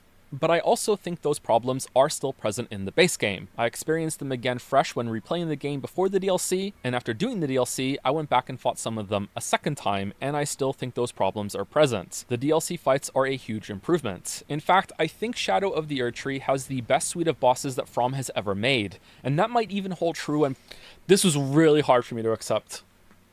I had a big, long argument with myself about this.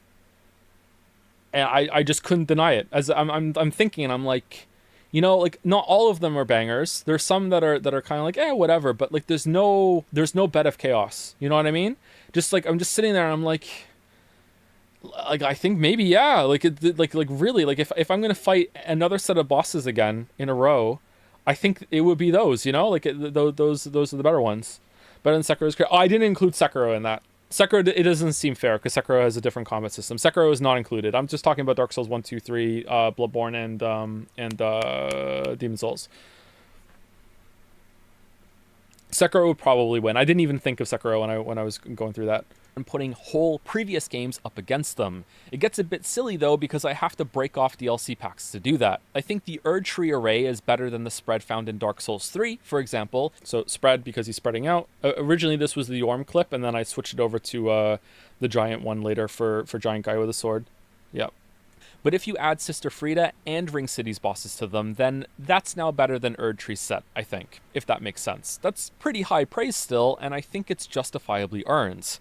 I didn't expect this to happen, and because of that, I don't quite understand the discourse around the DLC's difficulty at the moment. I wonder if the Spirit Ashes can somehow make it harder in a way, because the bosses have so many AoEs and big combos that can come out of nowhere, that if you have aggro split and you think that it's on your Spirit Summon and not you, you can just get wombo combo down to dead out of nowhere. I really think this is true. I think that there are a large portion of the players for Elden Ring that use like spirit summons like religiously, and they don't learn the fights all that well, which is fine. They don't have to, but these DLC bosses can kill you so quickly and have such big moves that I think that a lot of them are struggling, whereas they really didn't in the base game. Maybe they're not picking enough fragments up as well. I'm not sure. I heard that some people were having problems understanding that. I don't really get it. It seemed really obvious to me that you're supposed to use those to upgrade or whatever, but I don't know. I think that it can be really frustrating to think that the boss is on the spirit summon and then suddenly you're taking damage, which is why it's frustrating when people say the game is designed around spirit summons and anything else is a challenge run. I really don't think that's true. If it is true, then FromSoft is a much worse developer than I think they are. I can't agree with that. I'm sorry. Like, it seems like they did no work whatsoever for the fights being built around you fighting it with like a partner in that way. Like a lot of the moves don't work that well. You don't know when there's aggro on you or the other guy. You know, it's not all balanced all that well. And I could keep going, but let's just just move on. You know, fairly quickly. But I definitely think that going melee only with no shield and rolling only, that is a challenge run. I don't think that is specifically the intended way to play, but I don't think the normal quote, air quote, normal run is with spirit summons. I don't think so at all. I think the spirit summons are there as a fun thing to collect and also as a supplementation for summoning for co-op if you don't want to summon or if you don't have online or whatever. It was like a not everyone can play online, not everyone has internet access that's stable and can do all this shit, so how do we help them with their co-op system? Oh, I know, let's make the spirit summons thing. You know what I mean? That's what I think. I cannot get on board with spirit summons being the intended way to play.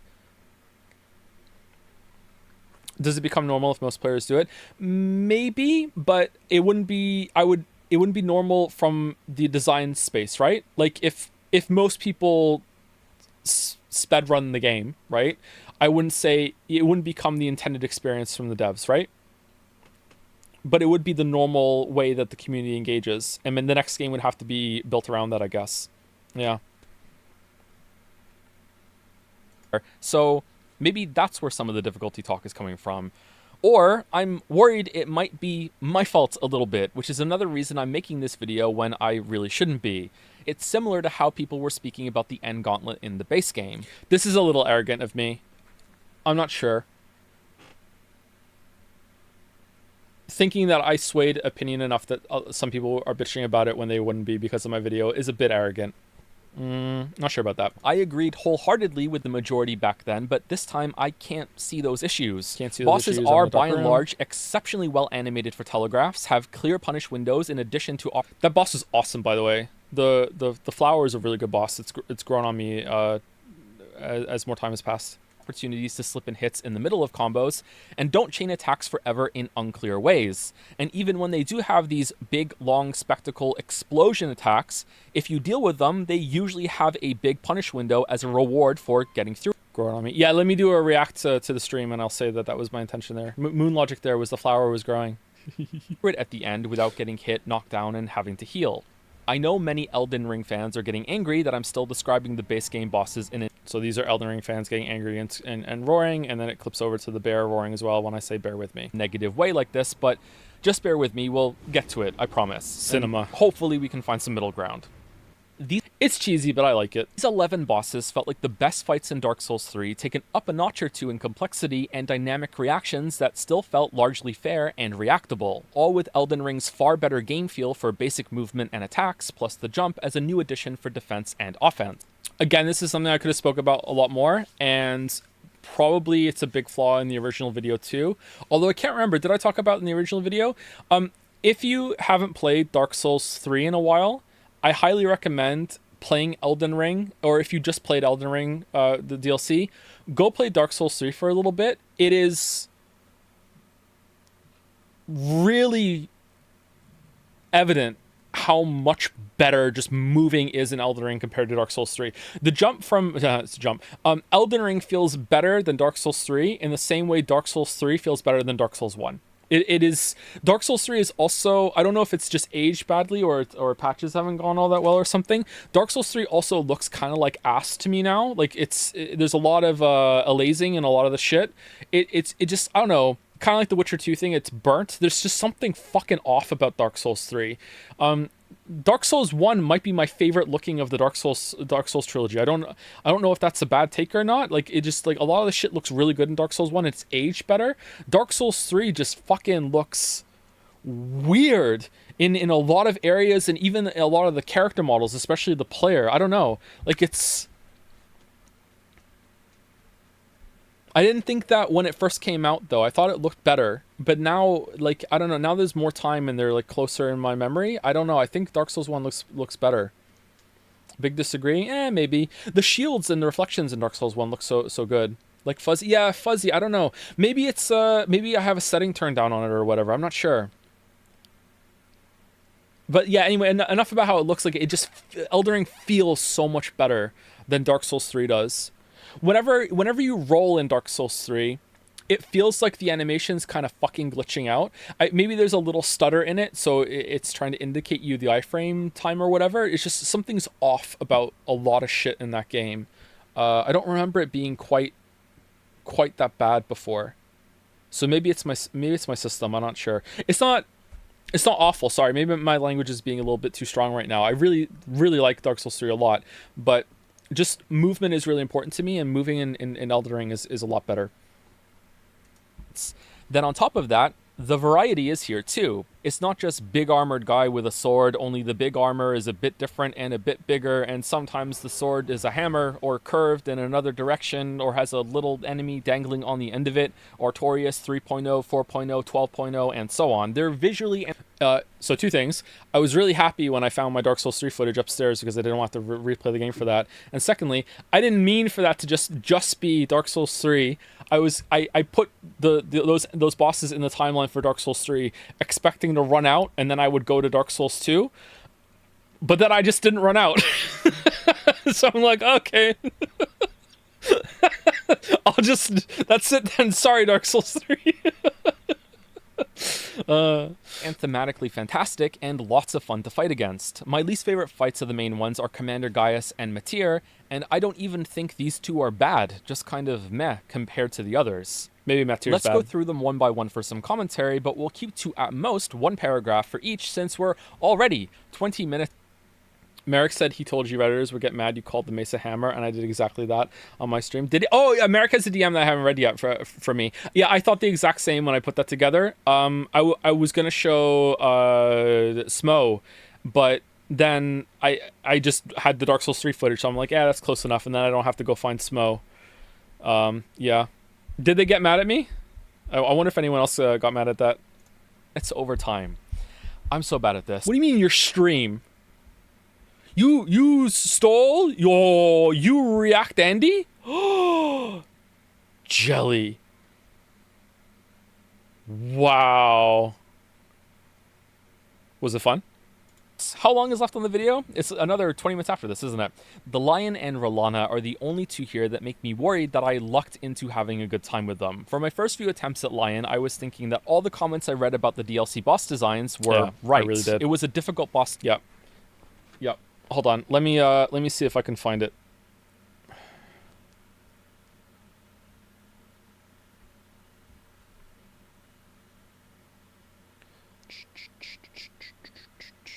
When did the game come out?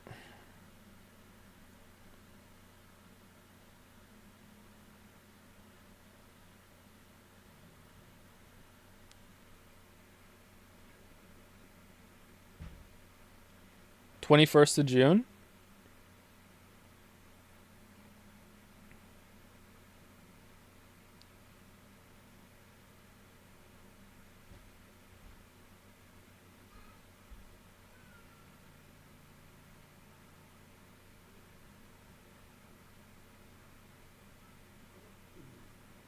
I'm seeing if I can find my text to Weeaboo Bill when I got to when I got to Dancing Lion.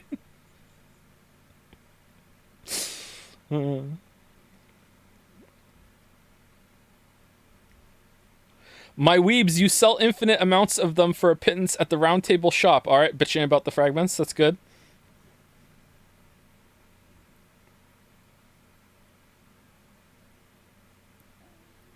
Nah, I can't find it. Sorry, that was a waste of time. Return to Weeaboo Bill. We played Deadlock. It was pretty good. I can say it.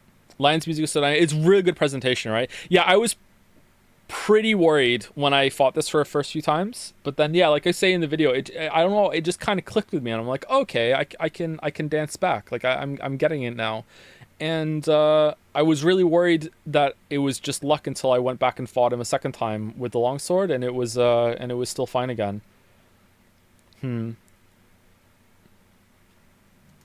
To read, since it's one of those FromSoft classics where the attacks are also movement. The camera's horrible. Yeah, for sure. And so it can be hard to gauge. But it suddenly clicked with me, and I was able to intuitively feel out enough timings that I could rumble with the boss and dance back, kind of like the corrupted tree beast things in the base game. I loved the design, the music, and the elemental switches as the fight progressed. Fight chugs on the PS5. I think I had some drops for me too on PC. I'm surprised you didn't talk about the nigh undodgeable Meteor laser, like on par with Waterfowl, but not as damaging. I don't think I saw it. Like I killed Meteor really quickly.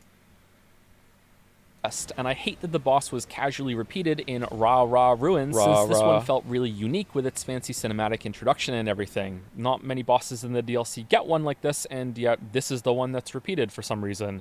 There were camera problems on this fight though, and you should keep that in mind going forward. R'hllana also feels like a dancer, and I'm concerned that I would be whining about this boss if I didn't notice a jump attack heavy made my character stay ducked under many of her counterattack swings. Some good hitboxes on this fight. This helped me play aggressively, but I could be being too hard on myself here since I think I got a decent handle on how this boss would flow between attacks. Honestly, I wonder if I just got so lucky with that. I don't know. The way people describe this boss, it's like millennia on crack. So I don't know. Maybe I just got lucky and I didn't see a lot of the long strings or whatever. I just don't get it. Like it seemed fine. It was really readable.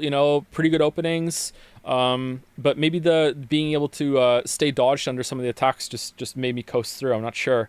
And again, it's not like I only did the jumping version. I came back and beat her with the longsword too. Longsword's a pretty good weapon, don't get me wrong, but it's got a lot less damage potential than the double colossals. I really liked her. And still have punishable openings. I wish she had a better arena though, since she's better than almost every fight in the base game and is just in this room, hanging out. Oh, and if Rom is going to insist on putting ultimate lol killed you, learn for next time moves on its bosses when they get to low health, I hope they consider reusing Sekiro's life system as a way to smooth out what can feel like bullshit. It's not a big issue, especially— Oh, something else that happened on her was that I almost killed her much sooner, but I knocked her down and I went up and I hit R1 and the game just said, nah, fuck you, you're not getting the critical hit. And so I did a normal attack and then she recovered and then just killed me. And that happened quite a bit during the DLC. I think like 5 or 6 times, which, that's only 5 or 6 times. But for you to be robbed of a critical hit like that when, I was in the right position, I don't know if that was anyone else's experience, but it didn't seem like that was working as well as it did in the base game. That's why Lies of P is better. Lies of P is unironically goated with it because it shows you not where to hit, but where to fucking stand. Like the thing is on the floor where you put your fucking character. It's fucking genius. Instead of it being like, oh, here's the spot, hope you're standing in the right angle or else fuck you. Like, yeah, Lies of P is just so good about that sort of shit. Especially since the move looks so cool, but it can feel cheap. R'hllana is also the boss. Oh, there's a part here that I liked about Rina, though, since she's better than almost every fight. Going to insist on putting ultimate lol killed you. So I say like a Sekiro life come back to life, and then when he rolls, it turns to the other character rolling off, like you came back to life in Sekiro to try it again. For next time moves on its bosses when they get to low health, I hope they consider reusing Sekiro's life system as a way to smooth out what can feel like bullshit. Boom, there you go. It's not a big issue, especially since the move looks so cool, but it can feel cheap. R'hllana is also the boss that made me wonder about frustrations when fighting in tandem with spirit summons, because when I tried out my mimic tier here to see how the DLC bosses handled them, it almost soloed it. I started to get really worried that I wasn't going to be able to fight this boss legitimately after this because, yeah, it came really close to killing it on its own. So I don't think the spirit summons are lacking. This whole bit was an improv. So the reason why I let this play in its totality and sped it up was to make sure it fit in the video without me having to stop and not speak for it to finish. But I also think it's important to like show the whole fight to prove that like I didn't go in and hit it in the back while the mimic thing. Is that me being too cautious, or do you think it's good to have like objective proof? Like, look, like no, the mimic tier actually really did solo it all on its own. I think it's important, right? Even though it's sped up, you can still hit pause and you can see the frames or whatever. I think it's a good inclusion. Power, it just might be that the boss AI doesn't really work well with them, especially when damage is tuned so highly. Maybe. I don't know. It's good, but I don't think it's necessary. Yeah, maybe asking if it's necessary is the better question or not. In this case, it doesn't really hurt, but maybe. Ramana and Midra came across as the most traditional Souls bosses of. For the summon stuff, people will adamantly refuse that they're too strong unless you show the whole thing. Yeah, do you think so? Oh, hey, Firebug, how's it going? The group. Well-telegraphed attacks with a few delays and spell-based twists on that basic read and roll foundation. Pretty standard and enjoyable. I think they would have both fit in well in Dark Souls 3, in terms of mechanics at least. My only issue with Midra was that he could sometimes follow his huge frenzy ball nuke with the laser gun barrage right away, and I couldn't see he was charging it because the flames hadn't cleared yet. Yeah, I don't like this kind of difficulty. I did like that you could see Someone said in a comment that if Midra lands on uneven terrain, he skips his getting up animation from the fall and can just go right into the next attack. So that's what's happening there. I don't know if that's true, but apparently that was the issue. I'm of two minds of this. I kind of like that a lot of the arenas you fight the bosses in aren't just perfectly flat like Final Destination. It adds more character, it feels more real, it feels like the boss's lair. But at the same time, if it's causing issues, then like fuck it, you have to just flatten the whole thing, man. Like, come on. I also dislike that for Radon Phase 2 that it's more interesting to fight him further into the room, like closer to the decorative thing in the backgrounds. And also, if he jumps on you so close to the door that sometimes that can fuck the camera up if you don't run in fast enough at the beginning. I just feel like it's less interesting where you end up fighting him because how he just leaps on you at the start of the fight. Bale was like that too. In order to learn how to fight Bale, I had to often like reposition him into the middle of the room so I didn't end up getting fucked by the camera hitting into the walls on the outside. In general, I don't really know what to do about that though, unless you just make the arena walls like transparent or whatever, or even bigger. The camera really needs some fixes. I don't know if it can't be easy, but I feel like they're not really trying. So I don't know. How does Shadow of Erdtree bosses compare to Lies of P? I like the Lies of P spread better, but it is surprisingly close. I really, really enjoyed this set of bosses. If I went back in and I used the deflecting hearts here, and it turns out that it really adds a lot to the fights, I think maybe this would be better. But Lies of P is definitely built around the deflecting hearts here, and this is just a really subjective personal preference. It feels better to parry in Lies of P because, again, it's built around it. Sometimes when I get a perfect deflection with the deflecting hearts here, I don't know unless I look at the health bar. I tried to perfectly deflect Margit, and I wasn't sure for a long time if I was just taking like chip damage because it was a lightning effect with his little daggers or whatever. Whereas when you get a good parry in Lies of P, like you feel it, man. It's like, yeah, I'm getting it. It's good like Sekiro is. All the Sekiro is better. So yeah, I think Lies of P might edge it out a little bit, but it's surprisingly close. Path through the exploding butterflies that Ramana can carpet bomb the arena with if you want to get back in melee range faster. This was a cool test to read and respond to the situation going on. While Midra looked awesome, also something else I didn't say in the video, it is complete horseshit to me that fucking Millennia still heals when you perfectly fucking deflect her. It's not just a block. What the shit? What? Like I show myself like deflecting. I think I deflect like 40% of it. It wasn't very good, but I still got a fair chunk of it for the footage of Waterfowl, and she healed up like, I don't know, like a third of her fucking health bar. What? And had a disturbing introduction. I do think they could have leaned into chaos more for this one, the arena breaking apart or moving to a different floor of the mansion, or a more explosive mini phase 3 near the end. Like maybe you have to burst him down in a panic before he explodes because he's the frenzy flame, whatever. I don't know the lore, but it seems like it would fit there, right? I love taking these little pot shots at the lore. I'm sorry if it's annoying. I just love being the pro ZD guy. I don't even know who we're fighting. Like Putrescent Night is...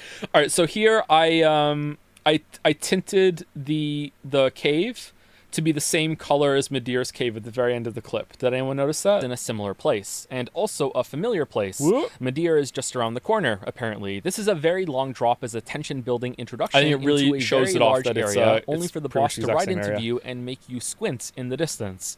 This is an unexpectedly small adversary that only gets bigger for a few moves, and even then, he's not really that big.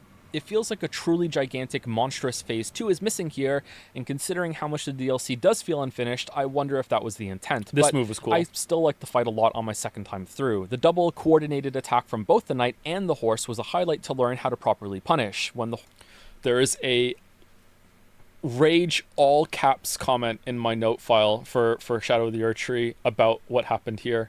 He hits me, Horse didn't spawn. and then the horse spawns fucking behind it, and the knight at least. I probably would have gotten hit anyway, but I was so mad. Jumping the fire was awkward, but I appreciated a slightly clearer than usual use of the jump for a fight, and its weapon was a fun nod to Orphan of Cause.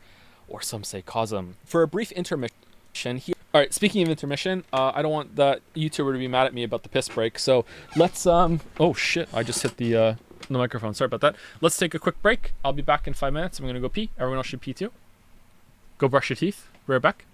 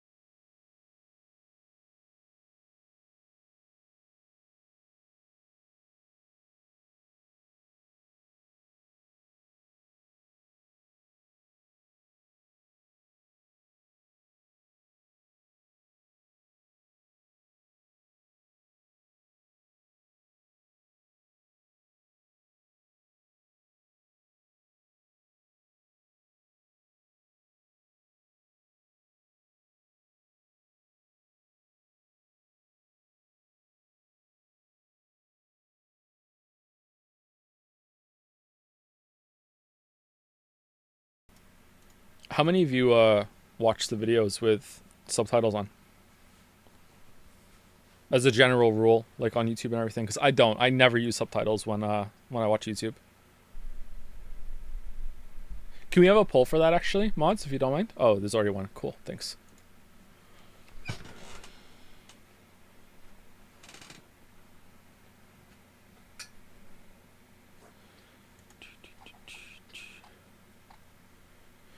Just curious, do you actually dislike From lore? Just asking because I heard some authors like Brandon Sanderson say that they really enjoy it and the way it's delivered, and I tend to agree that it's a fun way to take advantage of the video game format to tell stories. I don't dislike it. I do suspect that there isn't as deep a story there as a lot of people think, but that doesn't mean that it's bad. It's more... I say this word a lot lately, and it annoys me. It's more just vibes, man. And the more you vibe with it, the more you might start to like build it more in your mind, and that's fun. That's fine. Like, there's nothing wrong with that. I like the vibes too. I get some sort of impression. I'm not blind to what's going on, although I am confused about a lot of stuff and I don't really care. But like the way the world is constructed, like in my mind, there's like a cycle to this world where a giant tree grows and eventually like becomes the big cavern that you can see in Shia for a river or whatever the fuck it is. And there's just like an endless cycle going on, and then another tree grows and another tree grows and another tree grows, and it's just trees all the way down and everything like that. That's interesting to me, and I like it, but at the same time, I seriously doubt that anything in any of these games stands up to any amount of scrutiny. Wow, I can't speak.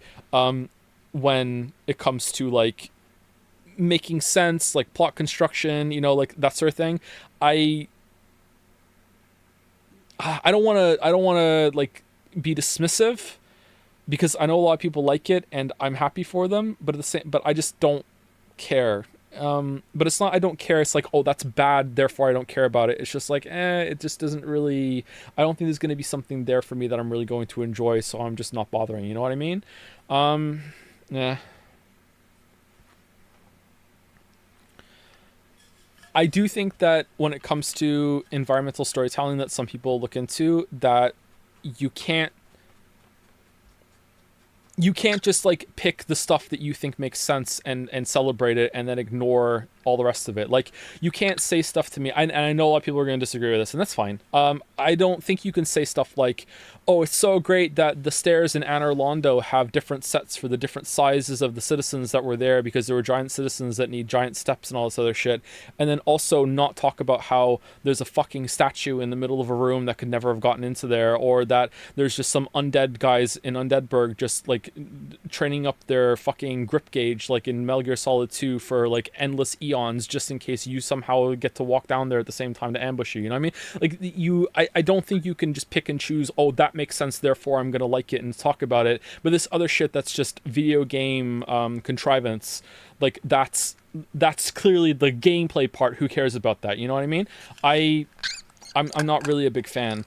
But like, there have been times, like in Bloodborne, I really vibed with the story that kind of hit me when I was doing the Chalice dungeons, and how it became evident that these people tapped into some cosmic force that they didn't really understand, and then tapped it for power, like the blood power or whatever, without really knowing what it was, and accidentally unleashed this horror when they were going through the labyrinths or whatever they were called, the chalices. What are they called again? What did they make? I can't remember what they're called.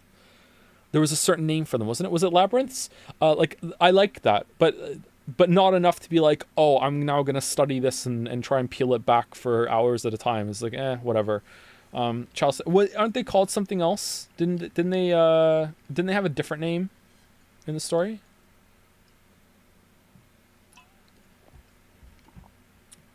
No? Okay, I'm just crazy. I thought they had a different name. I know they were called the Chalice Cinders, but I thought they had a slightly different name on top of that.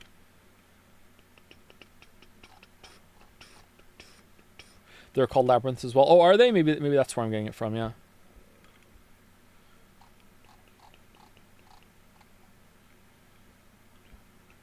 Scadu is pronounced Scadu? Thanks. Anyway, let's keep going. Oh, sorry, before we keep going, are there any questions about the video that I've missed? Let's keep it on topic on Rampart, please. Hey Joe, I was wondering if you have plans for making Outer Wilds and Disco Elysium vids, one of my favorite games, and I know you enjoyed them a lot, so I'd love to see you talking about them more. A video on Disco Elysium is very, very unlikely, because I don't think I could do the politics justice. I would have some pretty bad takes there. So I doubt it. It's not impossible, but I don't know. Outer Wilds is, I would love to make a video on Outer Wilds at one point, but again, can't promise, but I would like to, yeah. Thoughts on the Crosscode sequel? Is it a direct sequel, or is it the spiritual sequel thing that they're doing? Because I saw stuff about that. Have they made that a Crosscode sequel? I saw them post on Twitter about that a while ago, and it looked interesting. Spiritual? Yeah, okay, yeah. No mention of Lita. Why? Is it Letta or Lita? Oh, she's the Lita of the bunch. That's why she's called Lita, because she was in charge. Very funny. I thought that the expedition feel of all the NPCs in Shadow of the Erdtree works surprisingly well, but the only quest line that I found was the poison guy. I didn't do any of the others. It just didn't happen, because I just missed, a conversation in some back alley cave at 12 o'clock on a Tuesday morning after beating one boss, but not before I beat the boss after that. But also when I had 5 berries in my pack after eating 1 berry, before I went to the race point. I didn't do any of the other ones, but I didn't like the fight at the end where you're fighting in them all, but I liked the vibes. It was actually pretty good for that, and I summoned for it. I tried, I think, 7 times to do it, and after the fucking giant rot pot out of nowhere for the 7th time, I just said fuck it. I'm just gonna summon the NPC helpers and do it. But it was, in terms of like using those NPCs, I thought it was pretty effective, even though I didn't understand it at all. It was okay. The Lita fight is genuinely harder than the final boss for low-level challenge runs, even if you summon, or are people not summoning?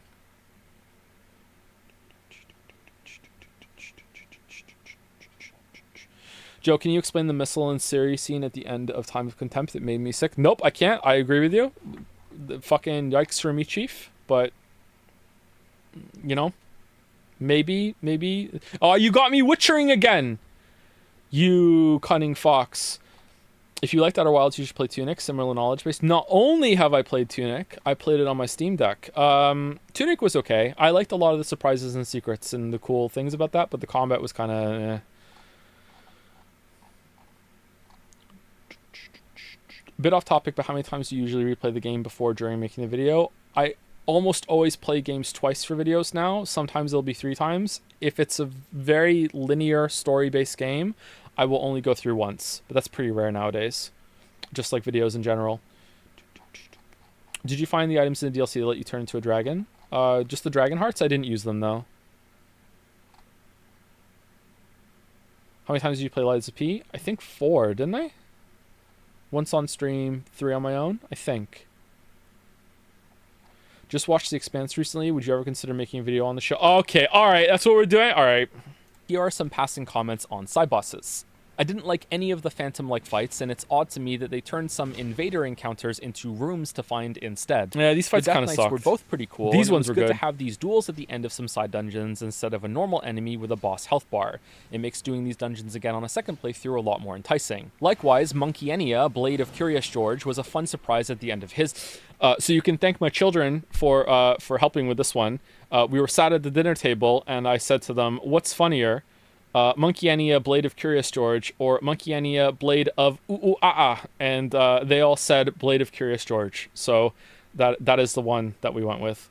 This dungeon. Jory, however, made me miserable, and as a melee build was the boss battle equivalent of trying to punch something in a dream. I do appreciate that it was a more in-depth boss at the end of that dungeon, though, and maybe I was just fighting it in the wrong way, and I'll have more fun on another playthrough later. At the risk of making the same joke as every other critic and reviewer, Mesmer is simply a mesmerizing fight. Was this a common thing? I'm guessing yes. This is what Millennia should have... Critics love puns. Why do critics love puns? In my opinion. He even has his own firefowl dance that is better than waterfowl in every way, including the visuals. I feel like a king every time I dodge through this and then pause for the setup to punish it. His attacks are fast and varied and can be... Oh, I know why. It's because critics are usually bad writers that couldn't make it writing real stuff, so instead they became critics to write their shit, so the... extended in ways that made perfect sense to me and never felt unfair. I also enjoyed that his Phase 2 was significantly easier than Phase 1 after it became comfortable. The boss has injured himself and tapped into some powerful force that, yes, looks insane and can deal a lot of damage, but that's come at the cost of Mesmer now being left open more often for big punish windows after utilizing this forbidden strength that he's clearly not used to wielding. I like that the boss had to go through that trade-off instead of just getting stronger in every conceivable way, period, and now you have to deal with it, good luck, kid, and that meant the fight could front-load its difficulty. I loved learning to do this at the start. Jump this, sneak in a hit, then roll it, sneak another hit. This was really cool. I wonder if I tried to no-hit Mesmer, if I would end up liking him more than Bale. Because right now Bale is the clear winner, but Mesmer is pretty fucking cool. Without becoming frustrating in Phase 2. I am also stunned that these arena-wide snake moves became as readable and inherently understandable as they are after seeing them just a few times. Incredibly well done. Unlike this change to a new recording session in 3, 2, 1. I don't have much to say about Commander Oof. Gaius. I also don't understand what he's doing here. If it wasn't for the crappy hitbox on his charge, I would be lumping him in with Ramana and Midra as a decent standard fight. Kind of mid. On my second playthrough, I found the best way to deal with this was to get on Torrent at the start, right away. Sleepy Joe. Yeah, so if I ever sound that deep of a voice, it's I just woke up or I recorded before I've done a lot of talking that day. I think like if we skipped here, you could hear that I would sound more natural, like my voice loosens up a little bit. I need to find a better way of doing this. When you go through the fog door in order, or only record first thing, only 10 minutes at a time, so the voice is always like that. To outpace the charge and then try to stay as close to him as much as possible after that so he just can't do the charge again. When it comes to allowing Torrent to be used in some fights like this, I wonder if they really expect it to just be a way to move faster and then hop off while the enemy boss gets to use their mount for the battle. It works better in the Elden Beast fight now. This was all added as improv, this whole bit about the fighting on combat on horseback, because you can close the gap between you and the boss when it just goes really far away from you, but fighting it staying on horseback the whole time just doesn't work. With fights like this though, Commander Gaius and Radahn in the base game, it feels so wrong and unintended to go on foot when the theme/visuals are screaming mounted combat time, but without a proper dodge on the horse, it can be terrible to try it against a substantial enemy. Even the tree sentinels are pretty bad when fought on horseback. And the night watch guys that you can find in the base game as well. Another mounted enemy, and it's just better to... This is not a good clip of what I'm talking about, but I just really liked how he just jumped off the cliff, and then I'm just standing there awkwardly looking in the camera. Use Torrent to get around and then hop off while they get to stay on their mounts. It just feels like something's missing here. Is it just me? Record scratch. Did that just happen? Anyway, I like the absurdity of the full airborne dive bomb on Commander Gaius, and that's about it. Likewise, I have no meaningful commentary for Meteor. The boss... Did you summon Egon for Bale? Weeaboo Bill told me that the voice acting was really good, so I should. So I did for one attempt. I think it's in the video at one point. I think we've already passed it, so I could hear it. And I fought him a little bit with it, and I accidentally almost killed him, so I'm happy that I didn't. It was worth. Boss is visually interesting in that grotesque way From sometimes does, but looking back, I think I was actually mad that this was all those finger ruins had led to, so I just unga-bunga'd it down. Sorry. Camera was bad here too. For Erdtree Avatar, this was inverted. I thought we were going to be able to get into the tree itself and climb around, and grace points were going to appear on parts of the tree on the map since it took up so much space stretching upwards. It was quite sus. It felt like the journey here was leading to that, and Avatar was the entry gate boss, but alas. Luckily, this meant I engaged with the fight properly and had a good time with this dragon that has been turned into a sunflower. Has big AoEs, smashes around, breath like thorn. So you kill this boss 3 times. Is this the part where there's a cool transition? I bleed from one attempt to the next here, I think. Conal attacks, and you are rewarded for hitting. When you knock this boss down twice, and then the third time you kill it, it's dead forever. The first time you knock it down, it comes back. It's missing a little bit of its health, and then the second time you knock it down, it comes back, and it's not missing any more of its health, or it's not as noticeable. And I thought because of that I hadn't killed it properly the second time, and it was just kind of like a puzzle or something. Did anyone else worry about that, or did they just like, whatever, I'll just keep killing it until it's dead? You know. It's only when you repost it. I think I did. Didn't I? Why did I say didn't I? We didn't stream it. I think I did. I was worried that I was fighting the boss wrong, and I was gonna have to, like, every single time it came back, it should be missing more of its health until finally, it's the last time, and it's just like you only have to hit it a couple times. That's what I was expecting. And then the third time I killed it, I was like, oh, it's over. That's what I thought. The head. Dragon Fight.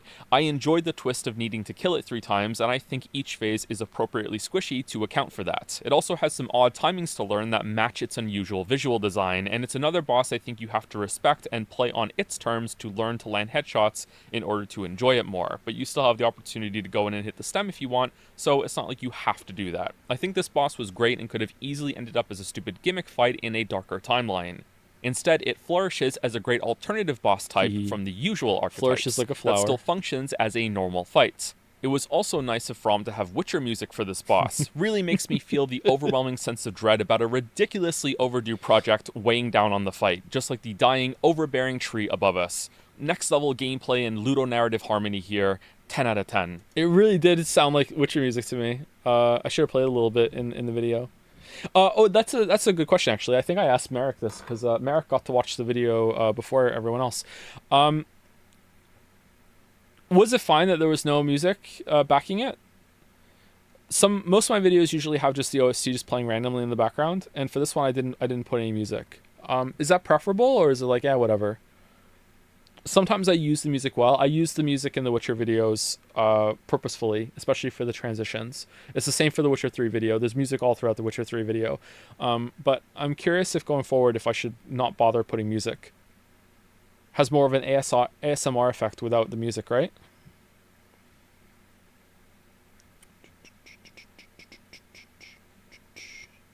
Can just do my own playlist, yeah. Like Cracking the Cryptic. I think it worked here. Yeah, I think so too, actually.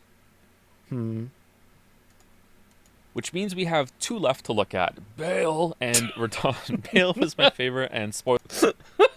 Sorry, I forget some of the bits and then they just catch me off guard. Sorry. Spoilers for a few paragraphs from now. Radon sits at the opposite end on the spectrum from him. Pulled? Okay, let's see. I miss music, doesn't matter either way. Oh, most people don't care. Okay. Since most people don't care, and most people are saying miss music, maybe it should have the music in. Okay. Bale is the best dragon boss that From has ever done, and takes Missing Leg Day to a whole new level. Yeah. Presentation-wise, this is like fighting a rock opera in a thunderstorm. It's undiluted awesome. The visuals don't have to carry here, though, because mechanically the boss is also... I like that line, but maybe it's a little bit too much. I don't know.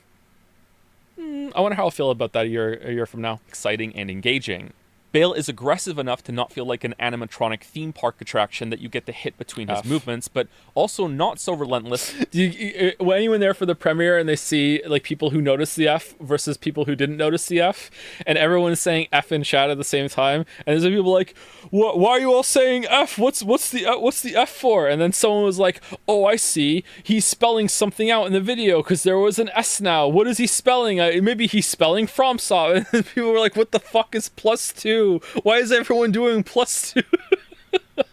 That it feels like he never stops attacking. Although there are some strings in Phase 2 that can go on for a bit if he decides to chain certain attacks back to back. It's never as bad as Midir, who had a habit of doing frontal rampages off screen, sometimes in close succession, or even one after the other, and you just had to watch, which I think I remember complaining about in my Ring City review. I still like that fight, but Bale takes the new Dragon Crown and shows a big improvement on From's part. Best boss of the DLC. This is an easy S tier, but keep the presence of camera issues simmering in... I should have showed some like huge cleavage when I said Dragon Crown. Mistake. In the back of your mind for a while longer. Now, you can clearly tell from my footage that I did not completely master these fights, though I did come close to no-hit killing Bale and would have tried longer for that if it wasn't for 2 moves that I think are too frustrating to deal with right now, the sudden fire breath turns and the quick roar, the former of which I am convinced is bugged. So yeah, that's the damage frame. I don't think so. Also, the quick roar he does, maybe it's a nostril telegraph. I don't know. I don't know what the tell is for him doing the roar. I show it a little later in this clip, or the next clip. I have no fucking idea. But we'll see how it goes. I very rarely beat a boss hitless on my first or second playthroughs, which is what I base these critique videos on, because I don't think it's a good representation to do a big video on this when you've played the game for 1,000 hours or so. I was hitless on this attempt until right then. Finn was watching me do this, and I got so fucking salty. So, like, that was the first time I got hit on this attempt. Fucking hell. And then I got tilted, and I got hit again right after it. I don't know what the tell is for this attack. But an important milestone to me when it comes to learning fights is looking back at my time with them and thinking that I could beat them hitless or fully master them if I put in a bit more time to refine my gameplay. This is usually how I feel after beating a harder boss, oddly enough, since I have to learn more over many attempts so I can respond to almost everything in order to get a kill. Meanwhile, the easier bosses can just be burst down sometimes or fall over just after a couple of attempts. He does 2 steps and then roars. But what if you're like so close? If you're so close to him, I guess you don't get to see it then. So you keep his nose on the screen all the time. Okay, move back a bit. Even with some careless attacking. Said another way, when I look over my footage and see my mistakes, when I got hit or missed an opening, I can say to myself, damn, I got greedy there, or I mistimed that, I know I can do better, by responding earlier, or using a faster attack on a punish window that I thought was longer, or using a charged attack when I realized the window can be made bigger if I sidestep instead of dodge, and so on. This is the process that I go through. This is why much of my praise of these bosses was samey. This is how Souls combat works to me, and these bosses are variations on that in the same way that an FPS can be boiled down to run, aim, and shoot. Your options are fairly limited, and the gameplay is the learning process of figuring out how... I say something like that, almost word for word in the Witcher 3 video. Maybe I'll have to go back in and change that. Oh, no, that's fine. To dodge, weave, and punish in the midst of the amazing, spectacular assaults that the bosses throw at you. One of the reasons why combat can still be so satisfying in these games is because of how grounded it is. We're a far cry from how mundane... So another moon logic, grounded, and like the landscape here has been ground to ash. So grounded, it's grounded up. Again, it makes sense to me. I'm sorry if it's stupid. But it makes sense to me somehow. Grounded it is. We're a far cry from how mundane the player moveset was in Dark Souls 1, of course, but that core feeling of being a normal guy with normal moves who still somehow wins against all odds lives on in Elden Ring. We can supernaturally enhance our stats through souls and runes, but our real superpower... Well, ground to dust, sorry. Like it's all in the Ring City, like all the world is kind of like grinding together, right? It's like it's meant to be entropic. That was my read on it anyway.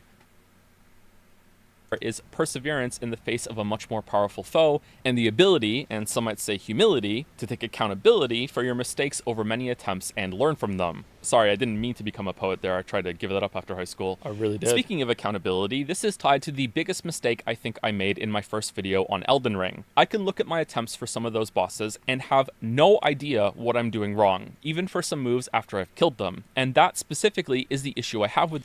So a move I still don't understand that I didn't put in the video because I didn't want to have to explain very drawn out and tediously like I'm about to right now on stream, is that I can kill Margit at the very beginning of the game without leveling up or doing anything. Now I understand the fight a lot more. However, despite that, it's not that I can't kill him, I just don't understand this one move and all this other shit and so many qualifiers. The quick double swipe yellow dagger he does after some move follow-ups, I have no fucking idea how to dodge that. Just still after all this time, I have no fucking idea how you're supposed to roll through that. So yeah, and that's like the first one. Everything else is fine, but I don't know why I made that noise. But yeah, that one I don't fucking know. With those bosses, I didn't speak enough about this learning process being the thing that was too hard. I also didn't qualify that statement enough, and more importantly, I didn't give enough respect to speedrunners and challenge players. Honestly, I didn't think they'd care and know my critique doesn't apply to them and their approach to fights. I said this single line: I know there is a way to do these fights hitless if you're patient enough. Oh, bad and mic. I thought that was all that was necessary. Not so, not by a long shot, and I'm sorry about that, that was wrong of me. Let's circle this back and connect this point to the final fight with Radahn. I really liked phase 1 of this fight. I've heard this cross/attack combo is nigh undodgeable, and my experience was definitely in line. I saw some guy on Twitter link a video of if you are fat rolling and you fat roll that move, for some reason fat roll keeps you down so long that you dodge all of it. So when I recorded this, I improv the line where I said, and I don't think having to put fat armor on and being able to roll under it and stay down is a valid way of dodging this move. And then, oh my god, are people really gonna make that argument? Holy shit! Fuck it, let's just move on. I had this whole thing that I did, and then I ended up cutting it because I didn't want to get into it. And I think that was a really good decision, but like, fucking hell. I think I dodged it once or twice. I think I did too, but I think it was only because we were on uneven terrain and it made me stay down after the roll or something. Yeah. And with that, but he didn't do it that frequently on me, and I'm guessing it's bugged and hopefully will be patched later. He was a step up in aggression and damage from the rest of the DLC and had a few moves that were tricky to figure out, but didn't take too long to get down. Then Phase 2 happens and we're snapped right back to the worst parts of the base game boss design. It turns out FromSoft also has a great amount of respect for challenge runners, specifically the one. When I put that clip in the timeline, it happened that the fade to black just matched up with that, and I was really happy with it. Another happy accident. The blindfold. Okay. Ones that play with a blindfold on, because everyone gets to live that experience with Radahn Phase 2. Another happy accident here was pushing forward. I wasn't expecting to see her eyes, and I caught it when I say "I" when the eye shows up.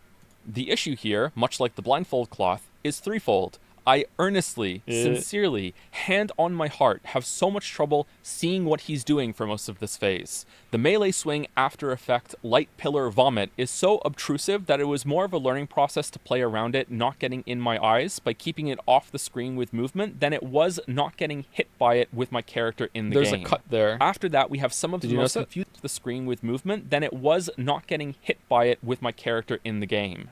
After that, we have some of the most confusing attacks I have ever seen a boss do in a video game.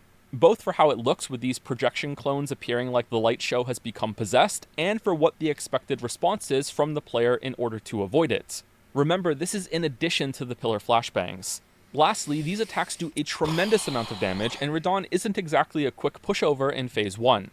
And so we have, in my opinion, the perfect recipe to make it frustrating to learn. A perplexing mix of poor visibility and experimental moves that require an equal amount of experimenting for responding to them, with the risk of instant death if you don't get it right, and then a fair amount of time to get back to... When I killed him, because of how I stunned him, I think, he didn't do that move on my kill attempt. It just felt so lucky. I really like Phase 1, man. Except for that cross slash. Like, I can really... I was about to say the V word again. I can really fuck with Phase 1, man. I really like it. If they just, like, how could you... If you took away the light pillar or made it a different color... No, the damage is still high, too. Is it the light pillar? Is the worst part the light pillar, or is it the projections? Like, when he started doing the projections, I just kind of... I don't know what to do. Like, what the fuck do you want from me, game? Like seriously, what the fuck do you want? And that was really annoying. Yeah, you can learn to play around the projections. You can learn to play around the light pillars. The hair is bad too. I didn't talk about the hair.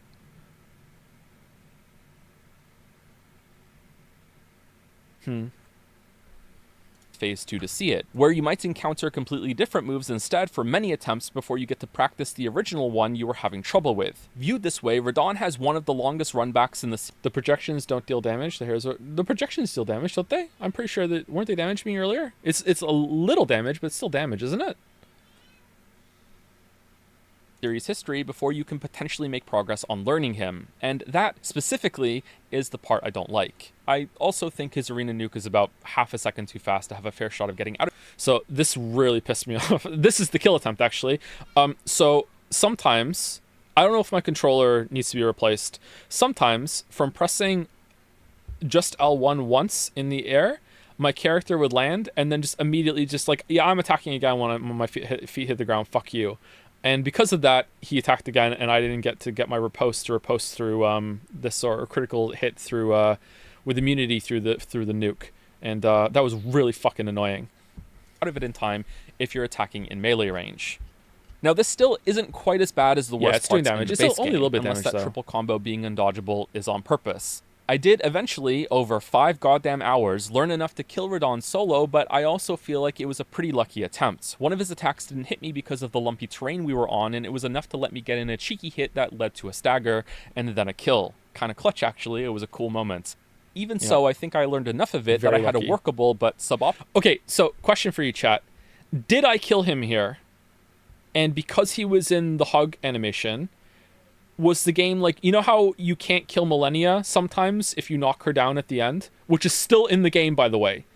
Like, still, you hit her with a riposte, she's not dead. You can hit her again after that, she still won't die.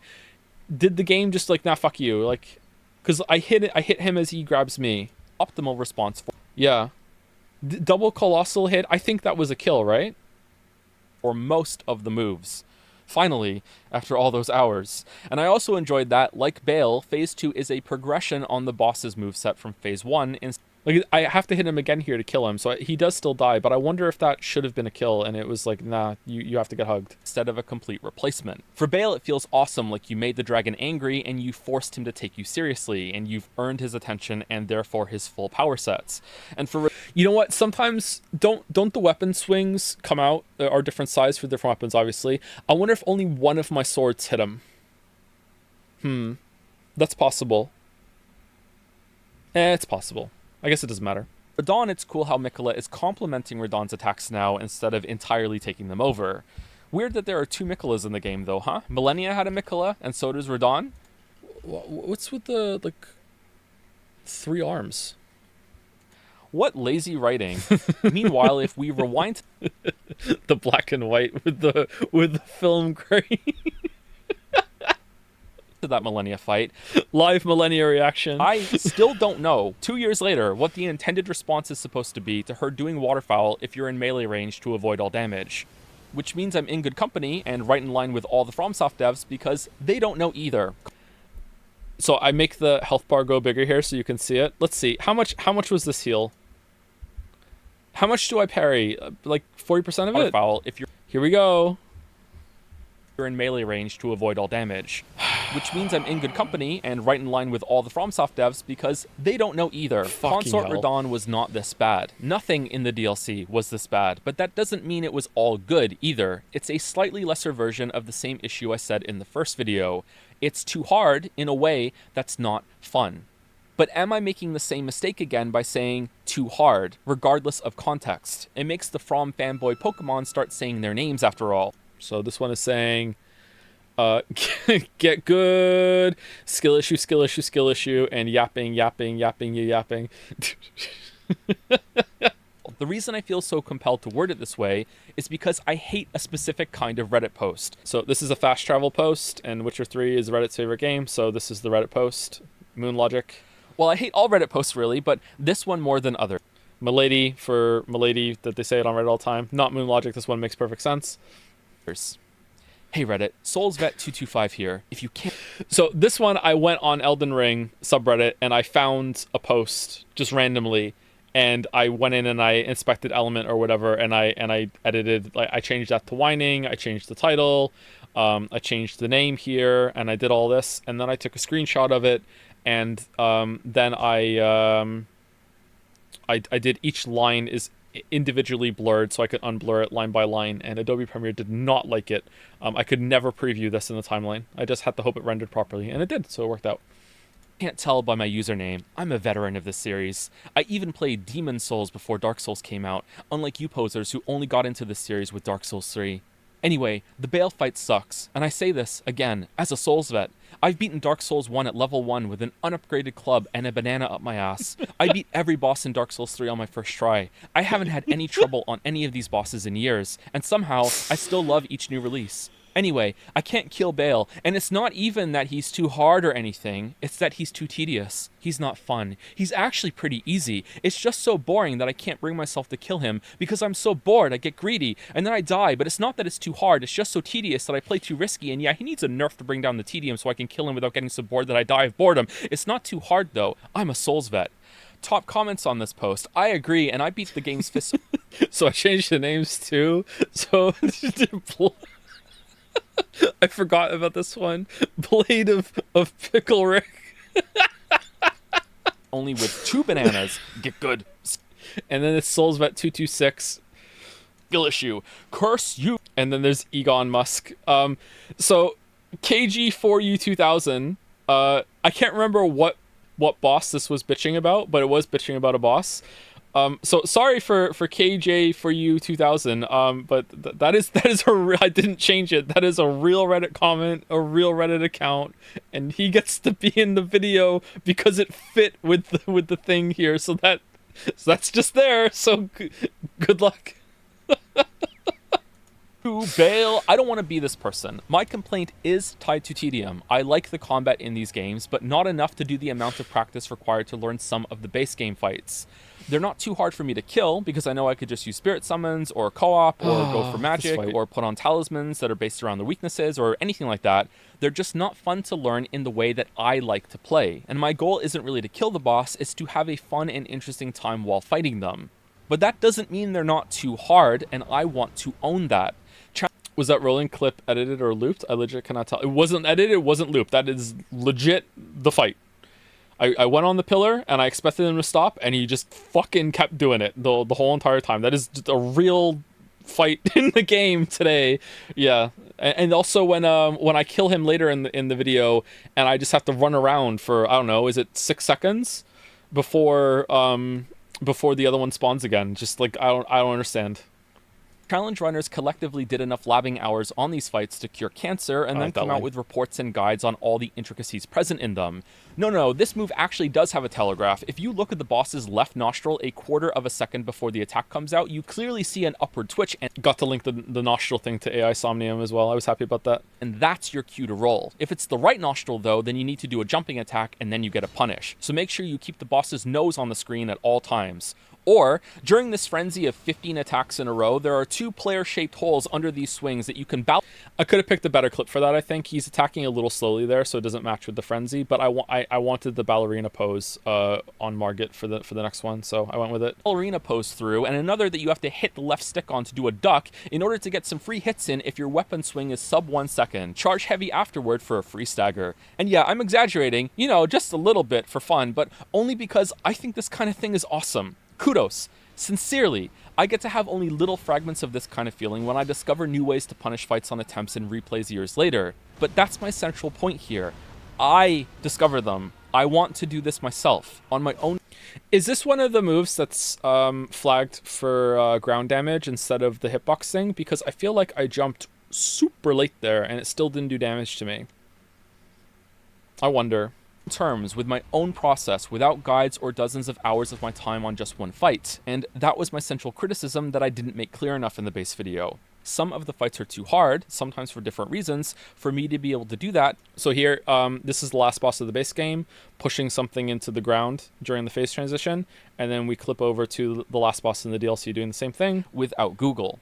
Boom. 2 examples of how I got into this myself and really had a good time in the DLC can be found with Radahn and Bale. Elden Ring Ganondorf can sometimes follow up this jumping attack with another jumping attack, and there was no discernible reason that I could figure out for why he would do this only sometimes. But it didn't matter because it was timed so well that I could do a jump and not have to commit to my attack until I was sure he wasn't going to do the follow-up. And if he did, I could just land, roll, and jump again this time with the attack queued. It was one of my favorite things to learn in the DLC and added to that flow state idea of the player reacting to the boss's reaction of what you're doing. I could anticipate this behavior and hold the attack until the very last second and get my damage in no matter what. Bale, on the other hand, shows how much... One thing I don't like about the jumping attacks out of rolls, though, you can see me fucking it up a couple times in the video, I think, at least twice, is that you can't buffer unless you know you're going to be still facing the boss. You can't, like, buffer, dodge, jump, attack. You have to dodge and do not jump at all. You have to wait like a frame or so after the dodge is over for your character to refocus where the camera is locked on, then jump and then attack, or else your character will jump in the direction they're facing at the end of the roll, and then you will whiff your whole entire attack. I don't know if it's good or not. On the one hand, it kind of adds a little bit of like thought into making sure that you're queuing the attacks properly, but I don't know if that's something that, with the way you can cue attacks and motions in this game, is a good thing, right? I'm not sure.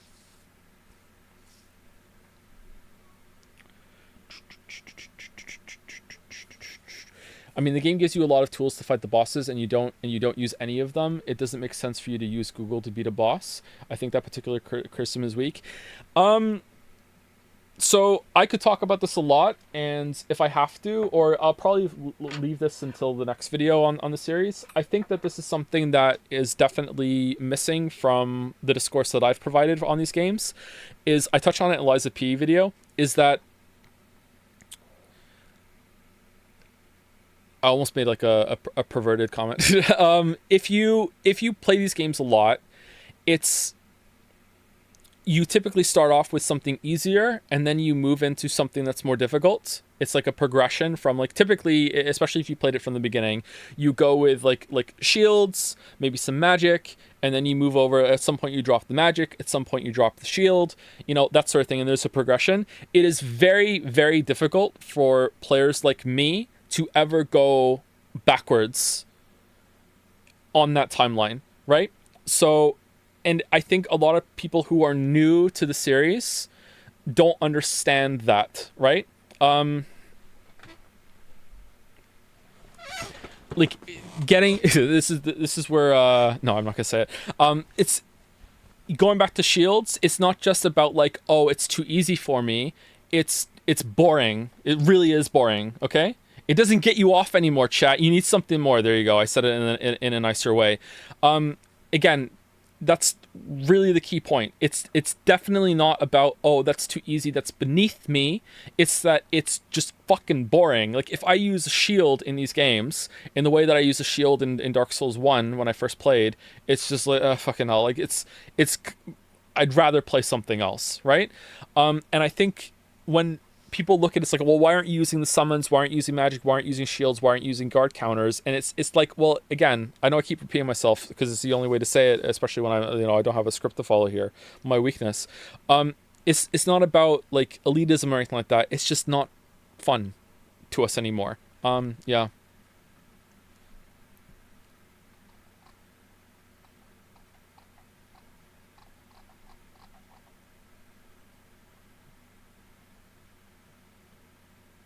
How about blocking with your sword? You take damage from that.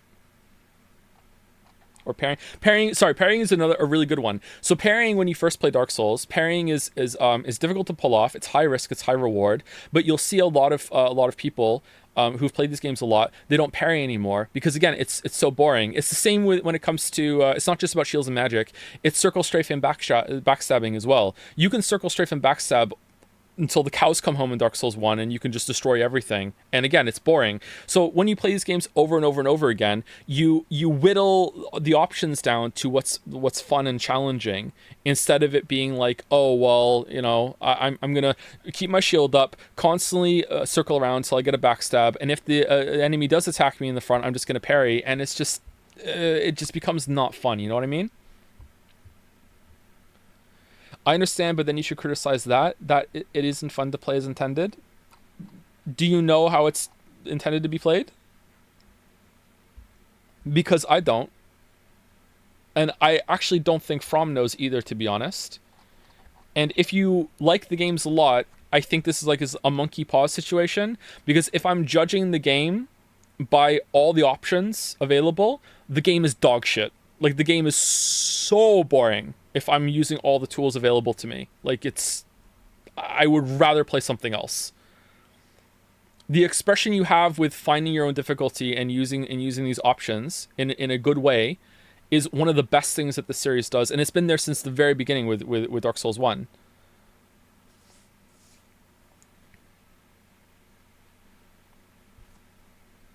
And I did go into that in the first video when I played the game with spirit summons and magic and the I can't remember the name, the soul edge, the moon whatever, right?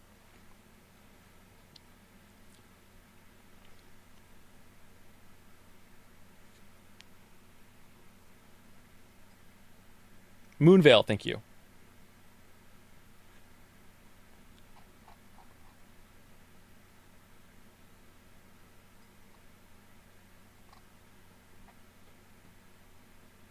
If they put it in the game, they intended it to be used, no?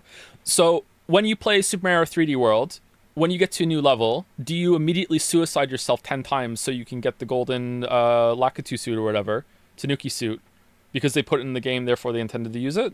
Because that's the easiest way to beat the level, right? Clearly not. So, like, Just because something is in the game doesn't mean it's something you have to do. Like, it's a choice.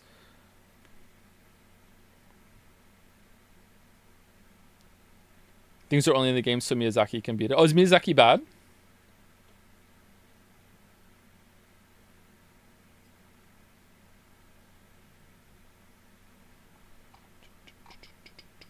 I must live in a complete different life because I don't see a game becoming too easy as something bad as and enjoyable. Yeah, we want different things. I like a challenge and I want to have fun. Again, I think I say a little bit in the it might be in the next minute or so. My goal is not really to beat the boss. My goal is to have a fun and interesting time with the boss, right?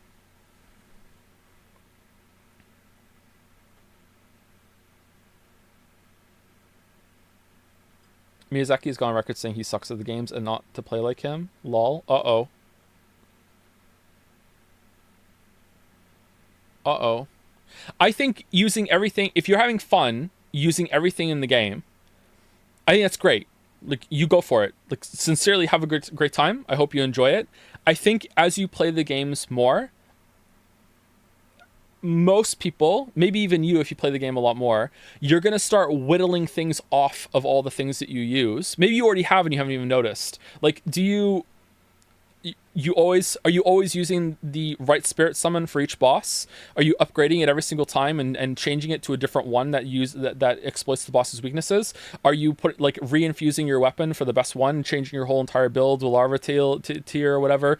Are you putting the right talismans on? You putting the right armor on if this one needs a fast roll or a slow roll or doesn't need to roll at all? Like, what kind of shield for the elementals? Like, it goes on and on and on and on and on and on and on and on. Like, are you eating all your fucking turtlenecks for the endurance buff or whatever the fuck it is, or I can't remember if it's a defensive or endurance, whatever. Like, if you're not doing like all of that, then you're already in that phase where you are willing some stuff off and you're trying to calibrate your own fun, and that's a good thing. It's fine. There's nothing wrong with that.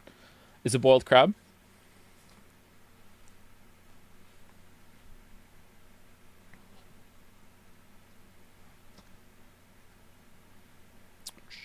By the way, I found playing with the flex to be really cool. Balance around it seems to be well designed. Sadly, it works only on bosses in a way how it is implemented. Yeah, I hope that they make it more accessible in whatever they make next. It kind of, I know this is going to be a Joe original problem or just a me thing, but it also rubs me the wrong way to walk into the boss room and the first thing you do is take out your drugs to have some borrowed power in order to fight the boss who didn't need to do that. I hope I'm not completely alone with that. It just feels kind of bad, like I played The Witcher enough, thank you. I don't need to do it in Elden Ring as well. It just rubs me the wrong way. Like, whereas if it was a talisman, I'd be completely fine with it. I don't know why. I completely concede that is me being too particular. You know what I mean? But I just not a big fan of that. Anyway, let's keep going. Much better the DLC fights can handle changes in a boss's behavior based on the player's positioning.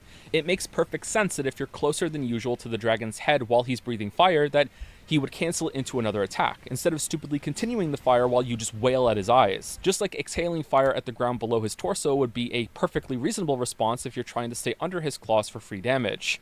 These make sense to me in a way that some responses and extensions in the base game did not, and they're also timed better for proactive play in my opinion. I understand more now what people were saying about... Yeah, I really, really need to get better at that. Fuck. About these bosses being awesome if you put more time into learning them in this way, because the DLC provided enough of that experience with challenging encounters that were far more approachable and fun to learn. Undoubtedly with a ton of refinement in punish windows and movement for me to get into when I try them again later on more playthroughs. The fights I didn't like in the base game... Subtitle said wail at his eyes instead of whale. I think it's meant to be a joke on like Bale being like this Moby Dick figure. Wait, hold on, isn't that right? I'll look it up afterwards. Let's keep going. Didn't allow this for me. So while I am sure I would have enjoyed fighting them in this way if I put all that time in, Would that enjoyment have been enough to justify the time investments?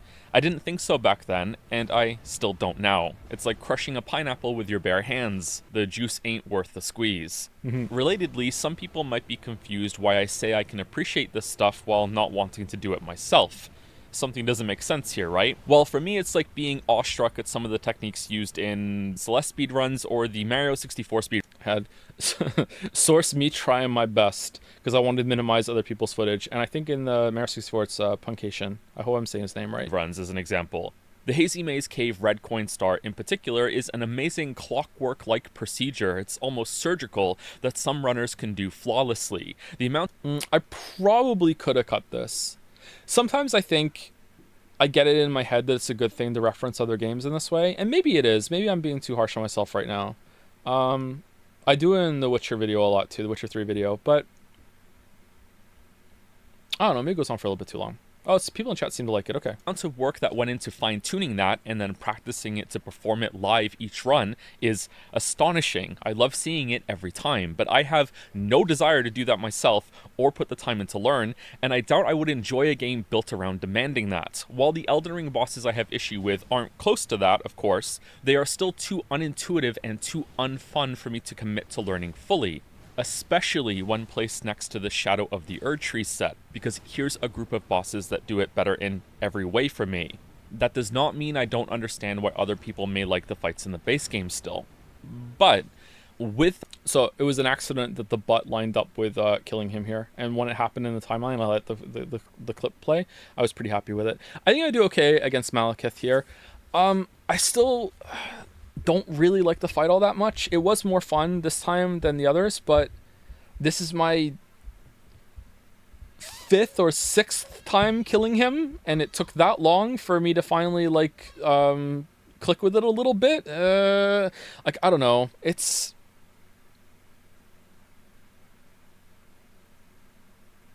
This is hard to talk about. Let's just keep going. That said, I also have to clap back a bit here because I'm not convinced the playstyle challenge runners found... I really like this fight. I saw a comment saying that how can he like the DLC fights when he doesn't like Malekith and Godfrey? I really like Godfrey. I like this fight a lot. Also, when he says clap, when I say clap, he also kind of claps his hands together. That's why I did this clip here.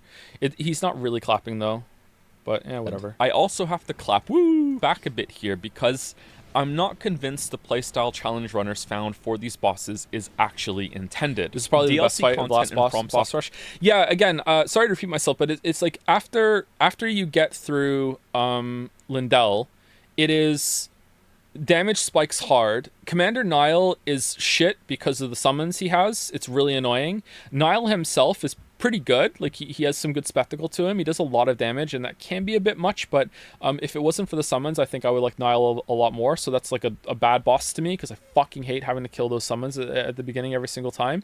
And then after that we have Fire Giant, which is awful. My mouth just farted. That's great. Fire Giant, which is awful. And then after we get through Fire Giant, we go to fight Godskin Duo. Then we have to fight Beast Clergyman, which I also don't like. Then Malekith, which we just spoke about. Then we go back to the Ashen Capital or whatever to fight, like, what's his name? The All-Knowing. I didn't really like that fight either. Like, that was just kind of annoying. Then we go into Godfrey, good fight. Then it's Radagon, which I think I like a little bit more now that I understand the jump a bit better, but I still don't understand what makes Radagon teleport. But when I killed Radagon on these playthroughs, I never like really had any trouble with that because I just had so much damage, so I don't know about that. And then Elden Beast is really bad. Then we go to Millennia at the end of all that too, who, you know, I think Millennia is a pretty good fight except for Waterfowl, but I'm also not a fan of the whatchamacallit. There's a move in phase 2 that she gets where she summons a bunch of like spectral clones. I'm not really a fan of that move, but maybe that's still a problem with Waterfowl because she's, again, it's the Radon problem that she's pretty hard to learn. So it's pretty sparse that you'll even see that move, or sparse you'll even see that move, sorry. And so then that makes it kind of difficult to get a good handle on. So the end of Elden Ring to me is just a bunch of like shit all stacked in a row. And even some of the like the lesser encounters or non-boss encounters get kind of meh around there too. I Every single playthrough I've ever done of Elden Ring, I have forgotten about the shit show that is that little Shadow Realm town that you have to go through to ring those fucking bells or light those fires before you can get into the Erdtree. Fuck, I hate that part. It's such a bad part. You know what I mean? Yeah, and then there's like no more enemy variety once you get to the Erdtree as well, which is a real shame because I love that zone. I love the idea of them building this huge brace around the tree that's dying, and that's where the rot is spilling out of, and you're going through the decay. That was fucking awesome. Like, I really like that. I wish it had some unique enemies, but yeah, I wonder if you spread that out a little bit more, if I wouldn't have felt such despair at the end of my Elden Ring run. I played through again recently, and you can do the lamps in multiple tries. Was it always like that? I think it was, yeah. I think it always was.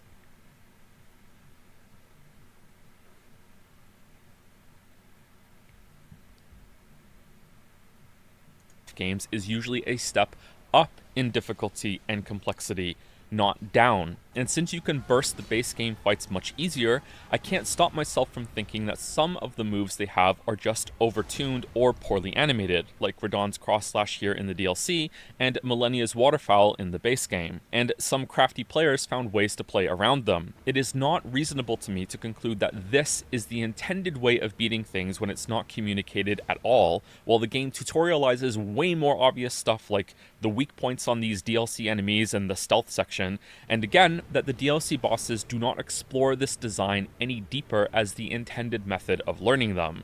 I was really worried about this, and it seems like most people have responded to it well, although time will see if that holds up. I try to be really careful about making it clear that it's still valid and fun. I'm not saying, it's what you're doing is bad or, should be dismissed or anything like that. It's just I have a lot of trouble accepting that this is what From expected us all to do for these fights, I could be wrong, but especially with the DLC that's coming now, I really have trouble seeing it. And then we get into the torrent thing, and the Great Runes just boggles my mind. This constant dance where there are no openings and you just have to hit them between their combos. That isn't in the DLC, really. They're back to way more reasonable openings. I think it more likely that the base game was just rushed in places and imbalanced with the back end of bosses. I wonder if they weren't all stacked together in a tight clump at the end, with Fire Giant also being pretty bad in his own special way, that I wouldn't have found as much to complain about. Remember, and I really hope this doesn't come across as gloating because I don't intend it to be such, we now have torrents in the Elden Beast fight when some fans just spent the last 2 years swearing up and down that it was for sure a part of the legendary vision of the game that we just didn't understand. It's beyond reproach, and so on. Either they legitimately forgot and had to wait for 2 years to slip the change in with the DLC so it doesn't become the focus of too many conversations, which absolutely worked if that was the intent, or they couldn't get arguably the most important boss fight in the game, it's the climax, working properly until now, and just shipped it as is and left it for 2 years. Either way, it's a huge WTF. So the third option, which I don't say in the video because it's just inconceivable to me, but it is worth bringing it up as a counterpoint. The third option is that they decided to change the fight. I really don't think so, Chief. I can't see that. I can't see them coming back and being like, you know what? Let's completely just like change how that fight works just for the lulz. It just doesn't track with me at all. Why not? Because everyone seemed to feel like, well, not everyone, because some people argued against it, but like, who knows where they're coming from. It felt really obvious to a lot of people that torrent should have been there. It fit the fight with the flow of the fight with getting back in range of the boss. It would also, like I said in the first video, it links back to the torrent choosing you at the beginning. It really feels like a good thematic fit there. And the fact that it turns out that it's now in the fight, Like what's the saying? Like it passes the smell test. Like everyone thought it was supposed to be in there, and now it is. You know what I mean? Like it fits a lot better than From independently deciding, hey, you know what? Let's just add torrent in there, even though we never wanted it there at all. Let's just throw it in. It just doesn't pass with me. Sorry.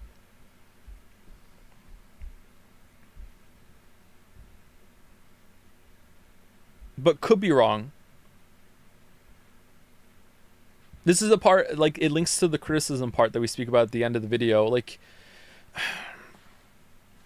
I want to take what people say with charitability, but at the same time, I know firsthand that everything will be defended to the death no matter what.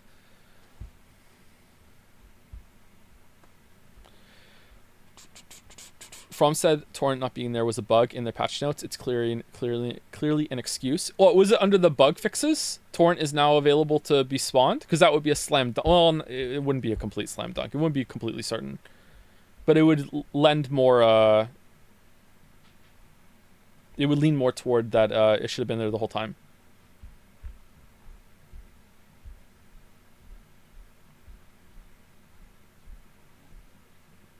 Credence, yeah, sorry. I'm getting a bit tired. It's been a while.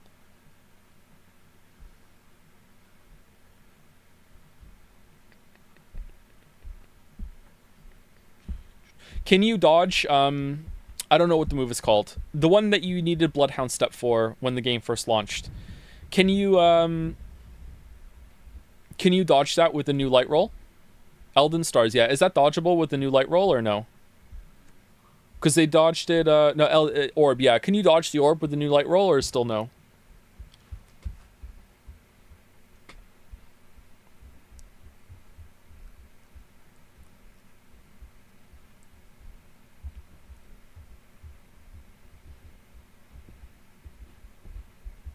It's dodgeable with 20. Yeah, that's the point. That's why I'm asking. Yeah.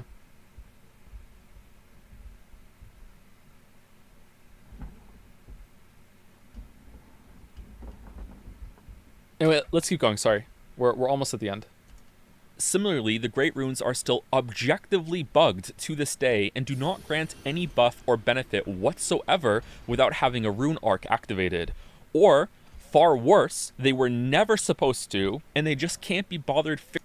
So, I feel like I should have lingered on this a little bit longer because I saw some comments saying like what do you mean? They're not supposed to give you any effect. So, Great Rune menu, I believe this is the exact same thing as it was in the base game. With the Great Rune menu, you can equip Great Runes that have had their power restored. You can use a Rune Arc to give even greater benefits to your equipped Great Runes. This is just unambiguously like, hey, they're supposed to give you some benefit when they're on, and then you use a Great Rune to get even more. I don't understand why this hasn't been changed. It is such an easy fix as well. Fixing a single sentence in a tutorial. How much more in the base game is not working properly in this way, or just needs some tweaks, and From just isn't doing it. If they can't find the time or willpower to update a sentence, how must they feel about really complex issues like boss timings or telegraphs or animations that maybe aren't working properly? It's hard to take. Could be a translating issue. Even then, it's still not fixed.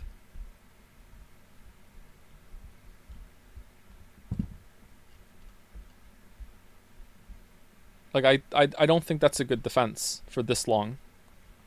If it was like a month afterwards, like okay, yeah, whatever. But like this long, like come on. Even with that, it should have been fixed by now.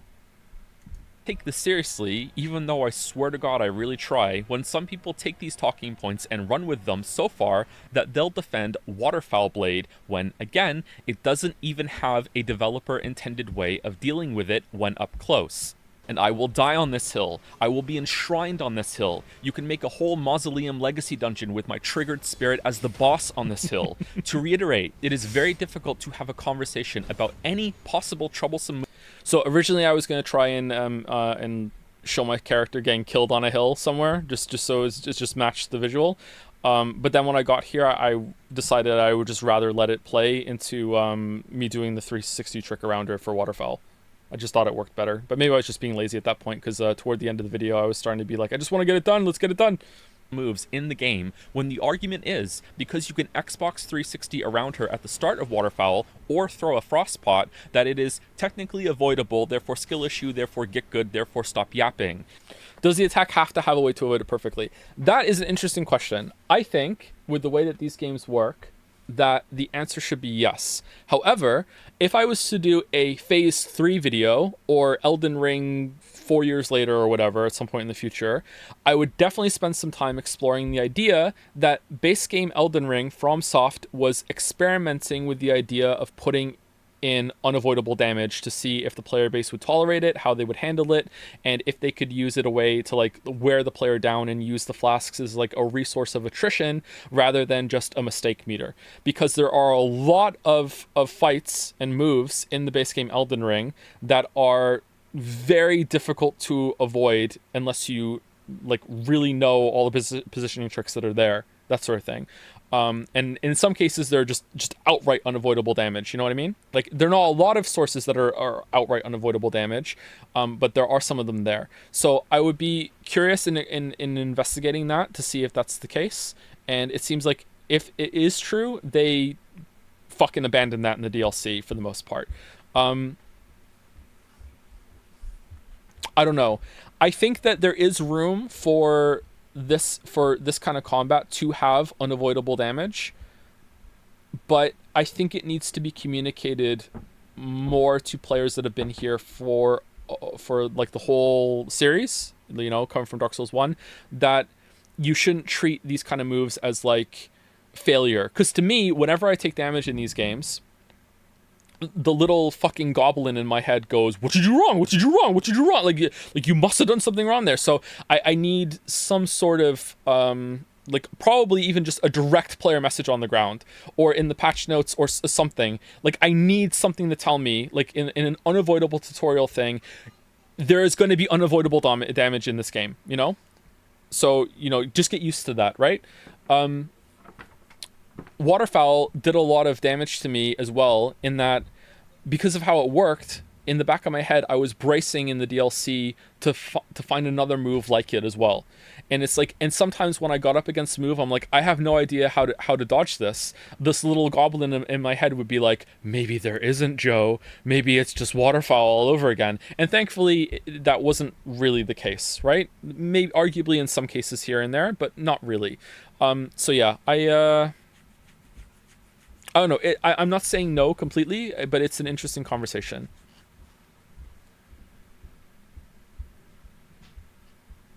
It is the inquisitive players that deserve the respect here for finding a way to out-bullshit this bullshit. Not from making an attack that 99.99% of the player base will never learn how to deal with on their own, so the game comes across as more difficult than it actually is. And it seems like From understands this too, because the DLC is almost entirely devoid of this method of difficulty. To cool down from this, I want to be clear in saying that I'm not proposing the way some people have found to like, I don't know, sometimes I wonder if the way we play these games isn't really right. And now we're just coming to something of a breaking point. But I don't know, the DLC brought that back a lot for me, so I don't think so. But I was feeling that a lot more with just base game Elden Ring, for sure.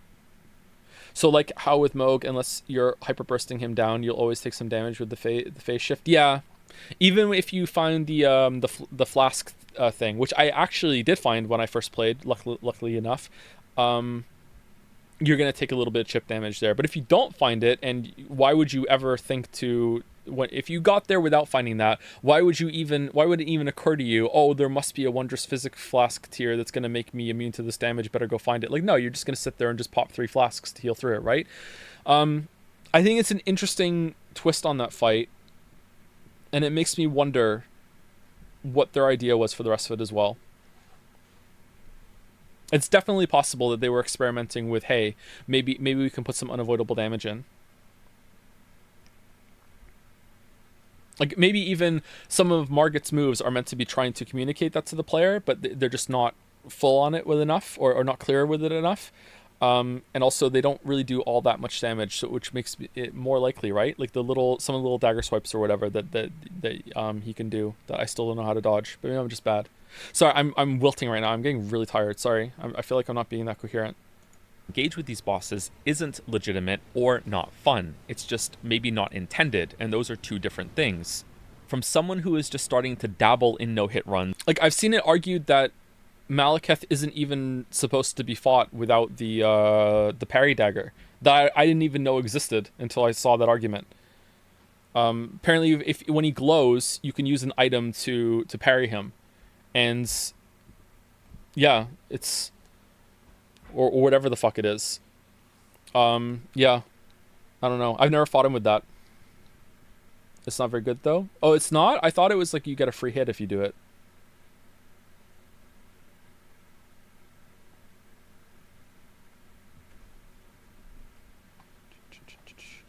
I think what From wanted with Soul series is to create a big world that you can approach however you want, and then fans just kind of latch onto one particular way of playing the game and assume that's the intended design. Elden Ring feels like the biggest piece of evidence towards that. It could be the case, yeah. But they did cater toward that playstyle in Dark Souls 2, 3, and Bloodborne.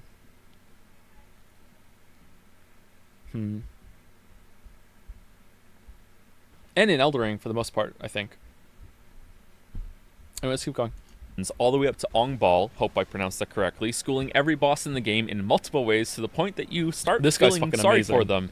Mad respect, deep respect. I hope that the DLC fights aren't too easy for you after all the base game ones, because I want you to have a great time with the game too. But that doesn't mean that the base game bosses weren't too far for most players to learn, which seems to be the case since most people agreed with my original critique for quite a while after it came out, and it wasn't until they played the game many more times or looked up guides to learn the fights that they came back and said, you know what, I kind of like the boss design now. I think this new DLC set of bosses is in a great place between base game Elden Ring and Dark Souls 3. Most players aren't going to have to resort to looking up guides and can learn the fights themselves. It might take a while because they're hard, but they can still do it. This is a wonderful happy medium. Did you know the lion is actually 2 people in costume? I thought it was 3. Is it only 2? Okay. That's kind of cool. Except for Radon Phase 2. I don't think I'll ever bother fighting him again. Yeah, I still think that, you know, because this video came out so long ago, so why would I change my mind? Yeah, I don't know if I ever want to put myself through that again. Maybe if I hear they do some changes to him or something. Like, I did not have a good time. And I think this might be the... did I feel that way about Millennia? Kind of. I still, apart again, like I said like a few minutes ago, apart from Waterfowl and that Spectre move, I really like Millennia's moveset. It's pretty good to engage with. Like, I like it a lot, but I don't know.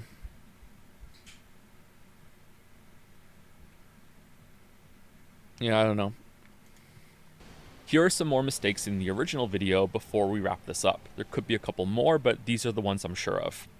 I was way too hard on Moog. I think I was getting fatigued with the game's length by then, or annoyed by the unavoidable damage transition, or I was just playing it too much for the video. That can happen sometimes. He's a pretty good fight. Sorry. I should have researched iframes on the jump. I assumed that some attacks were flagged to not deal damage if the player was in... So I use this as an example here as an attack that I didn't realize you could jump over. So this is original footage from when I played the game in 2022 with this character. That I would just run through this because I had no fucking idea what to do this because it didn't look jumpable to me.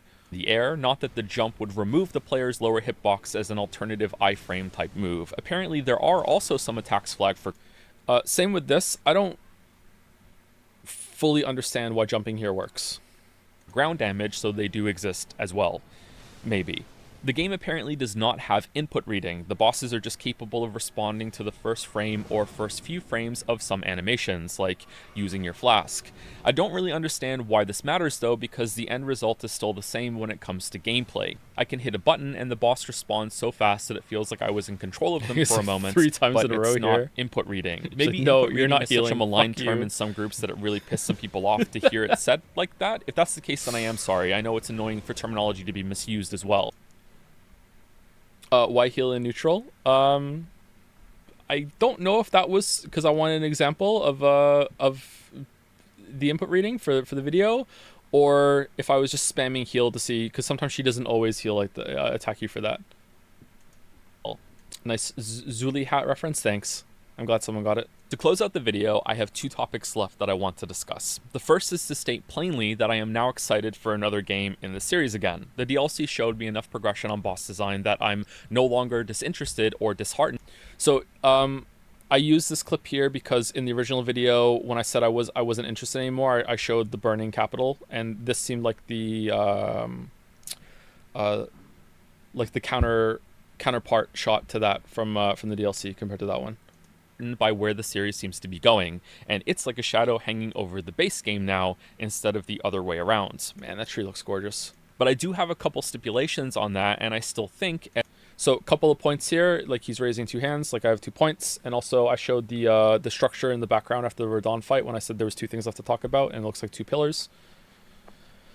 More moon logic, or is it Mars logic now?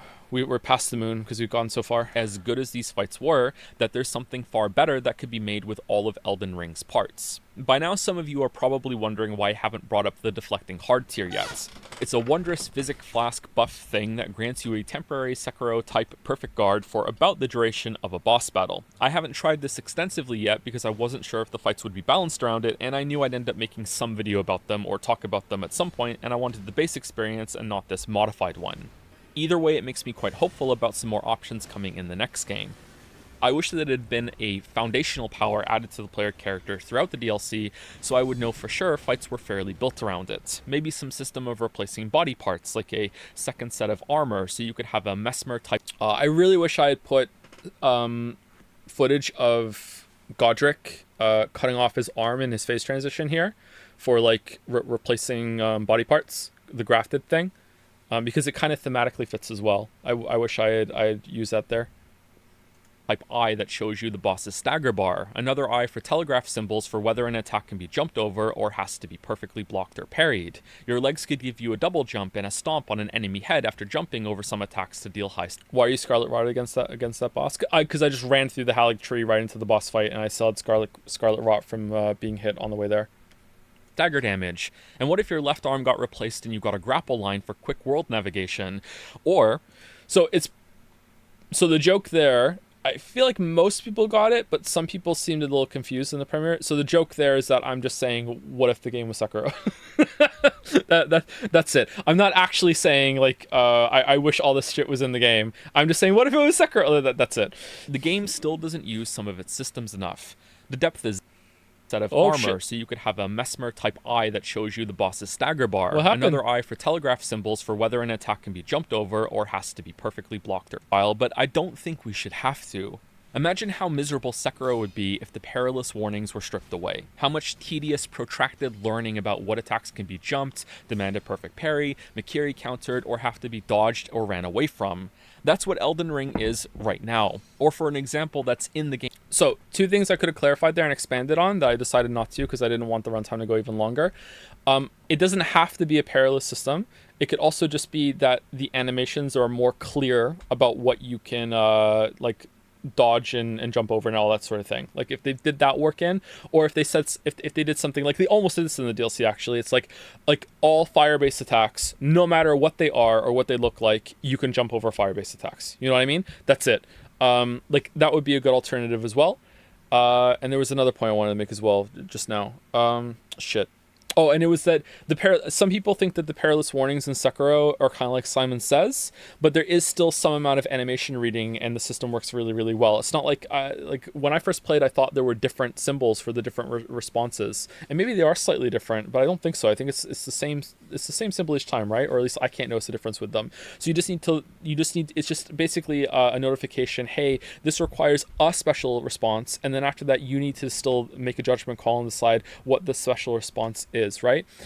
So I think that's a really good system. So it doesn't always have to be like, hey, we're gonna flash the jump symbol so you can jump this one. It's like, I think that would be bad. I don't think that every single jumpable attack in the game should have a jump flag on it in order to let you know to jump, because then it is going to turn into Simon Says. That is definitely not what I want from the suggestion. Hopefully that's clear, but if it's not, then maybe I should have added that. game already, imagine how much unnecessary tedium would be added if the glowing critical hit points were removed from bosses after knocking them down, and you had to play a guessing game of find the weak point over several attempts and several knockdowns before learning where you have to stand. Or with some fights concluding with insecure dejection that they simply don't have one and you can't do it no matter how hard you try, and it may have taken a considerable amount of your time to learn that, and you always second guess yourself every single time you knock them down because maybe you just haven't found it yet. So this is exactly my experience with knocking down the tree sentinel at the beginning of the game. I'm always, even today, if I went back in and played it again right now and I knocked him down, I would still be like, maybe this is the time I'm going to find out where the critical hit point is, because there's no way in this game where staggers and knockdowns are so important that the first fucking real boss that they would put in wouldn't have a punish window for the critical hit, right? Like, every single fucking time I'm like, I'm going to find it this time, and I never have. Like, it's so fucking annoying. Instead, by providing information about attacks and states like this to the player, they can be used far more frequently and demand many different reactions from you and drastically enhance the flow state of combat. Why can't the critical hit position just be anywhere? Like it is in Sekiro? It's a fucking great game. Just so good. It's one of the reasons why Sekiro is so good. Time to and while replay it. Elden Ring doesn't, and shouldn't be exactly like that, it could take many of those systems and use them in its own way. I appreciate that some amount of work went into encouraging me to use jump more, particularly with fire-based attacks, as a defensive option for these fights, but there's no way in hell I'm going to spend so much time meticulously testing boss moves for jump openings. As I said above, it's not worth it to me. Yeah, again, I don't know if this is bad of me or not, or lazy. Just the thought of going in, and maybe I'm just being too particular or scientific about it, but the thought of going in and being like, okay, time to find out if I can jump over X, Y, and Z moves. So every time the boss does it, all right, time to jump. Oh, did I avoid damage? No. Well, is it because I mistimed it? Is it because I jumped in the wrong direction? Is it because, I was in the wrong spot? Maybe I was a little too behind the boss. Maybe if I do a little roll first, or if I jump back a little bit, that sounds like hell to me. I don't really want to do that. However, I will say that when I have naturally found a way to jump over a fight, a boss move, I always like it, right? So the potential is definitely there, and that's why it's so tragic to me, because when it happens naturally or it's animated well, that it's clear that, hey, you can jump over this, I'm like, hell yeah, here we go. But yeah, when it requires a ton of experimentation and it's not really intuitive, I'm not going to put the time in. Sorry. But I could be just being lazy there.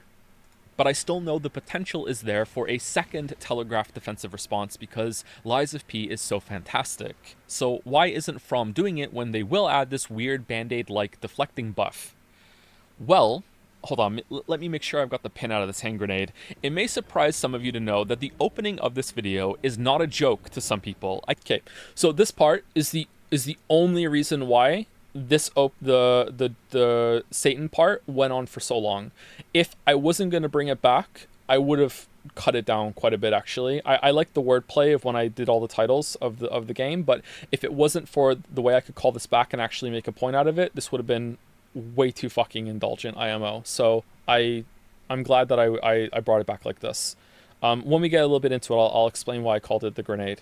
I can guarantee that there are some fanboys that clicked, listened to that opening. So his hands touch, the animation ends right when I get to the top of the elevator. Complete accident. I didn't even notice this until I saw it in Adobe Premiere timeline.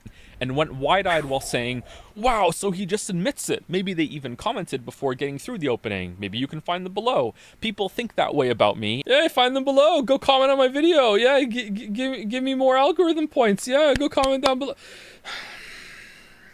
And anyone else that criticizes. So these are the fanboys stabbing the critic. Is Daddy FromSoft, because that's how extreme the discourse has gotten around these games. Some people really do think I want to have my perspective ingrained on the masses and infects all conversations as an objective take. This one's obvious, right? Even though I've never done that and have gone out of my way so many times to explicitly state otherwise. So anyway, let me do it for the first time then. If you ever... Okay, so the reason why I called it the grenade, and I had the visual of it blowing up in my face, is because I fully expected, and maybe it still happened, but so far the response to this video has been way better than I thought it was going to be. I fully expected me throwing the gauntlet down here against the toxicity, was going to blow up in my face. That's why I called it the grenade, and also because I'm cooking. So maybe it's not going to age very well because of that, the bit. People seem to like the imagery of the grenade anyway, but going in, I was really, really nervous about this whole bit, and I almost cut it so many times, or at least I almost softened it. Like I say the meanest thing I've ever said in a video in about a minute from now, and it felt right, but at the same time, I try not to be that inflammatory. I'm not trying to say it as an insult. I really am trying to go to bat for the series here, but like, man, I was expecting this to go a lot differently than it did. Or find yourself interacting with a FromSoft fan who just dismisses criticism and conversation with "get good." So these are supposed to be the Pokemon dancing, the repeated imagery throughout the video. Skill issue, yapping, etc. Then I want this proposal to be the default mindset going forward. You need to ignore them and remind yourself that you are dealing with either 1, a kid. Kids are allowed to be dumb. They get a pass. Just ignore them. They'll grow up, hopefully. 2, a troll. Get good never used to be that serious. It still isn't to some people. We all do a little trolling. Ignore them. 3, a loser. Someone who actually, literally, no exaggeration, is a full-grown ass adult and thinks that their biggest accomplishment in life is beating a Dark Soul and sees nothing wrong with that. Ignore them. I am breaking my keyboard to quickly type a follow-up.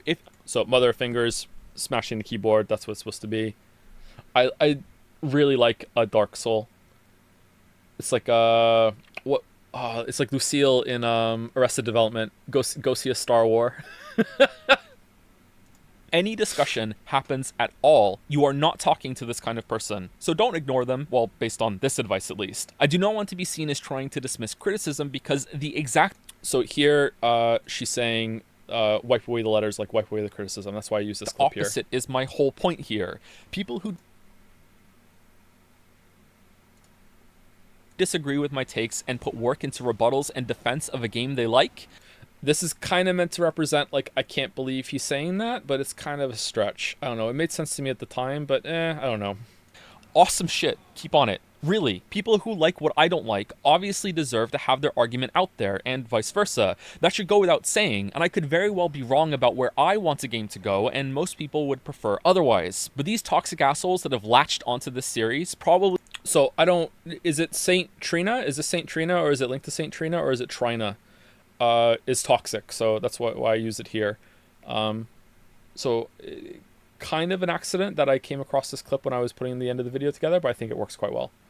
Because it's the first time in their life that something held them accountable, so now they view a game dev as a surrogate parent. Oh man, it's so fucking harsh, but I'm sorry, it's true to me. It's so true to me. Holy shit, it's so mean. Need to stop being a dominant voice in all of these conversations. I love FromSoft. They are probably my favorite developer. Do you know who else I used to love? Bethesda. Do you know what the climate of gaming discussions was like about Bethesda around the time Skyrim came out in 2011? Very much like what we have about FromSoft today. If you're a bit younger than my average demographic, it may absolutely shock you to learn that people were scared to criticize Bethesda when Fallout 4 came out. That game was when things finally started to turn for them. But yeah, Bethesda, the clown dev of the industry today, people were scared to criticize them back then. So let me add one qualifier to this part, because I wanted to add it, but I didn't want to ruin the flow of this as it went. I don't think Starfield is a terrible game. I don't think it's a great game, but I don't think it's a terrible game. I don't think Bethesda makes terrible games. However, for the status that Bethesda has and what they're capable of doing and how good they should be, there's a huge difference. Do you understand what I'm saying? Like an average game from Bethesda isn't good enough, right? It should be way better. And a lot of the bad things that are in their games are such repeated problems that I think, and this whole toxic positivity mutation is definitely why everyone just clowns on them all the time. But I felt bad like listening to this back again, because I felt like I was like you know, they're complete trash. They're not. They should just be way better than they actually are, if that makes sense. So you know, I wish I could have found a way to qualify that a little bit in the video, but it would have ruined the flow of this part. Journalists had negative feedback, and man, the fear and backlash they weathered. That doesn't mean people didn't have problems with Bethesda's games before this, it's just that when it was voiced, it was often swiftly extinguished by the fanatics that didn't realize they were doing more harm than good with their toxic positivity. Elden Ring, as I view it, is FromSoft Skyrim. So this is meant to kind of look like the underground in Elden Ring a little bit, but most of the footage I'm using here is just leftover footage I had from these games from doing recording sessions for different ones. I had to do a bunch of recording sessions for the Witcher 3 video for Skyrim, so this is where some of it came from. Congratulations, Todd, you got another one out there. Not because it's open world, but because it feels to me that their player base at large is finally starting to get tired of the same problems being in the games that have been there from the start. Or maybe it's the huge influx of a new audience since Elden Ring was a staggering and truly deserved mainstream success. And I'm not talking about influx of materials coming through the pipe. I know, again, it doesn't really make sense, but whatever. I was just like going through footage at this point at the very end, and then a big group of people, huge audience, it fills some hole at least. But much more subjective things like boss design here when it comes to these problems. I'm talking about performance issues, especially on consoles, technical limitations, unfinished sections, a camera that is sometimes worse than it was in games they themselves released years ago, online guides being a requirement for basic boring quest content, and the beginning of memes ridiculing how they keep reusing the same themes and imagery. Miyazaki, forgive me. Not to mention even the lore people seem to be disappointed in the DLC's ending because there was nothing there, and they're usually the champions of seeing so much when there's nothing. I love the Bale fight. I don't really feel like that's a fair condemnation on my part because I'm not into the lore, but maybe I'm put too many assumptions there. I do see that sentiment being passed around a lot, but maybe it's not going to hold up. So maybe that's like the weakest part of that whole tirade that I just went on.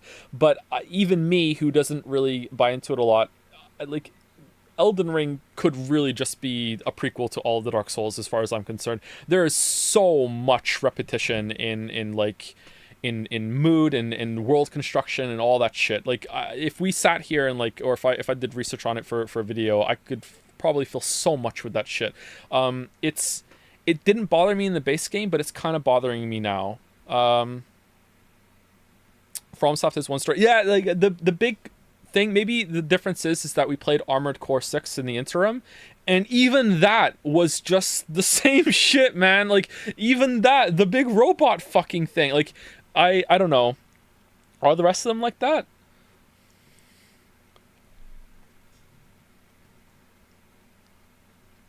Nice headshot, Bale. But how is the boss designed to actively get so close to me that the camera unavoidably clips inside his body? It's like it's a part of the fight, and I have to hope I'm not getting attacked while I fix it. Why are giant enemies still impossible to see one up close when Sekiro already used a simple fix for this? Do you know how much better Dancing Lion looks when the camera is pulled back a bit, and how much more fun it is to engage with his moves with that perspective?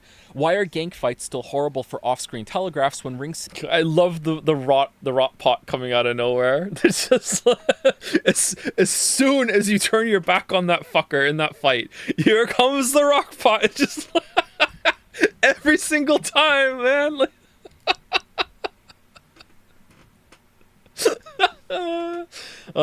Someone's saying that's why Bloodborne is the GOAT. Yeah, but just wait for Bloodborne 2, where you go into the underground and then you break into a pit and you fall down and you see that the whole entire surface world is being suspended on the backs of like giant pillar trees all in the distance. Don't worry, it's gonna happen. City already had a solution. Or a better question, why are gank fights? Why are bosses so poorly tested that Bale can become Zuko, Bender of Fire, and make this happen? This is a... Did I say his name right, chat? Move he does about a third of the time at the start of every attempt as you walk through the fog door. Either this wasn't tested nearly enough, or this is actually intentional, and we can look forward to seeing more of it, in which case I rescind my interest in any subsequent Elden Ring games. Someone in the comments said that if you run for the fire breath at the beginning, it can't get you, and scrolling is the problem. This was not my experience. I did try to run sideways away from it on some attempts, and it would still catch up to me and get me sometimes. It was pretty inconsistent for this being an issue. So yeah, I don't know. But again, I didn't patch the game, so maybe the patches have already fixed it. FromSoft is amazingly talented, and they make fantastic games, but they clearly have a few blocks here and there. And the reason why I think they struggle to consistently fix things and improve, particularly on small stuff that should be the easier tweaks to make, is the same reason why Bethesda insulated themselves from all criticism. And so in that clip he says, when he's crying, reading the reviews, and then the next thing he says is, and then ignoring the reviews when the money is being thrown up in the air. I think I play the clip with sound in the Fallout 4 video. Yeah. We ended up with Starfields. I know firsthand as a creative person, although I'm far from any of the subjects we're discussing, to be clear, how difficult it can be to sift through feedback for the stuff that's coming from a pure place. So here, this is a funny clip, but it's also, the game is giving me feedback that is wrong. That's the whole link here to what's being said. Even if you disagree with it, or it's not even applicable, at least it's honest and you can see something in it. Imagine going from feeling like everyone loves what you produce and having such a loyal, fervent fan base that you see defenses of all your design decisions in every discussion online. Guess things can't be so bad, huh? It's all acceptable. Look at the discussion. It's there. Look. And then within one game, you see that twist on its head. The dam breaks, and now it's a flood embittered by years of being silenced by fanboys that may turn around and join in with this new wave. They're all turning around after you hit the guy. Pretty straightforward. Because when the tide turns on this, there's a tide on the beach, yep. It can often be more fun to troll and go along with it. And again, the return of the get good skill issue Pokemon that kill me here. And there was never much critical thinking going on there to begin with. Just yelling at people to shut up. Or get good in this case. Get good. I said earlier that I didn't want to come across as gloating about the torrent change to Elden Beast, and it's mostly for this reason. From should be celebrated and encouraged for fixing their games post-release, and not somehow feel like they're betraying their fans who are scrambling like angry wasps in every conversation to...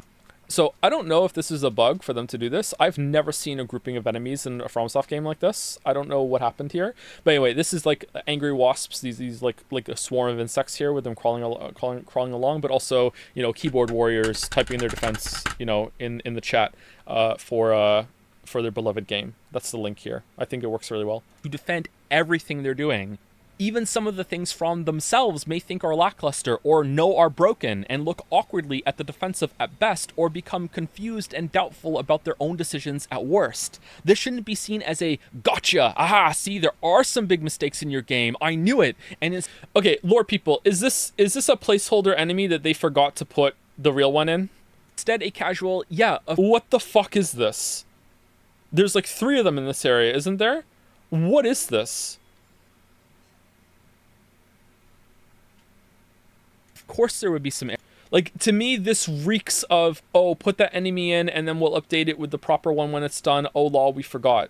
There's a lore reason why there's something called a greater Potenate, whatever. That's a naked guy with a gigantic Capra Demon machete. Is there really? Okay. Can I see it? No. Okay. A great lore reason, completely localized into this village at this time of year. Errors in a game this huge. Fix it and then fix more, please. Don't... Alright, so the funny clip here, I think some people actually noticed, was the weird fucking face that the boar makes because the camera's too close to him. Feel bad or ashamed or...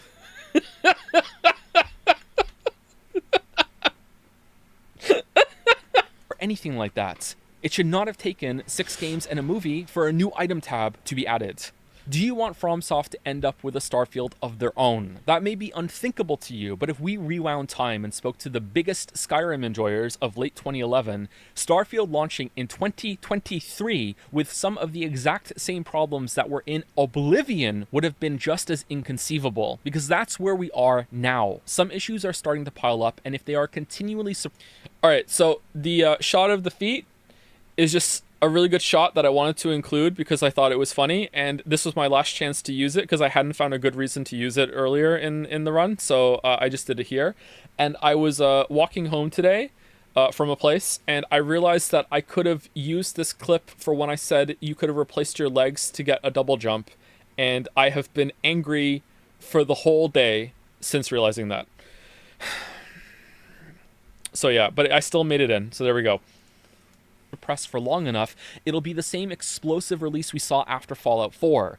Toxic positivity. So the toxic positivity transmuted to toxic negativity here is because when Mikola's spell breaks, these guys go from loving each other, you know, kumbaya bullshit, to, you know, hating each other. We must slaughter the non-believers, that sort of thing. It transmuted to toxic negativity at the same potency and with the devs just as confused. This is just a miserable shot, I think. I just like the shot. Used. I don't think I'm capable of swaying any fanboy's mind. This is the meeting of the fanboys listening to their messiah there. This is what this is supposed to be. And on their attitude toward criticism on FromSoft or anything. But I do think I have a tiny chance. This is me like walking a tightrope bridge, like, because I have a tiny chance of getting across and making the point. Again, I'm not saying these are like banger examples, but like there is a thought process behind most of the clips here. Of making it so enough people dismiss them from. Yeah, I know. It just at the time. Okay, you have to understand. Okay, normally when I'm putting these clips together, I just doing it nonstop for like fucking sometimes 16 hours in a row. Okay, like just like it's like, oh, what's gonna make sense here? Oh, I know. Like it gets kind of insane, and sometimes it works and sometimes it doesn't. Okay, from the conversation, and stop being afraid of the skill issue choir that shows up. The skill issue choir is back. I thought about repeating the joke of the words coming out of their horns again, but I thought it was a bit like I already done it once. I didn't think it was good to do it again. Every time the discussion on these games dips toward neutral. And then some of my favorite games can be... How do you even remember the reason for each clip? Well, that's one of the reasons why I'm doing this now, because I am very soon going to forget. So I thought it would be maybe interesting to go through it and give the reasoning behind them while I still remember now. Because it's a lot, yeah. Come even better. And one of my favorite game devs won't end up releasing an embarrassment. We need to let FromSoft get good. That's all. Thanks for watching. And that would be the fog door that their FromSoft would go into in order to fight whatever demons they have in order to get good. Yeah. Did you all enjoy my Premiere Chat acting when I said, oh no, I uploaded the wrong video file?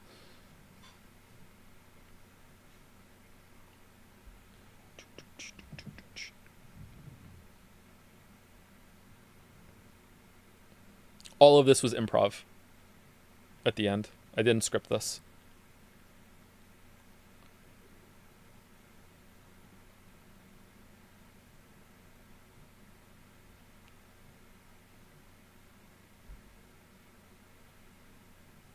Okay, so this is the current release candidate.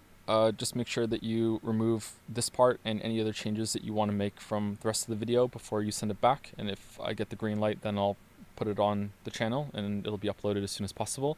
As per our email and our discussions that we had, I went back and I added more negativity. I'm surprised you said that, but I added more negativity as you wanted to make the positivity seem more believable and genuine. So I did that. I don't know if I went too far on it, but if I did, let me know and I can scale it back a little bit. I doubt you'll want it to go even higher. We'll see. Yeah, I think that's about it. Please let Miyazaki-san know that I miss my children very much and I love them and I look forward to seeing them again after this is resolved. Thank you. Should I have said thank you, Mr. President, at the end? I wanted it to come across as like, in a weird way, I wanted it to come across as kind of believable. You know, like in my mind, I wanted there to be, even after the joke lands, I wanted there to be like this little nugget of someone being like, wait, what? Like, and I feel like if I had the Mr. President at the end, like it would have been like absolutely clear. Okay, it's a joke. You know what I mean? Like maybe I should have done it. I don't know.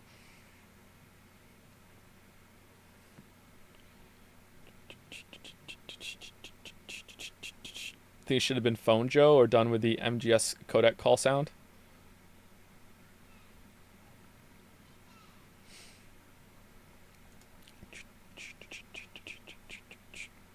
It should be clear by the end. Yeah, you say that, but there's a Reddit on the, I think it's the Shitty Dark Souls subreddit. They liked the video, and there was a comment that someone said, you know, I was 5 minutes in before I realized that he was definitely doing a bit, and someone replied to him as like, dude fucking said that YouTube sends him daily helicopters full of fucking money, and bro wasn't sure if it was a bit or not.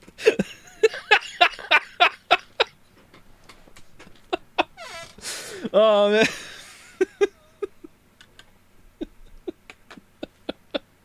Better without it. Oh, people seem to like it without it. Okay.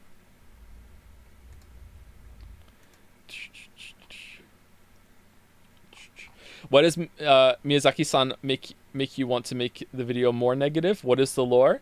Because it makes it more believable. You know, it was too glowing. I went too far in the other direction. Yeah. Anyway, so that was the commentary of the video. A couple of expanded points. I answered some questions, but not too many. If anyone has any more, I can try and do it now.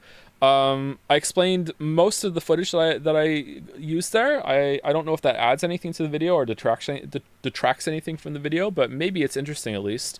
I can do this for the releases that come out from now on. If this was, I'll put it on YouTube and see if people on YouTube like it as well, and we'll see. Because I try and put this amount of effort in most of the clips. This is one of the reasons why it's a problem. Actually, this is not a good trait of mine.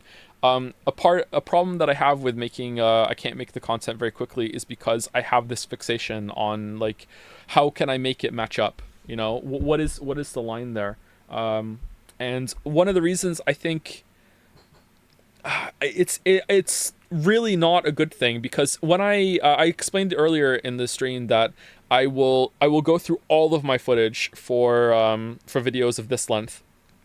If I have hundreds and hundreds of hours of footage, then I don't go through them all, but I did for the Witcher 3 one. I will go through the footage and I will just like go through and clip out every single thing that I think is going to be relevant or a good starting point. So like when I went through my playthrough, and when I got to a new boss, I would just clip that out and I'd be like, okay, I can jump to that quickly and I know where that is. And so the end of it, when I've done that, I have about, I don't know, like 500, maybe a little bit less, depending on how long the video is, clips in a row at the very end of my Adobe Premiere timeline file, and they're color coded. Some of them have notes, so I know where to put them. I'm like, oh, that would be a perfect example for that part. And then once I have that, I can just pick and choose from that. And it also helps me not duplicate some of the clips as well, because once I take it out of the timeline at the end, I know I've used it and I won't use it again.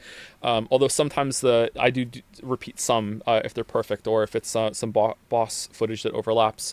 But like, this is why I say it's not good, because after I've done that, I'm so used to sometimes having to spend a long time finding the perfect clip that when I go to my palette that I've made and I have it and it's right there, my brain goes, no, that was too easy. Spend some more time trying to find a better one. And it's like, but brain, we already went through the fucking whole entire fucking playthrough and specifically chose these ones for all this shit. It's like, yeah, it's still too easy. Find something else. Like I really don't like that. So I need to ease off on that a little bit, but it's like when the video is done too. It's like, quick, get it uploaded before you second guess the whole thing. It's interesting that you try to constantly justify every clip you use. Very functionalist utilitarian in that regard, though, like you said, it can't be easy doing that over and over again for this long form video content. It's enjoyable in a way, for sure, and I'm happy with the result, but sometimes, like a lot of the ones I pointed out here, sometimes it only makes sense to me, but maybe other people are, can perceive it as well. I don't know. What made you decide to ultimately make the Shadow of the Erdtree video amidst the Wait for Your Witcher video? Actual question, not trying to guilt you or imply you don't have the right to make any content you want. I explained a little bit in the video that I felt bad and I felt partially responsible, which is, I think, arrogant of me, and I shouldn't, for some of the poor reception that the DLC was getting. Some of the flack I was also getting for the base Elden Ring video had been bothering me for a while, and I felt like I could address it there. And two other reasons that I just don't want to get into. Sorry. You're just going to have to accept that, unfortunately. One day I will explain it. Do you think it matters if the clip has better quality if previous does the job? Sorry, it scrolled up. Like, they both illustrate the point. What is the improvement in your opinion? It's not always improvement, it just makes more sense to me. I feel better about it. It's an emotional thing. Have you read any good books lately? I have not, no. I haven't really read any books lately. I haven't played many games. I've been listening to more music. I haven't really watched any TV. I did watch a couple movies. Not just with the kids for movie night. I watched a couple movies on my own on my phone. I watched What's the guy from Better Call Saul? He has the action movie that's like John Wick. Nobody. I think is it? It's not. No, Mr. Nobody's Jared Leto. That movie's really good. I watched it a long time ago. Nobody. That was pretty good. What? Not my favorite movie. It was pretty good. And I watched Bullet Train, with Brad Pitt in it. Bullet Train was really fucking good. I really enjoyed Bullet Train. I feel like I watched another movie as well. Maybe that was it. Maybe I watched 2 movies. Did you finish Yumi Neko? It's not 2028 yet. How much time does this process add, would you estimate? Does it double the time to create a video or more? For the video editing part... Okay, so... If all I had to do was just dump footage into the timeline of the game I was discussing and not match it at all, I could make videos fucking like 10 times faster than I do. Like, it's just so much easier to just like here's just general footage of running around, just listen to it. It's like an audio book or whatever. But at that point, like, it's not really a video anymore. You know what I mean? It's just a podcast on fucking YouTube. Well, maybe podcast not the right isn't the right word. I like doing it. Hire an editor. I don't think an editor could do this, or if they could, I think it would be prohibitively expensive. Because I know where all the examples are. They would have to like watch all of my footage. I think some channels definitely can use an editor, and they can definitely hire someone and can help out a lot. And if I was to add different parts that didn't have the structure, I could definitely use an editor in that way as well, for sure. But the way that I make it, and the process we just went through, I can't see that happening. You know what I mean? Imagine the notes would you get exactly. So if I went through all the footage and I made all the notes, at that point I've made the video, right?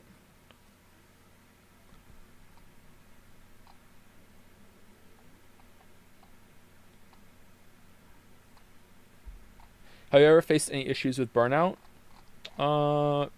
Period in my life? I mean, probably.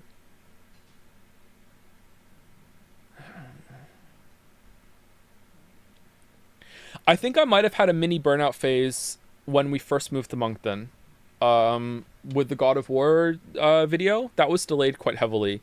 I think I was going through some shit there with stress and work, with trying to balance that with the moving. That was a really, really, really stressful time. So maybe there. I don't know if that counts or not, though. Did you play another Crab's Treasure? I'm not really into SpongeBob games, no, sorry. How would you even share 300 hours of footage? They would have to live nearby or something. Yeah, that's another point too. Like, how would I get the footage over to them? I wonder if it would be possible if I had an editor, if I had like a partner person that was there whenever I was playing the game, and I could explain the process. I wonder if I could double production if I just like said, okay, this one is you're taking care of that one, and I'm gonna do this one at the same time. Maybe. I don't know. Maybe. It would be expensive though, right?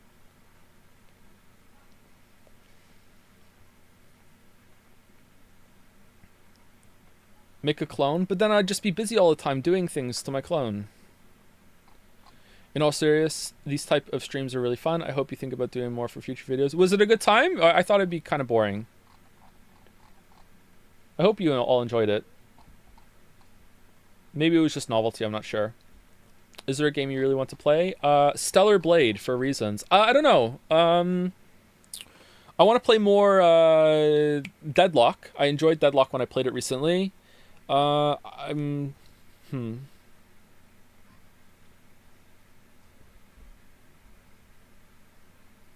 Souls. People say I like Nine Souls, but I haven't really seen anything about it, so I'm not excited for that. Is Nine Souls the new Oberdin?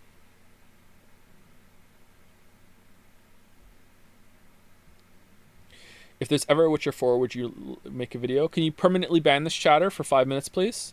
Doom Eternal DLC. Oh, should we stream Doom Eternal DLC? I think we're going to have to replay the base game, though. That could be boring. Are you going to play Persona 3 Reload? Not only will I play it, I'll stream it.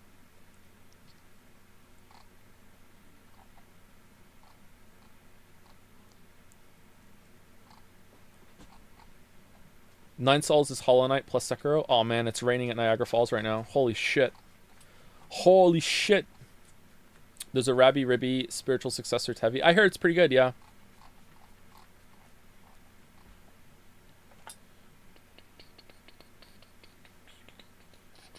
Holy, did someone did it? Someone did what?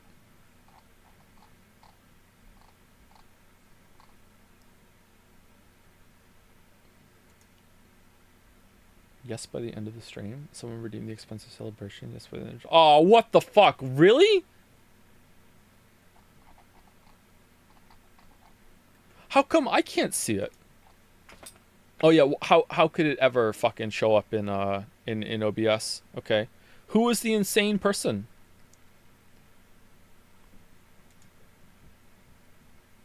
Okay, hold on.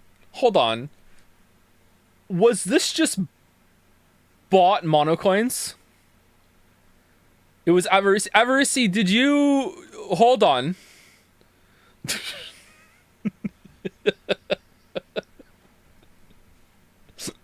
All right, well, thank you for that. And thank you to anyone else who subbed or gave bits during this. This was up on the screen earlier for like over an hour, so Kusuro got pretty owned.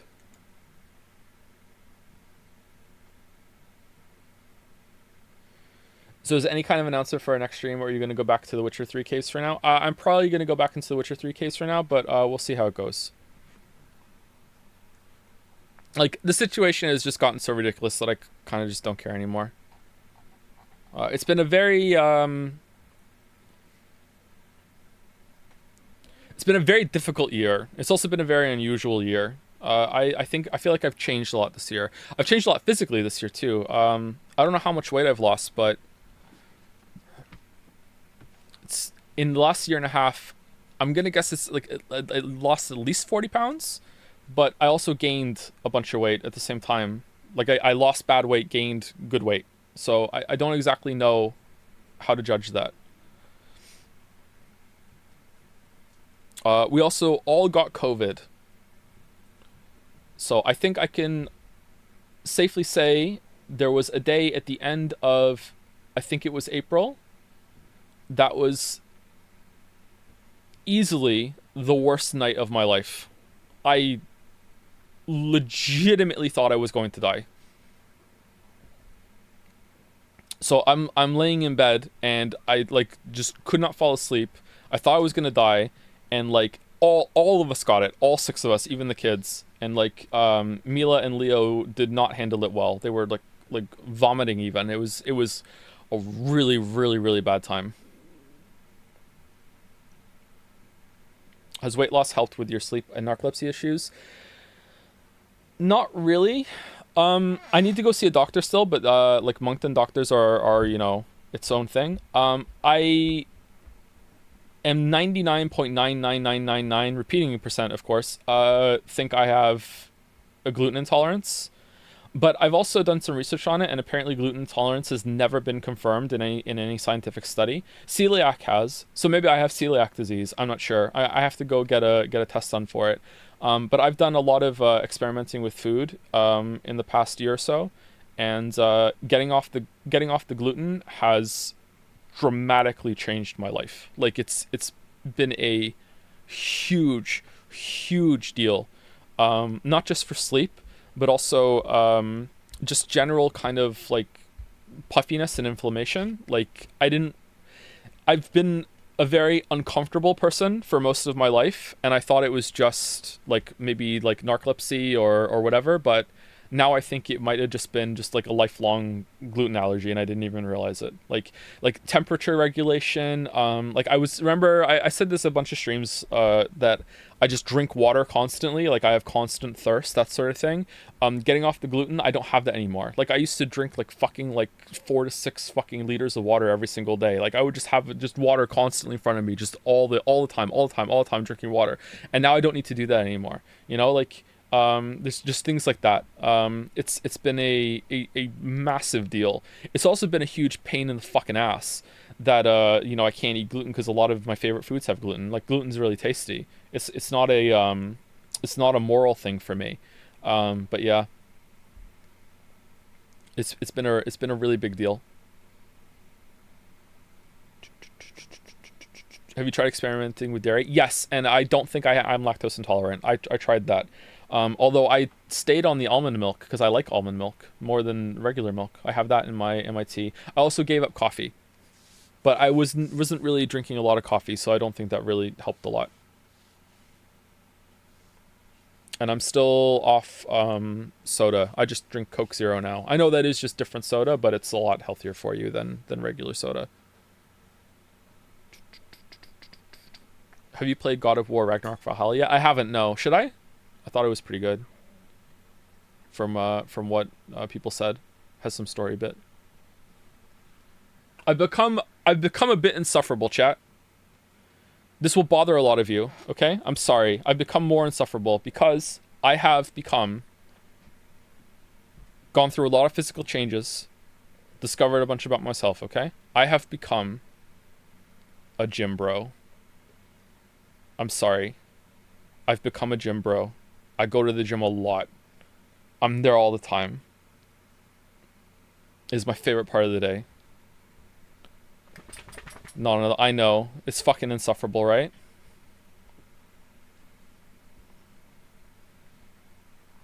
If you want to... Avarice, here's, you know... Let me give the value back, okay? Avarice. For the gym bro arc clip montage that, you know, that's gonna happen like 2 years from now, because, you know, who knows what the fuck is gonna happen with streams. You can do a flashback here after I say the gym bro arc, and you can flash back to the first Umineko stream where I said something like, oh god, my legs hurt, you know.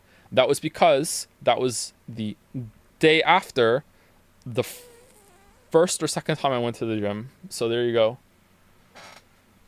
That is why my legs were killing me. What's a Moncton gym like? It's actually really nice. It's a nice place.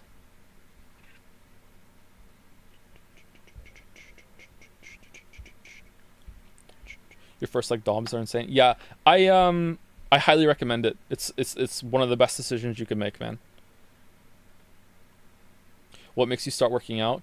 Well, it was either needed some sort of escape thing. So it was either have an affair, find a bar, get addicted to alcohol or meth, and I rolled a D20 on it, and I just went to the gym. So yeah, it worked out. I go a lot, chat. I'm there a lot. Oh man. When are you getting a Peloton? I don't need one. Who needs to do cardio? Any strange people at the gym? I think I'm the strangest person that goes to the gym.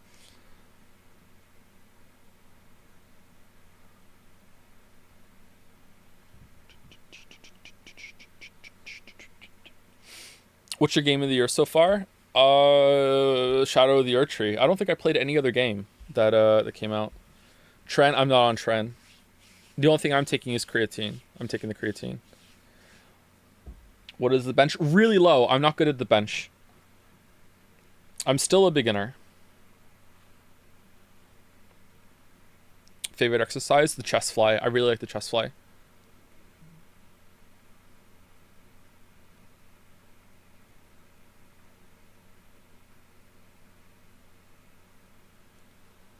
I go by myself, so I'm a little afraid of going too heavy on the barbell. So I'm like escalating really slowly because I don't want to fucking die. And I also don't want to have to do the roll of shame. So I haven't had to do that yet, and I'm happy about that, but it means I'm going pretty light on all of the barbell stuff.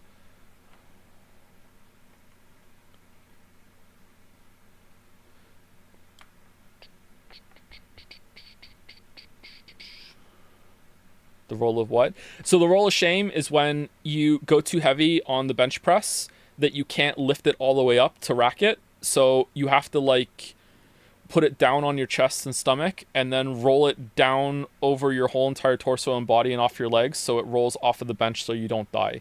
But if it rolls up onto your neck, you're screwed. That's the roll of shame.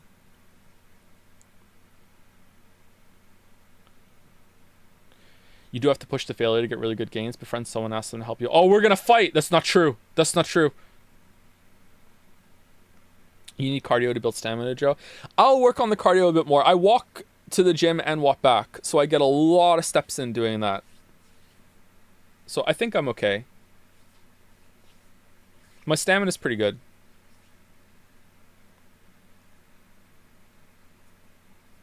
How far is the walk? It's about 30 minutes. I try and get it in around 10 to 12,000 steps a day, and going to the gym and back is usually enough of that. It usually comes in around 9,000 or so steps. But lately, between sets, I've been walking around the gym to get even more steps.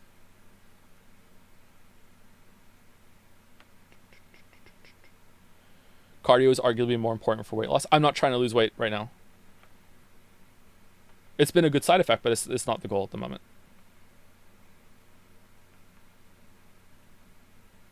Is that where the skipping leg day joke from Shadow the Erdtree video came from? Probably kinda, but I did the gym comparison in the original Elden Ring video, and I wasn't going to the gym back then, so it just seemed like a good follow up from that one.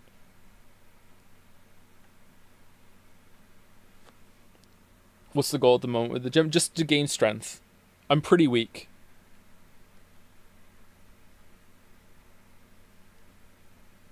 Would you try bouldering? I think I speak to him enough already, so no.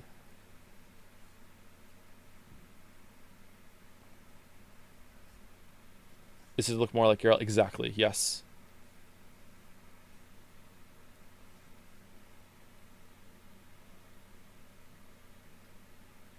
Need the dad strength. I will say this, and then I'll go. If anyone is a little on the older side... you know what? This is just general good advice for anyone. If you are still young and you haven't really had like a gym phase, it is easier to do it when you're young, and you'll be able to gain faster. You know, like I'm 38, almost 39, so I'm getting into this super fucking late, and I feel like an idiot, going into so late. But if you're young, it'll be easier, and you'll recover from injury faster if you do get injured. So it is a very good thing to do, and it's much easier to maintain things than it is to build it up. So building shit up right now when it's easier because you're younger is going to pay off later on. Is 28 young? Genuine question. 28 is pretty young in this context. Yeah, I would say so. But if you're older, I went to the gym and completely fucked my shit up by doing even just light ones. I did almost every single machine the first time I went in there, and the next day I could not straighten my arms out all the way. It hurt so bad, and all my muscles in my arms were so bad that I went to the grocery store on purpose so I could have heavy bags to carry home, because that was the only way I could straighten my arms out all the way after it. Then, with the first time I did leg day and I did deadlifts, I had so much trouble getting down the stairs that, you know, I was like hyping myself up to have to go up to pee to come back down again. Okay, so it's really gonna like mess you up a bit, okay, the first time you go. However, about 6 to 8 weeks after doing that, first of all, it didn't hurt that much after those sessions, but 6 to 8 weeks after that, I was outside and I was walking around with the dogs, and I sincerely felt like I say sincere and genuine too much lately, but it's like I can't emphasize enough how true this feeling was.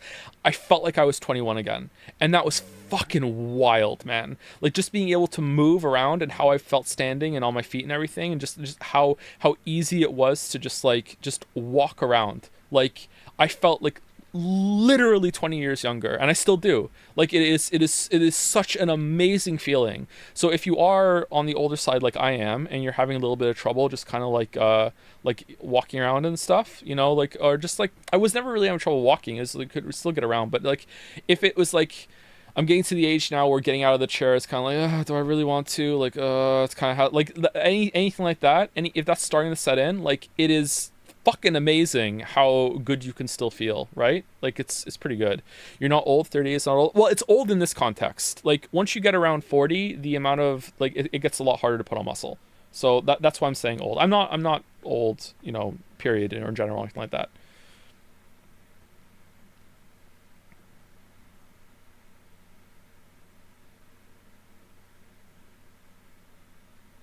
Was it hard to resist referencing Outer Wilds in the new vid? No, not really. It didn't really occur to me. Was there a good comparison I could have made, maybe?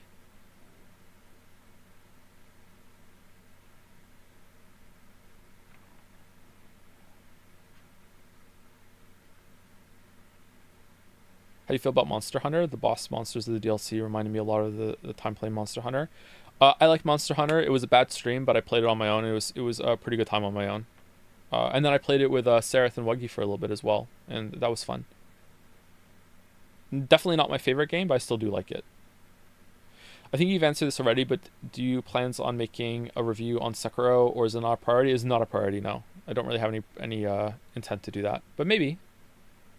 How do you feel about the Echoes of the Eye DLC? You can go watch the stream if you want. I streamed it. I really liked it. It annoys me to this day that some people think I played that game wrong.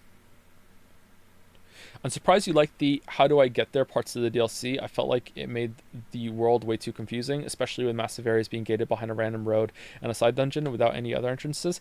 I can see where you're coming from, but I still liked it.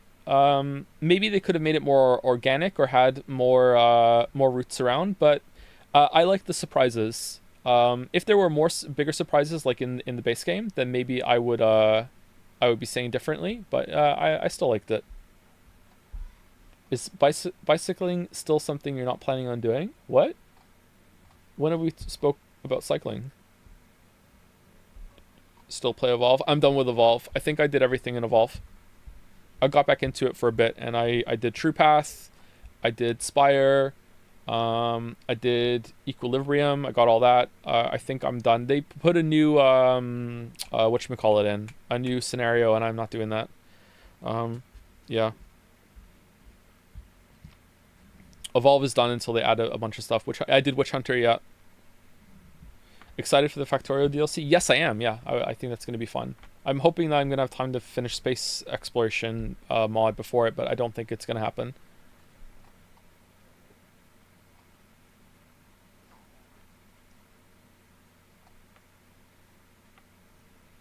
Is Black Myth Wukong on your playlist? No, but is it good? Do you think I would like it? What do you feel about unlocking camera for giant enemies? I feel like it makes most of the fights fine. I do not think you have talked about this whenever you mention giant enemies in your videos.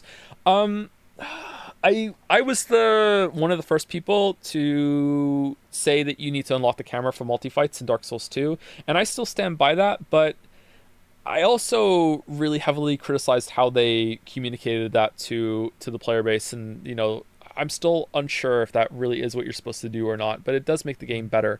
I don't think unlocking the camera for the giant enemies is a good fix, especially with how they're designed to get a lot closer to you as well. I think there's just panning the camera back and having smarter points where you can focus the camera would be a lot better there. Yeah. I don't know. I'm going to guess it's going to depend on your build as well.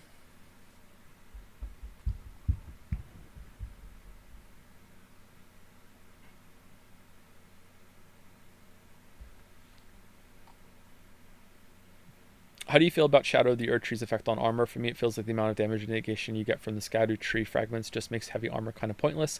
I'd like to know your thoughts on it. I didn't test it. If you does it boost the armor value you get, or is it just flat damage reduction? Because because no, it wouldn't, would it? No, does it? Because the more damage your weapon has, the more the bonus is. So is it the more armor you have, the bigger the bonus is, or is it flat? How's your game production going? It's paused for the moment. Have you played Risk of Rain 2? I have not, no. Did I miss the Pixar talk yet? You missed some Pixar talk earlier, yes. Are you playing Phantom Liberty DLC? I don't know what that is. Isn't Phantom Liberty... Oh, Phantom Liberty is the Cyberpunk thing. Shit, I thought it was the Metal Gear Solid. Didn't you ask this earlier? I'm sorry. Holy shit. No, I haven't played it, no.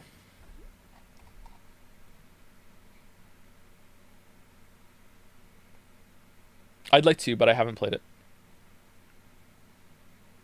Can you talk quieter? I have to go to bed. But if I talk quieter, you won't be able to hear me, you weeb. Think you will like Pop Lost Crown, Joe? One of the best Metroidvanias ever made. Pop Lost Crown. Never heard of it.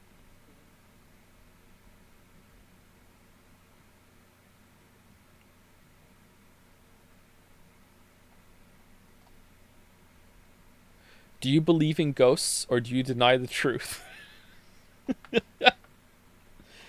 Oh, Prince of Persia Lost Crown. Oh, is that the one I said I got for Finn for his birthday? I played it a little bit. It seemed interesting. I liked it.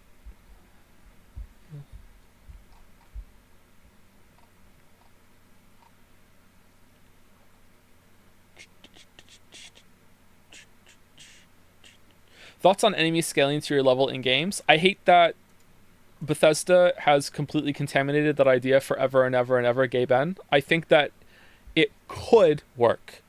I don't think we've really seen a good use of it yet, but I think it could work with the right circumstances. Will Silksong release before The Witcher 3 vid? I hope not. Going to try the new Zelda game coming out next month? No! You wanna know why? Because it looks like it's the same fucking engine and performance as Link's Awakening. I popped the Link's Awakening remake in my Switch, sat down for my 4 a.m. poop, and it turns out the shit was already there. Because, oh my god, the frame rate is so bad that I didn't even get out of the fucking first town. I just turned the game off and said, fuck it, I'm just gonna try Metroid Dread instead. Seriously, that is... I don't know if I'm being fucking, pearl clutching or whatever here, but, it was unplayable to me. Is it better docked? I played the original Link's Awakening on the Game Boy, and I really liked that game, so I wanted to play it again. I was like, oh my god, it was so bad. This was on the OLED, right? Yeah, it was on the OLED. Does the OLED run worse? Worse and worse? Did you know you can kill the dudes in the cell section before Midra? You didn't mention it all, if I remember correctly. I did know that, but I didn't do it myself. I saw someone else do it at some point. I can't remember if it was on Reddit or on my Twitter timeline or a YouTube short or whatever. I don't know. Did you see that Control and Alan Wake 2 are getting film and TV adaptations? I did not. That sounds interesting.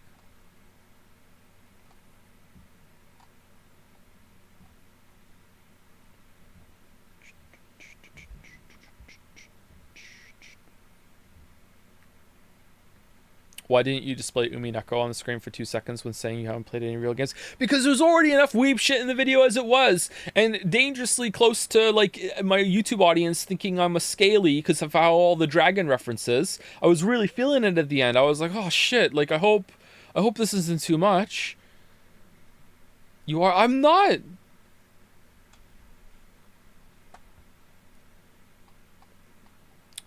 Do you know that Sifu is better than Sekiro? Wow. Wow. Skill issue.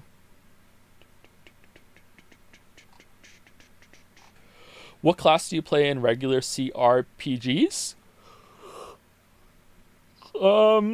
Like Baldur's Gate and stuff. When I played Baldur's Gate 2, I exclusively played a Kenzai because I like the idea of being a warrior without armor. When I played actual Dungeons and Dragons with a group, I was a paladin.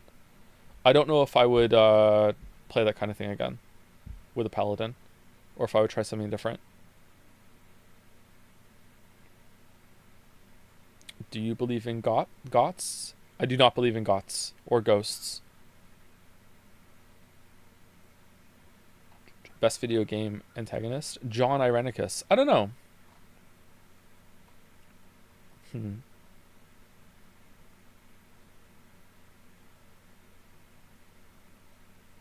Thoughts on the AA Investigations collection? We'll probably stream it.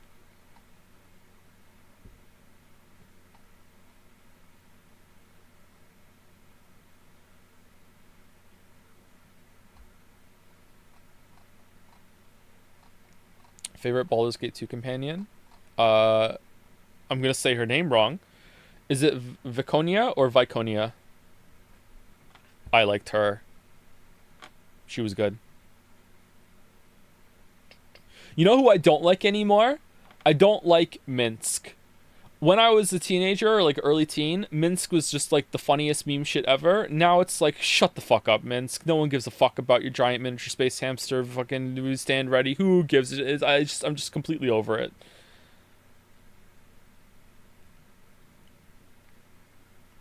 Minsk and Boo stand ready. Oh, shut the fuck up. Has Reddit ruined him? I don't know. He is kind of Reddit. But, Did you watch the direct and did anything pique your interest? I did not watch the direct, no.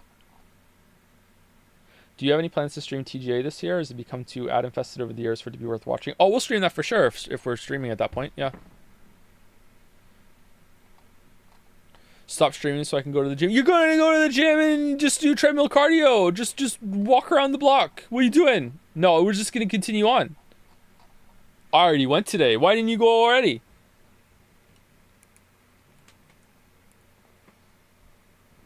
Oh.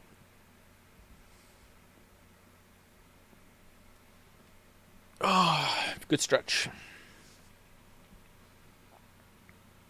All right, I think we should end. Will you play the new Life is Strange? Talk to Anu.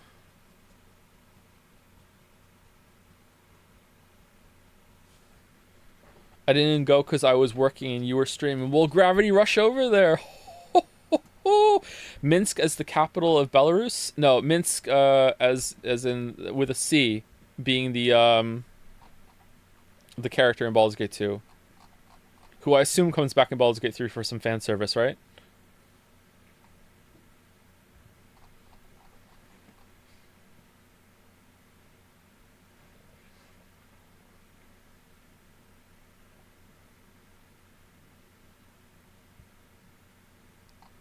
Thoughts on Treasures games? 90s and 2000s dev. They're my favorite dev. I don't know them, sorry.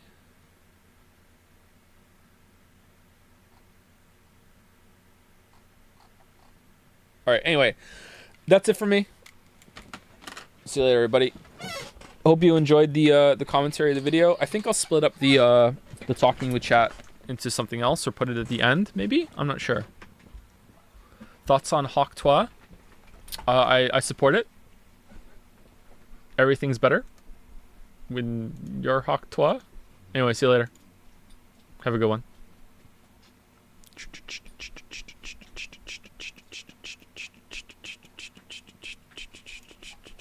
Have you listened to Chapel Rowan? Of course I've listened to Chapel Rowan. Of course. And let me tell you, every single fucking time she says, "Excuse me, can you play a song with a fucking beat?" I think of chat telling me, "Every song has a fucking beat, Joe." And I say, "Well, what the fuck, Chapel? If this song has a beat, it has a beat. So why the fuck are you asking for one? You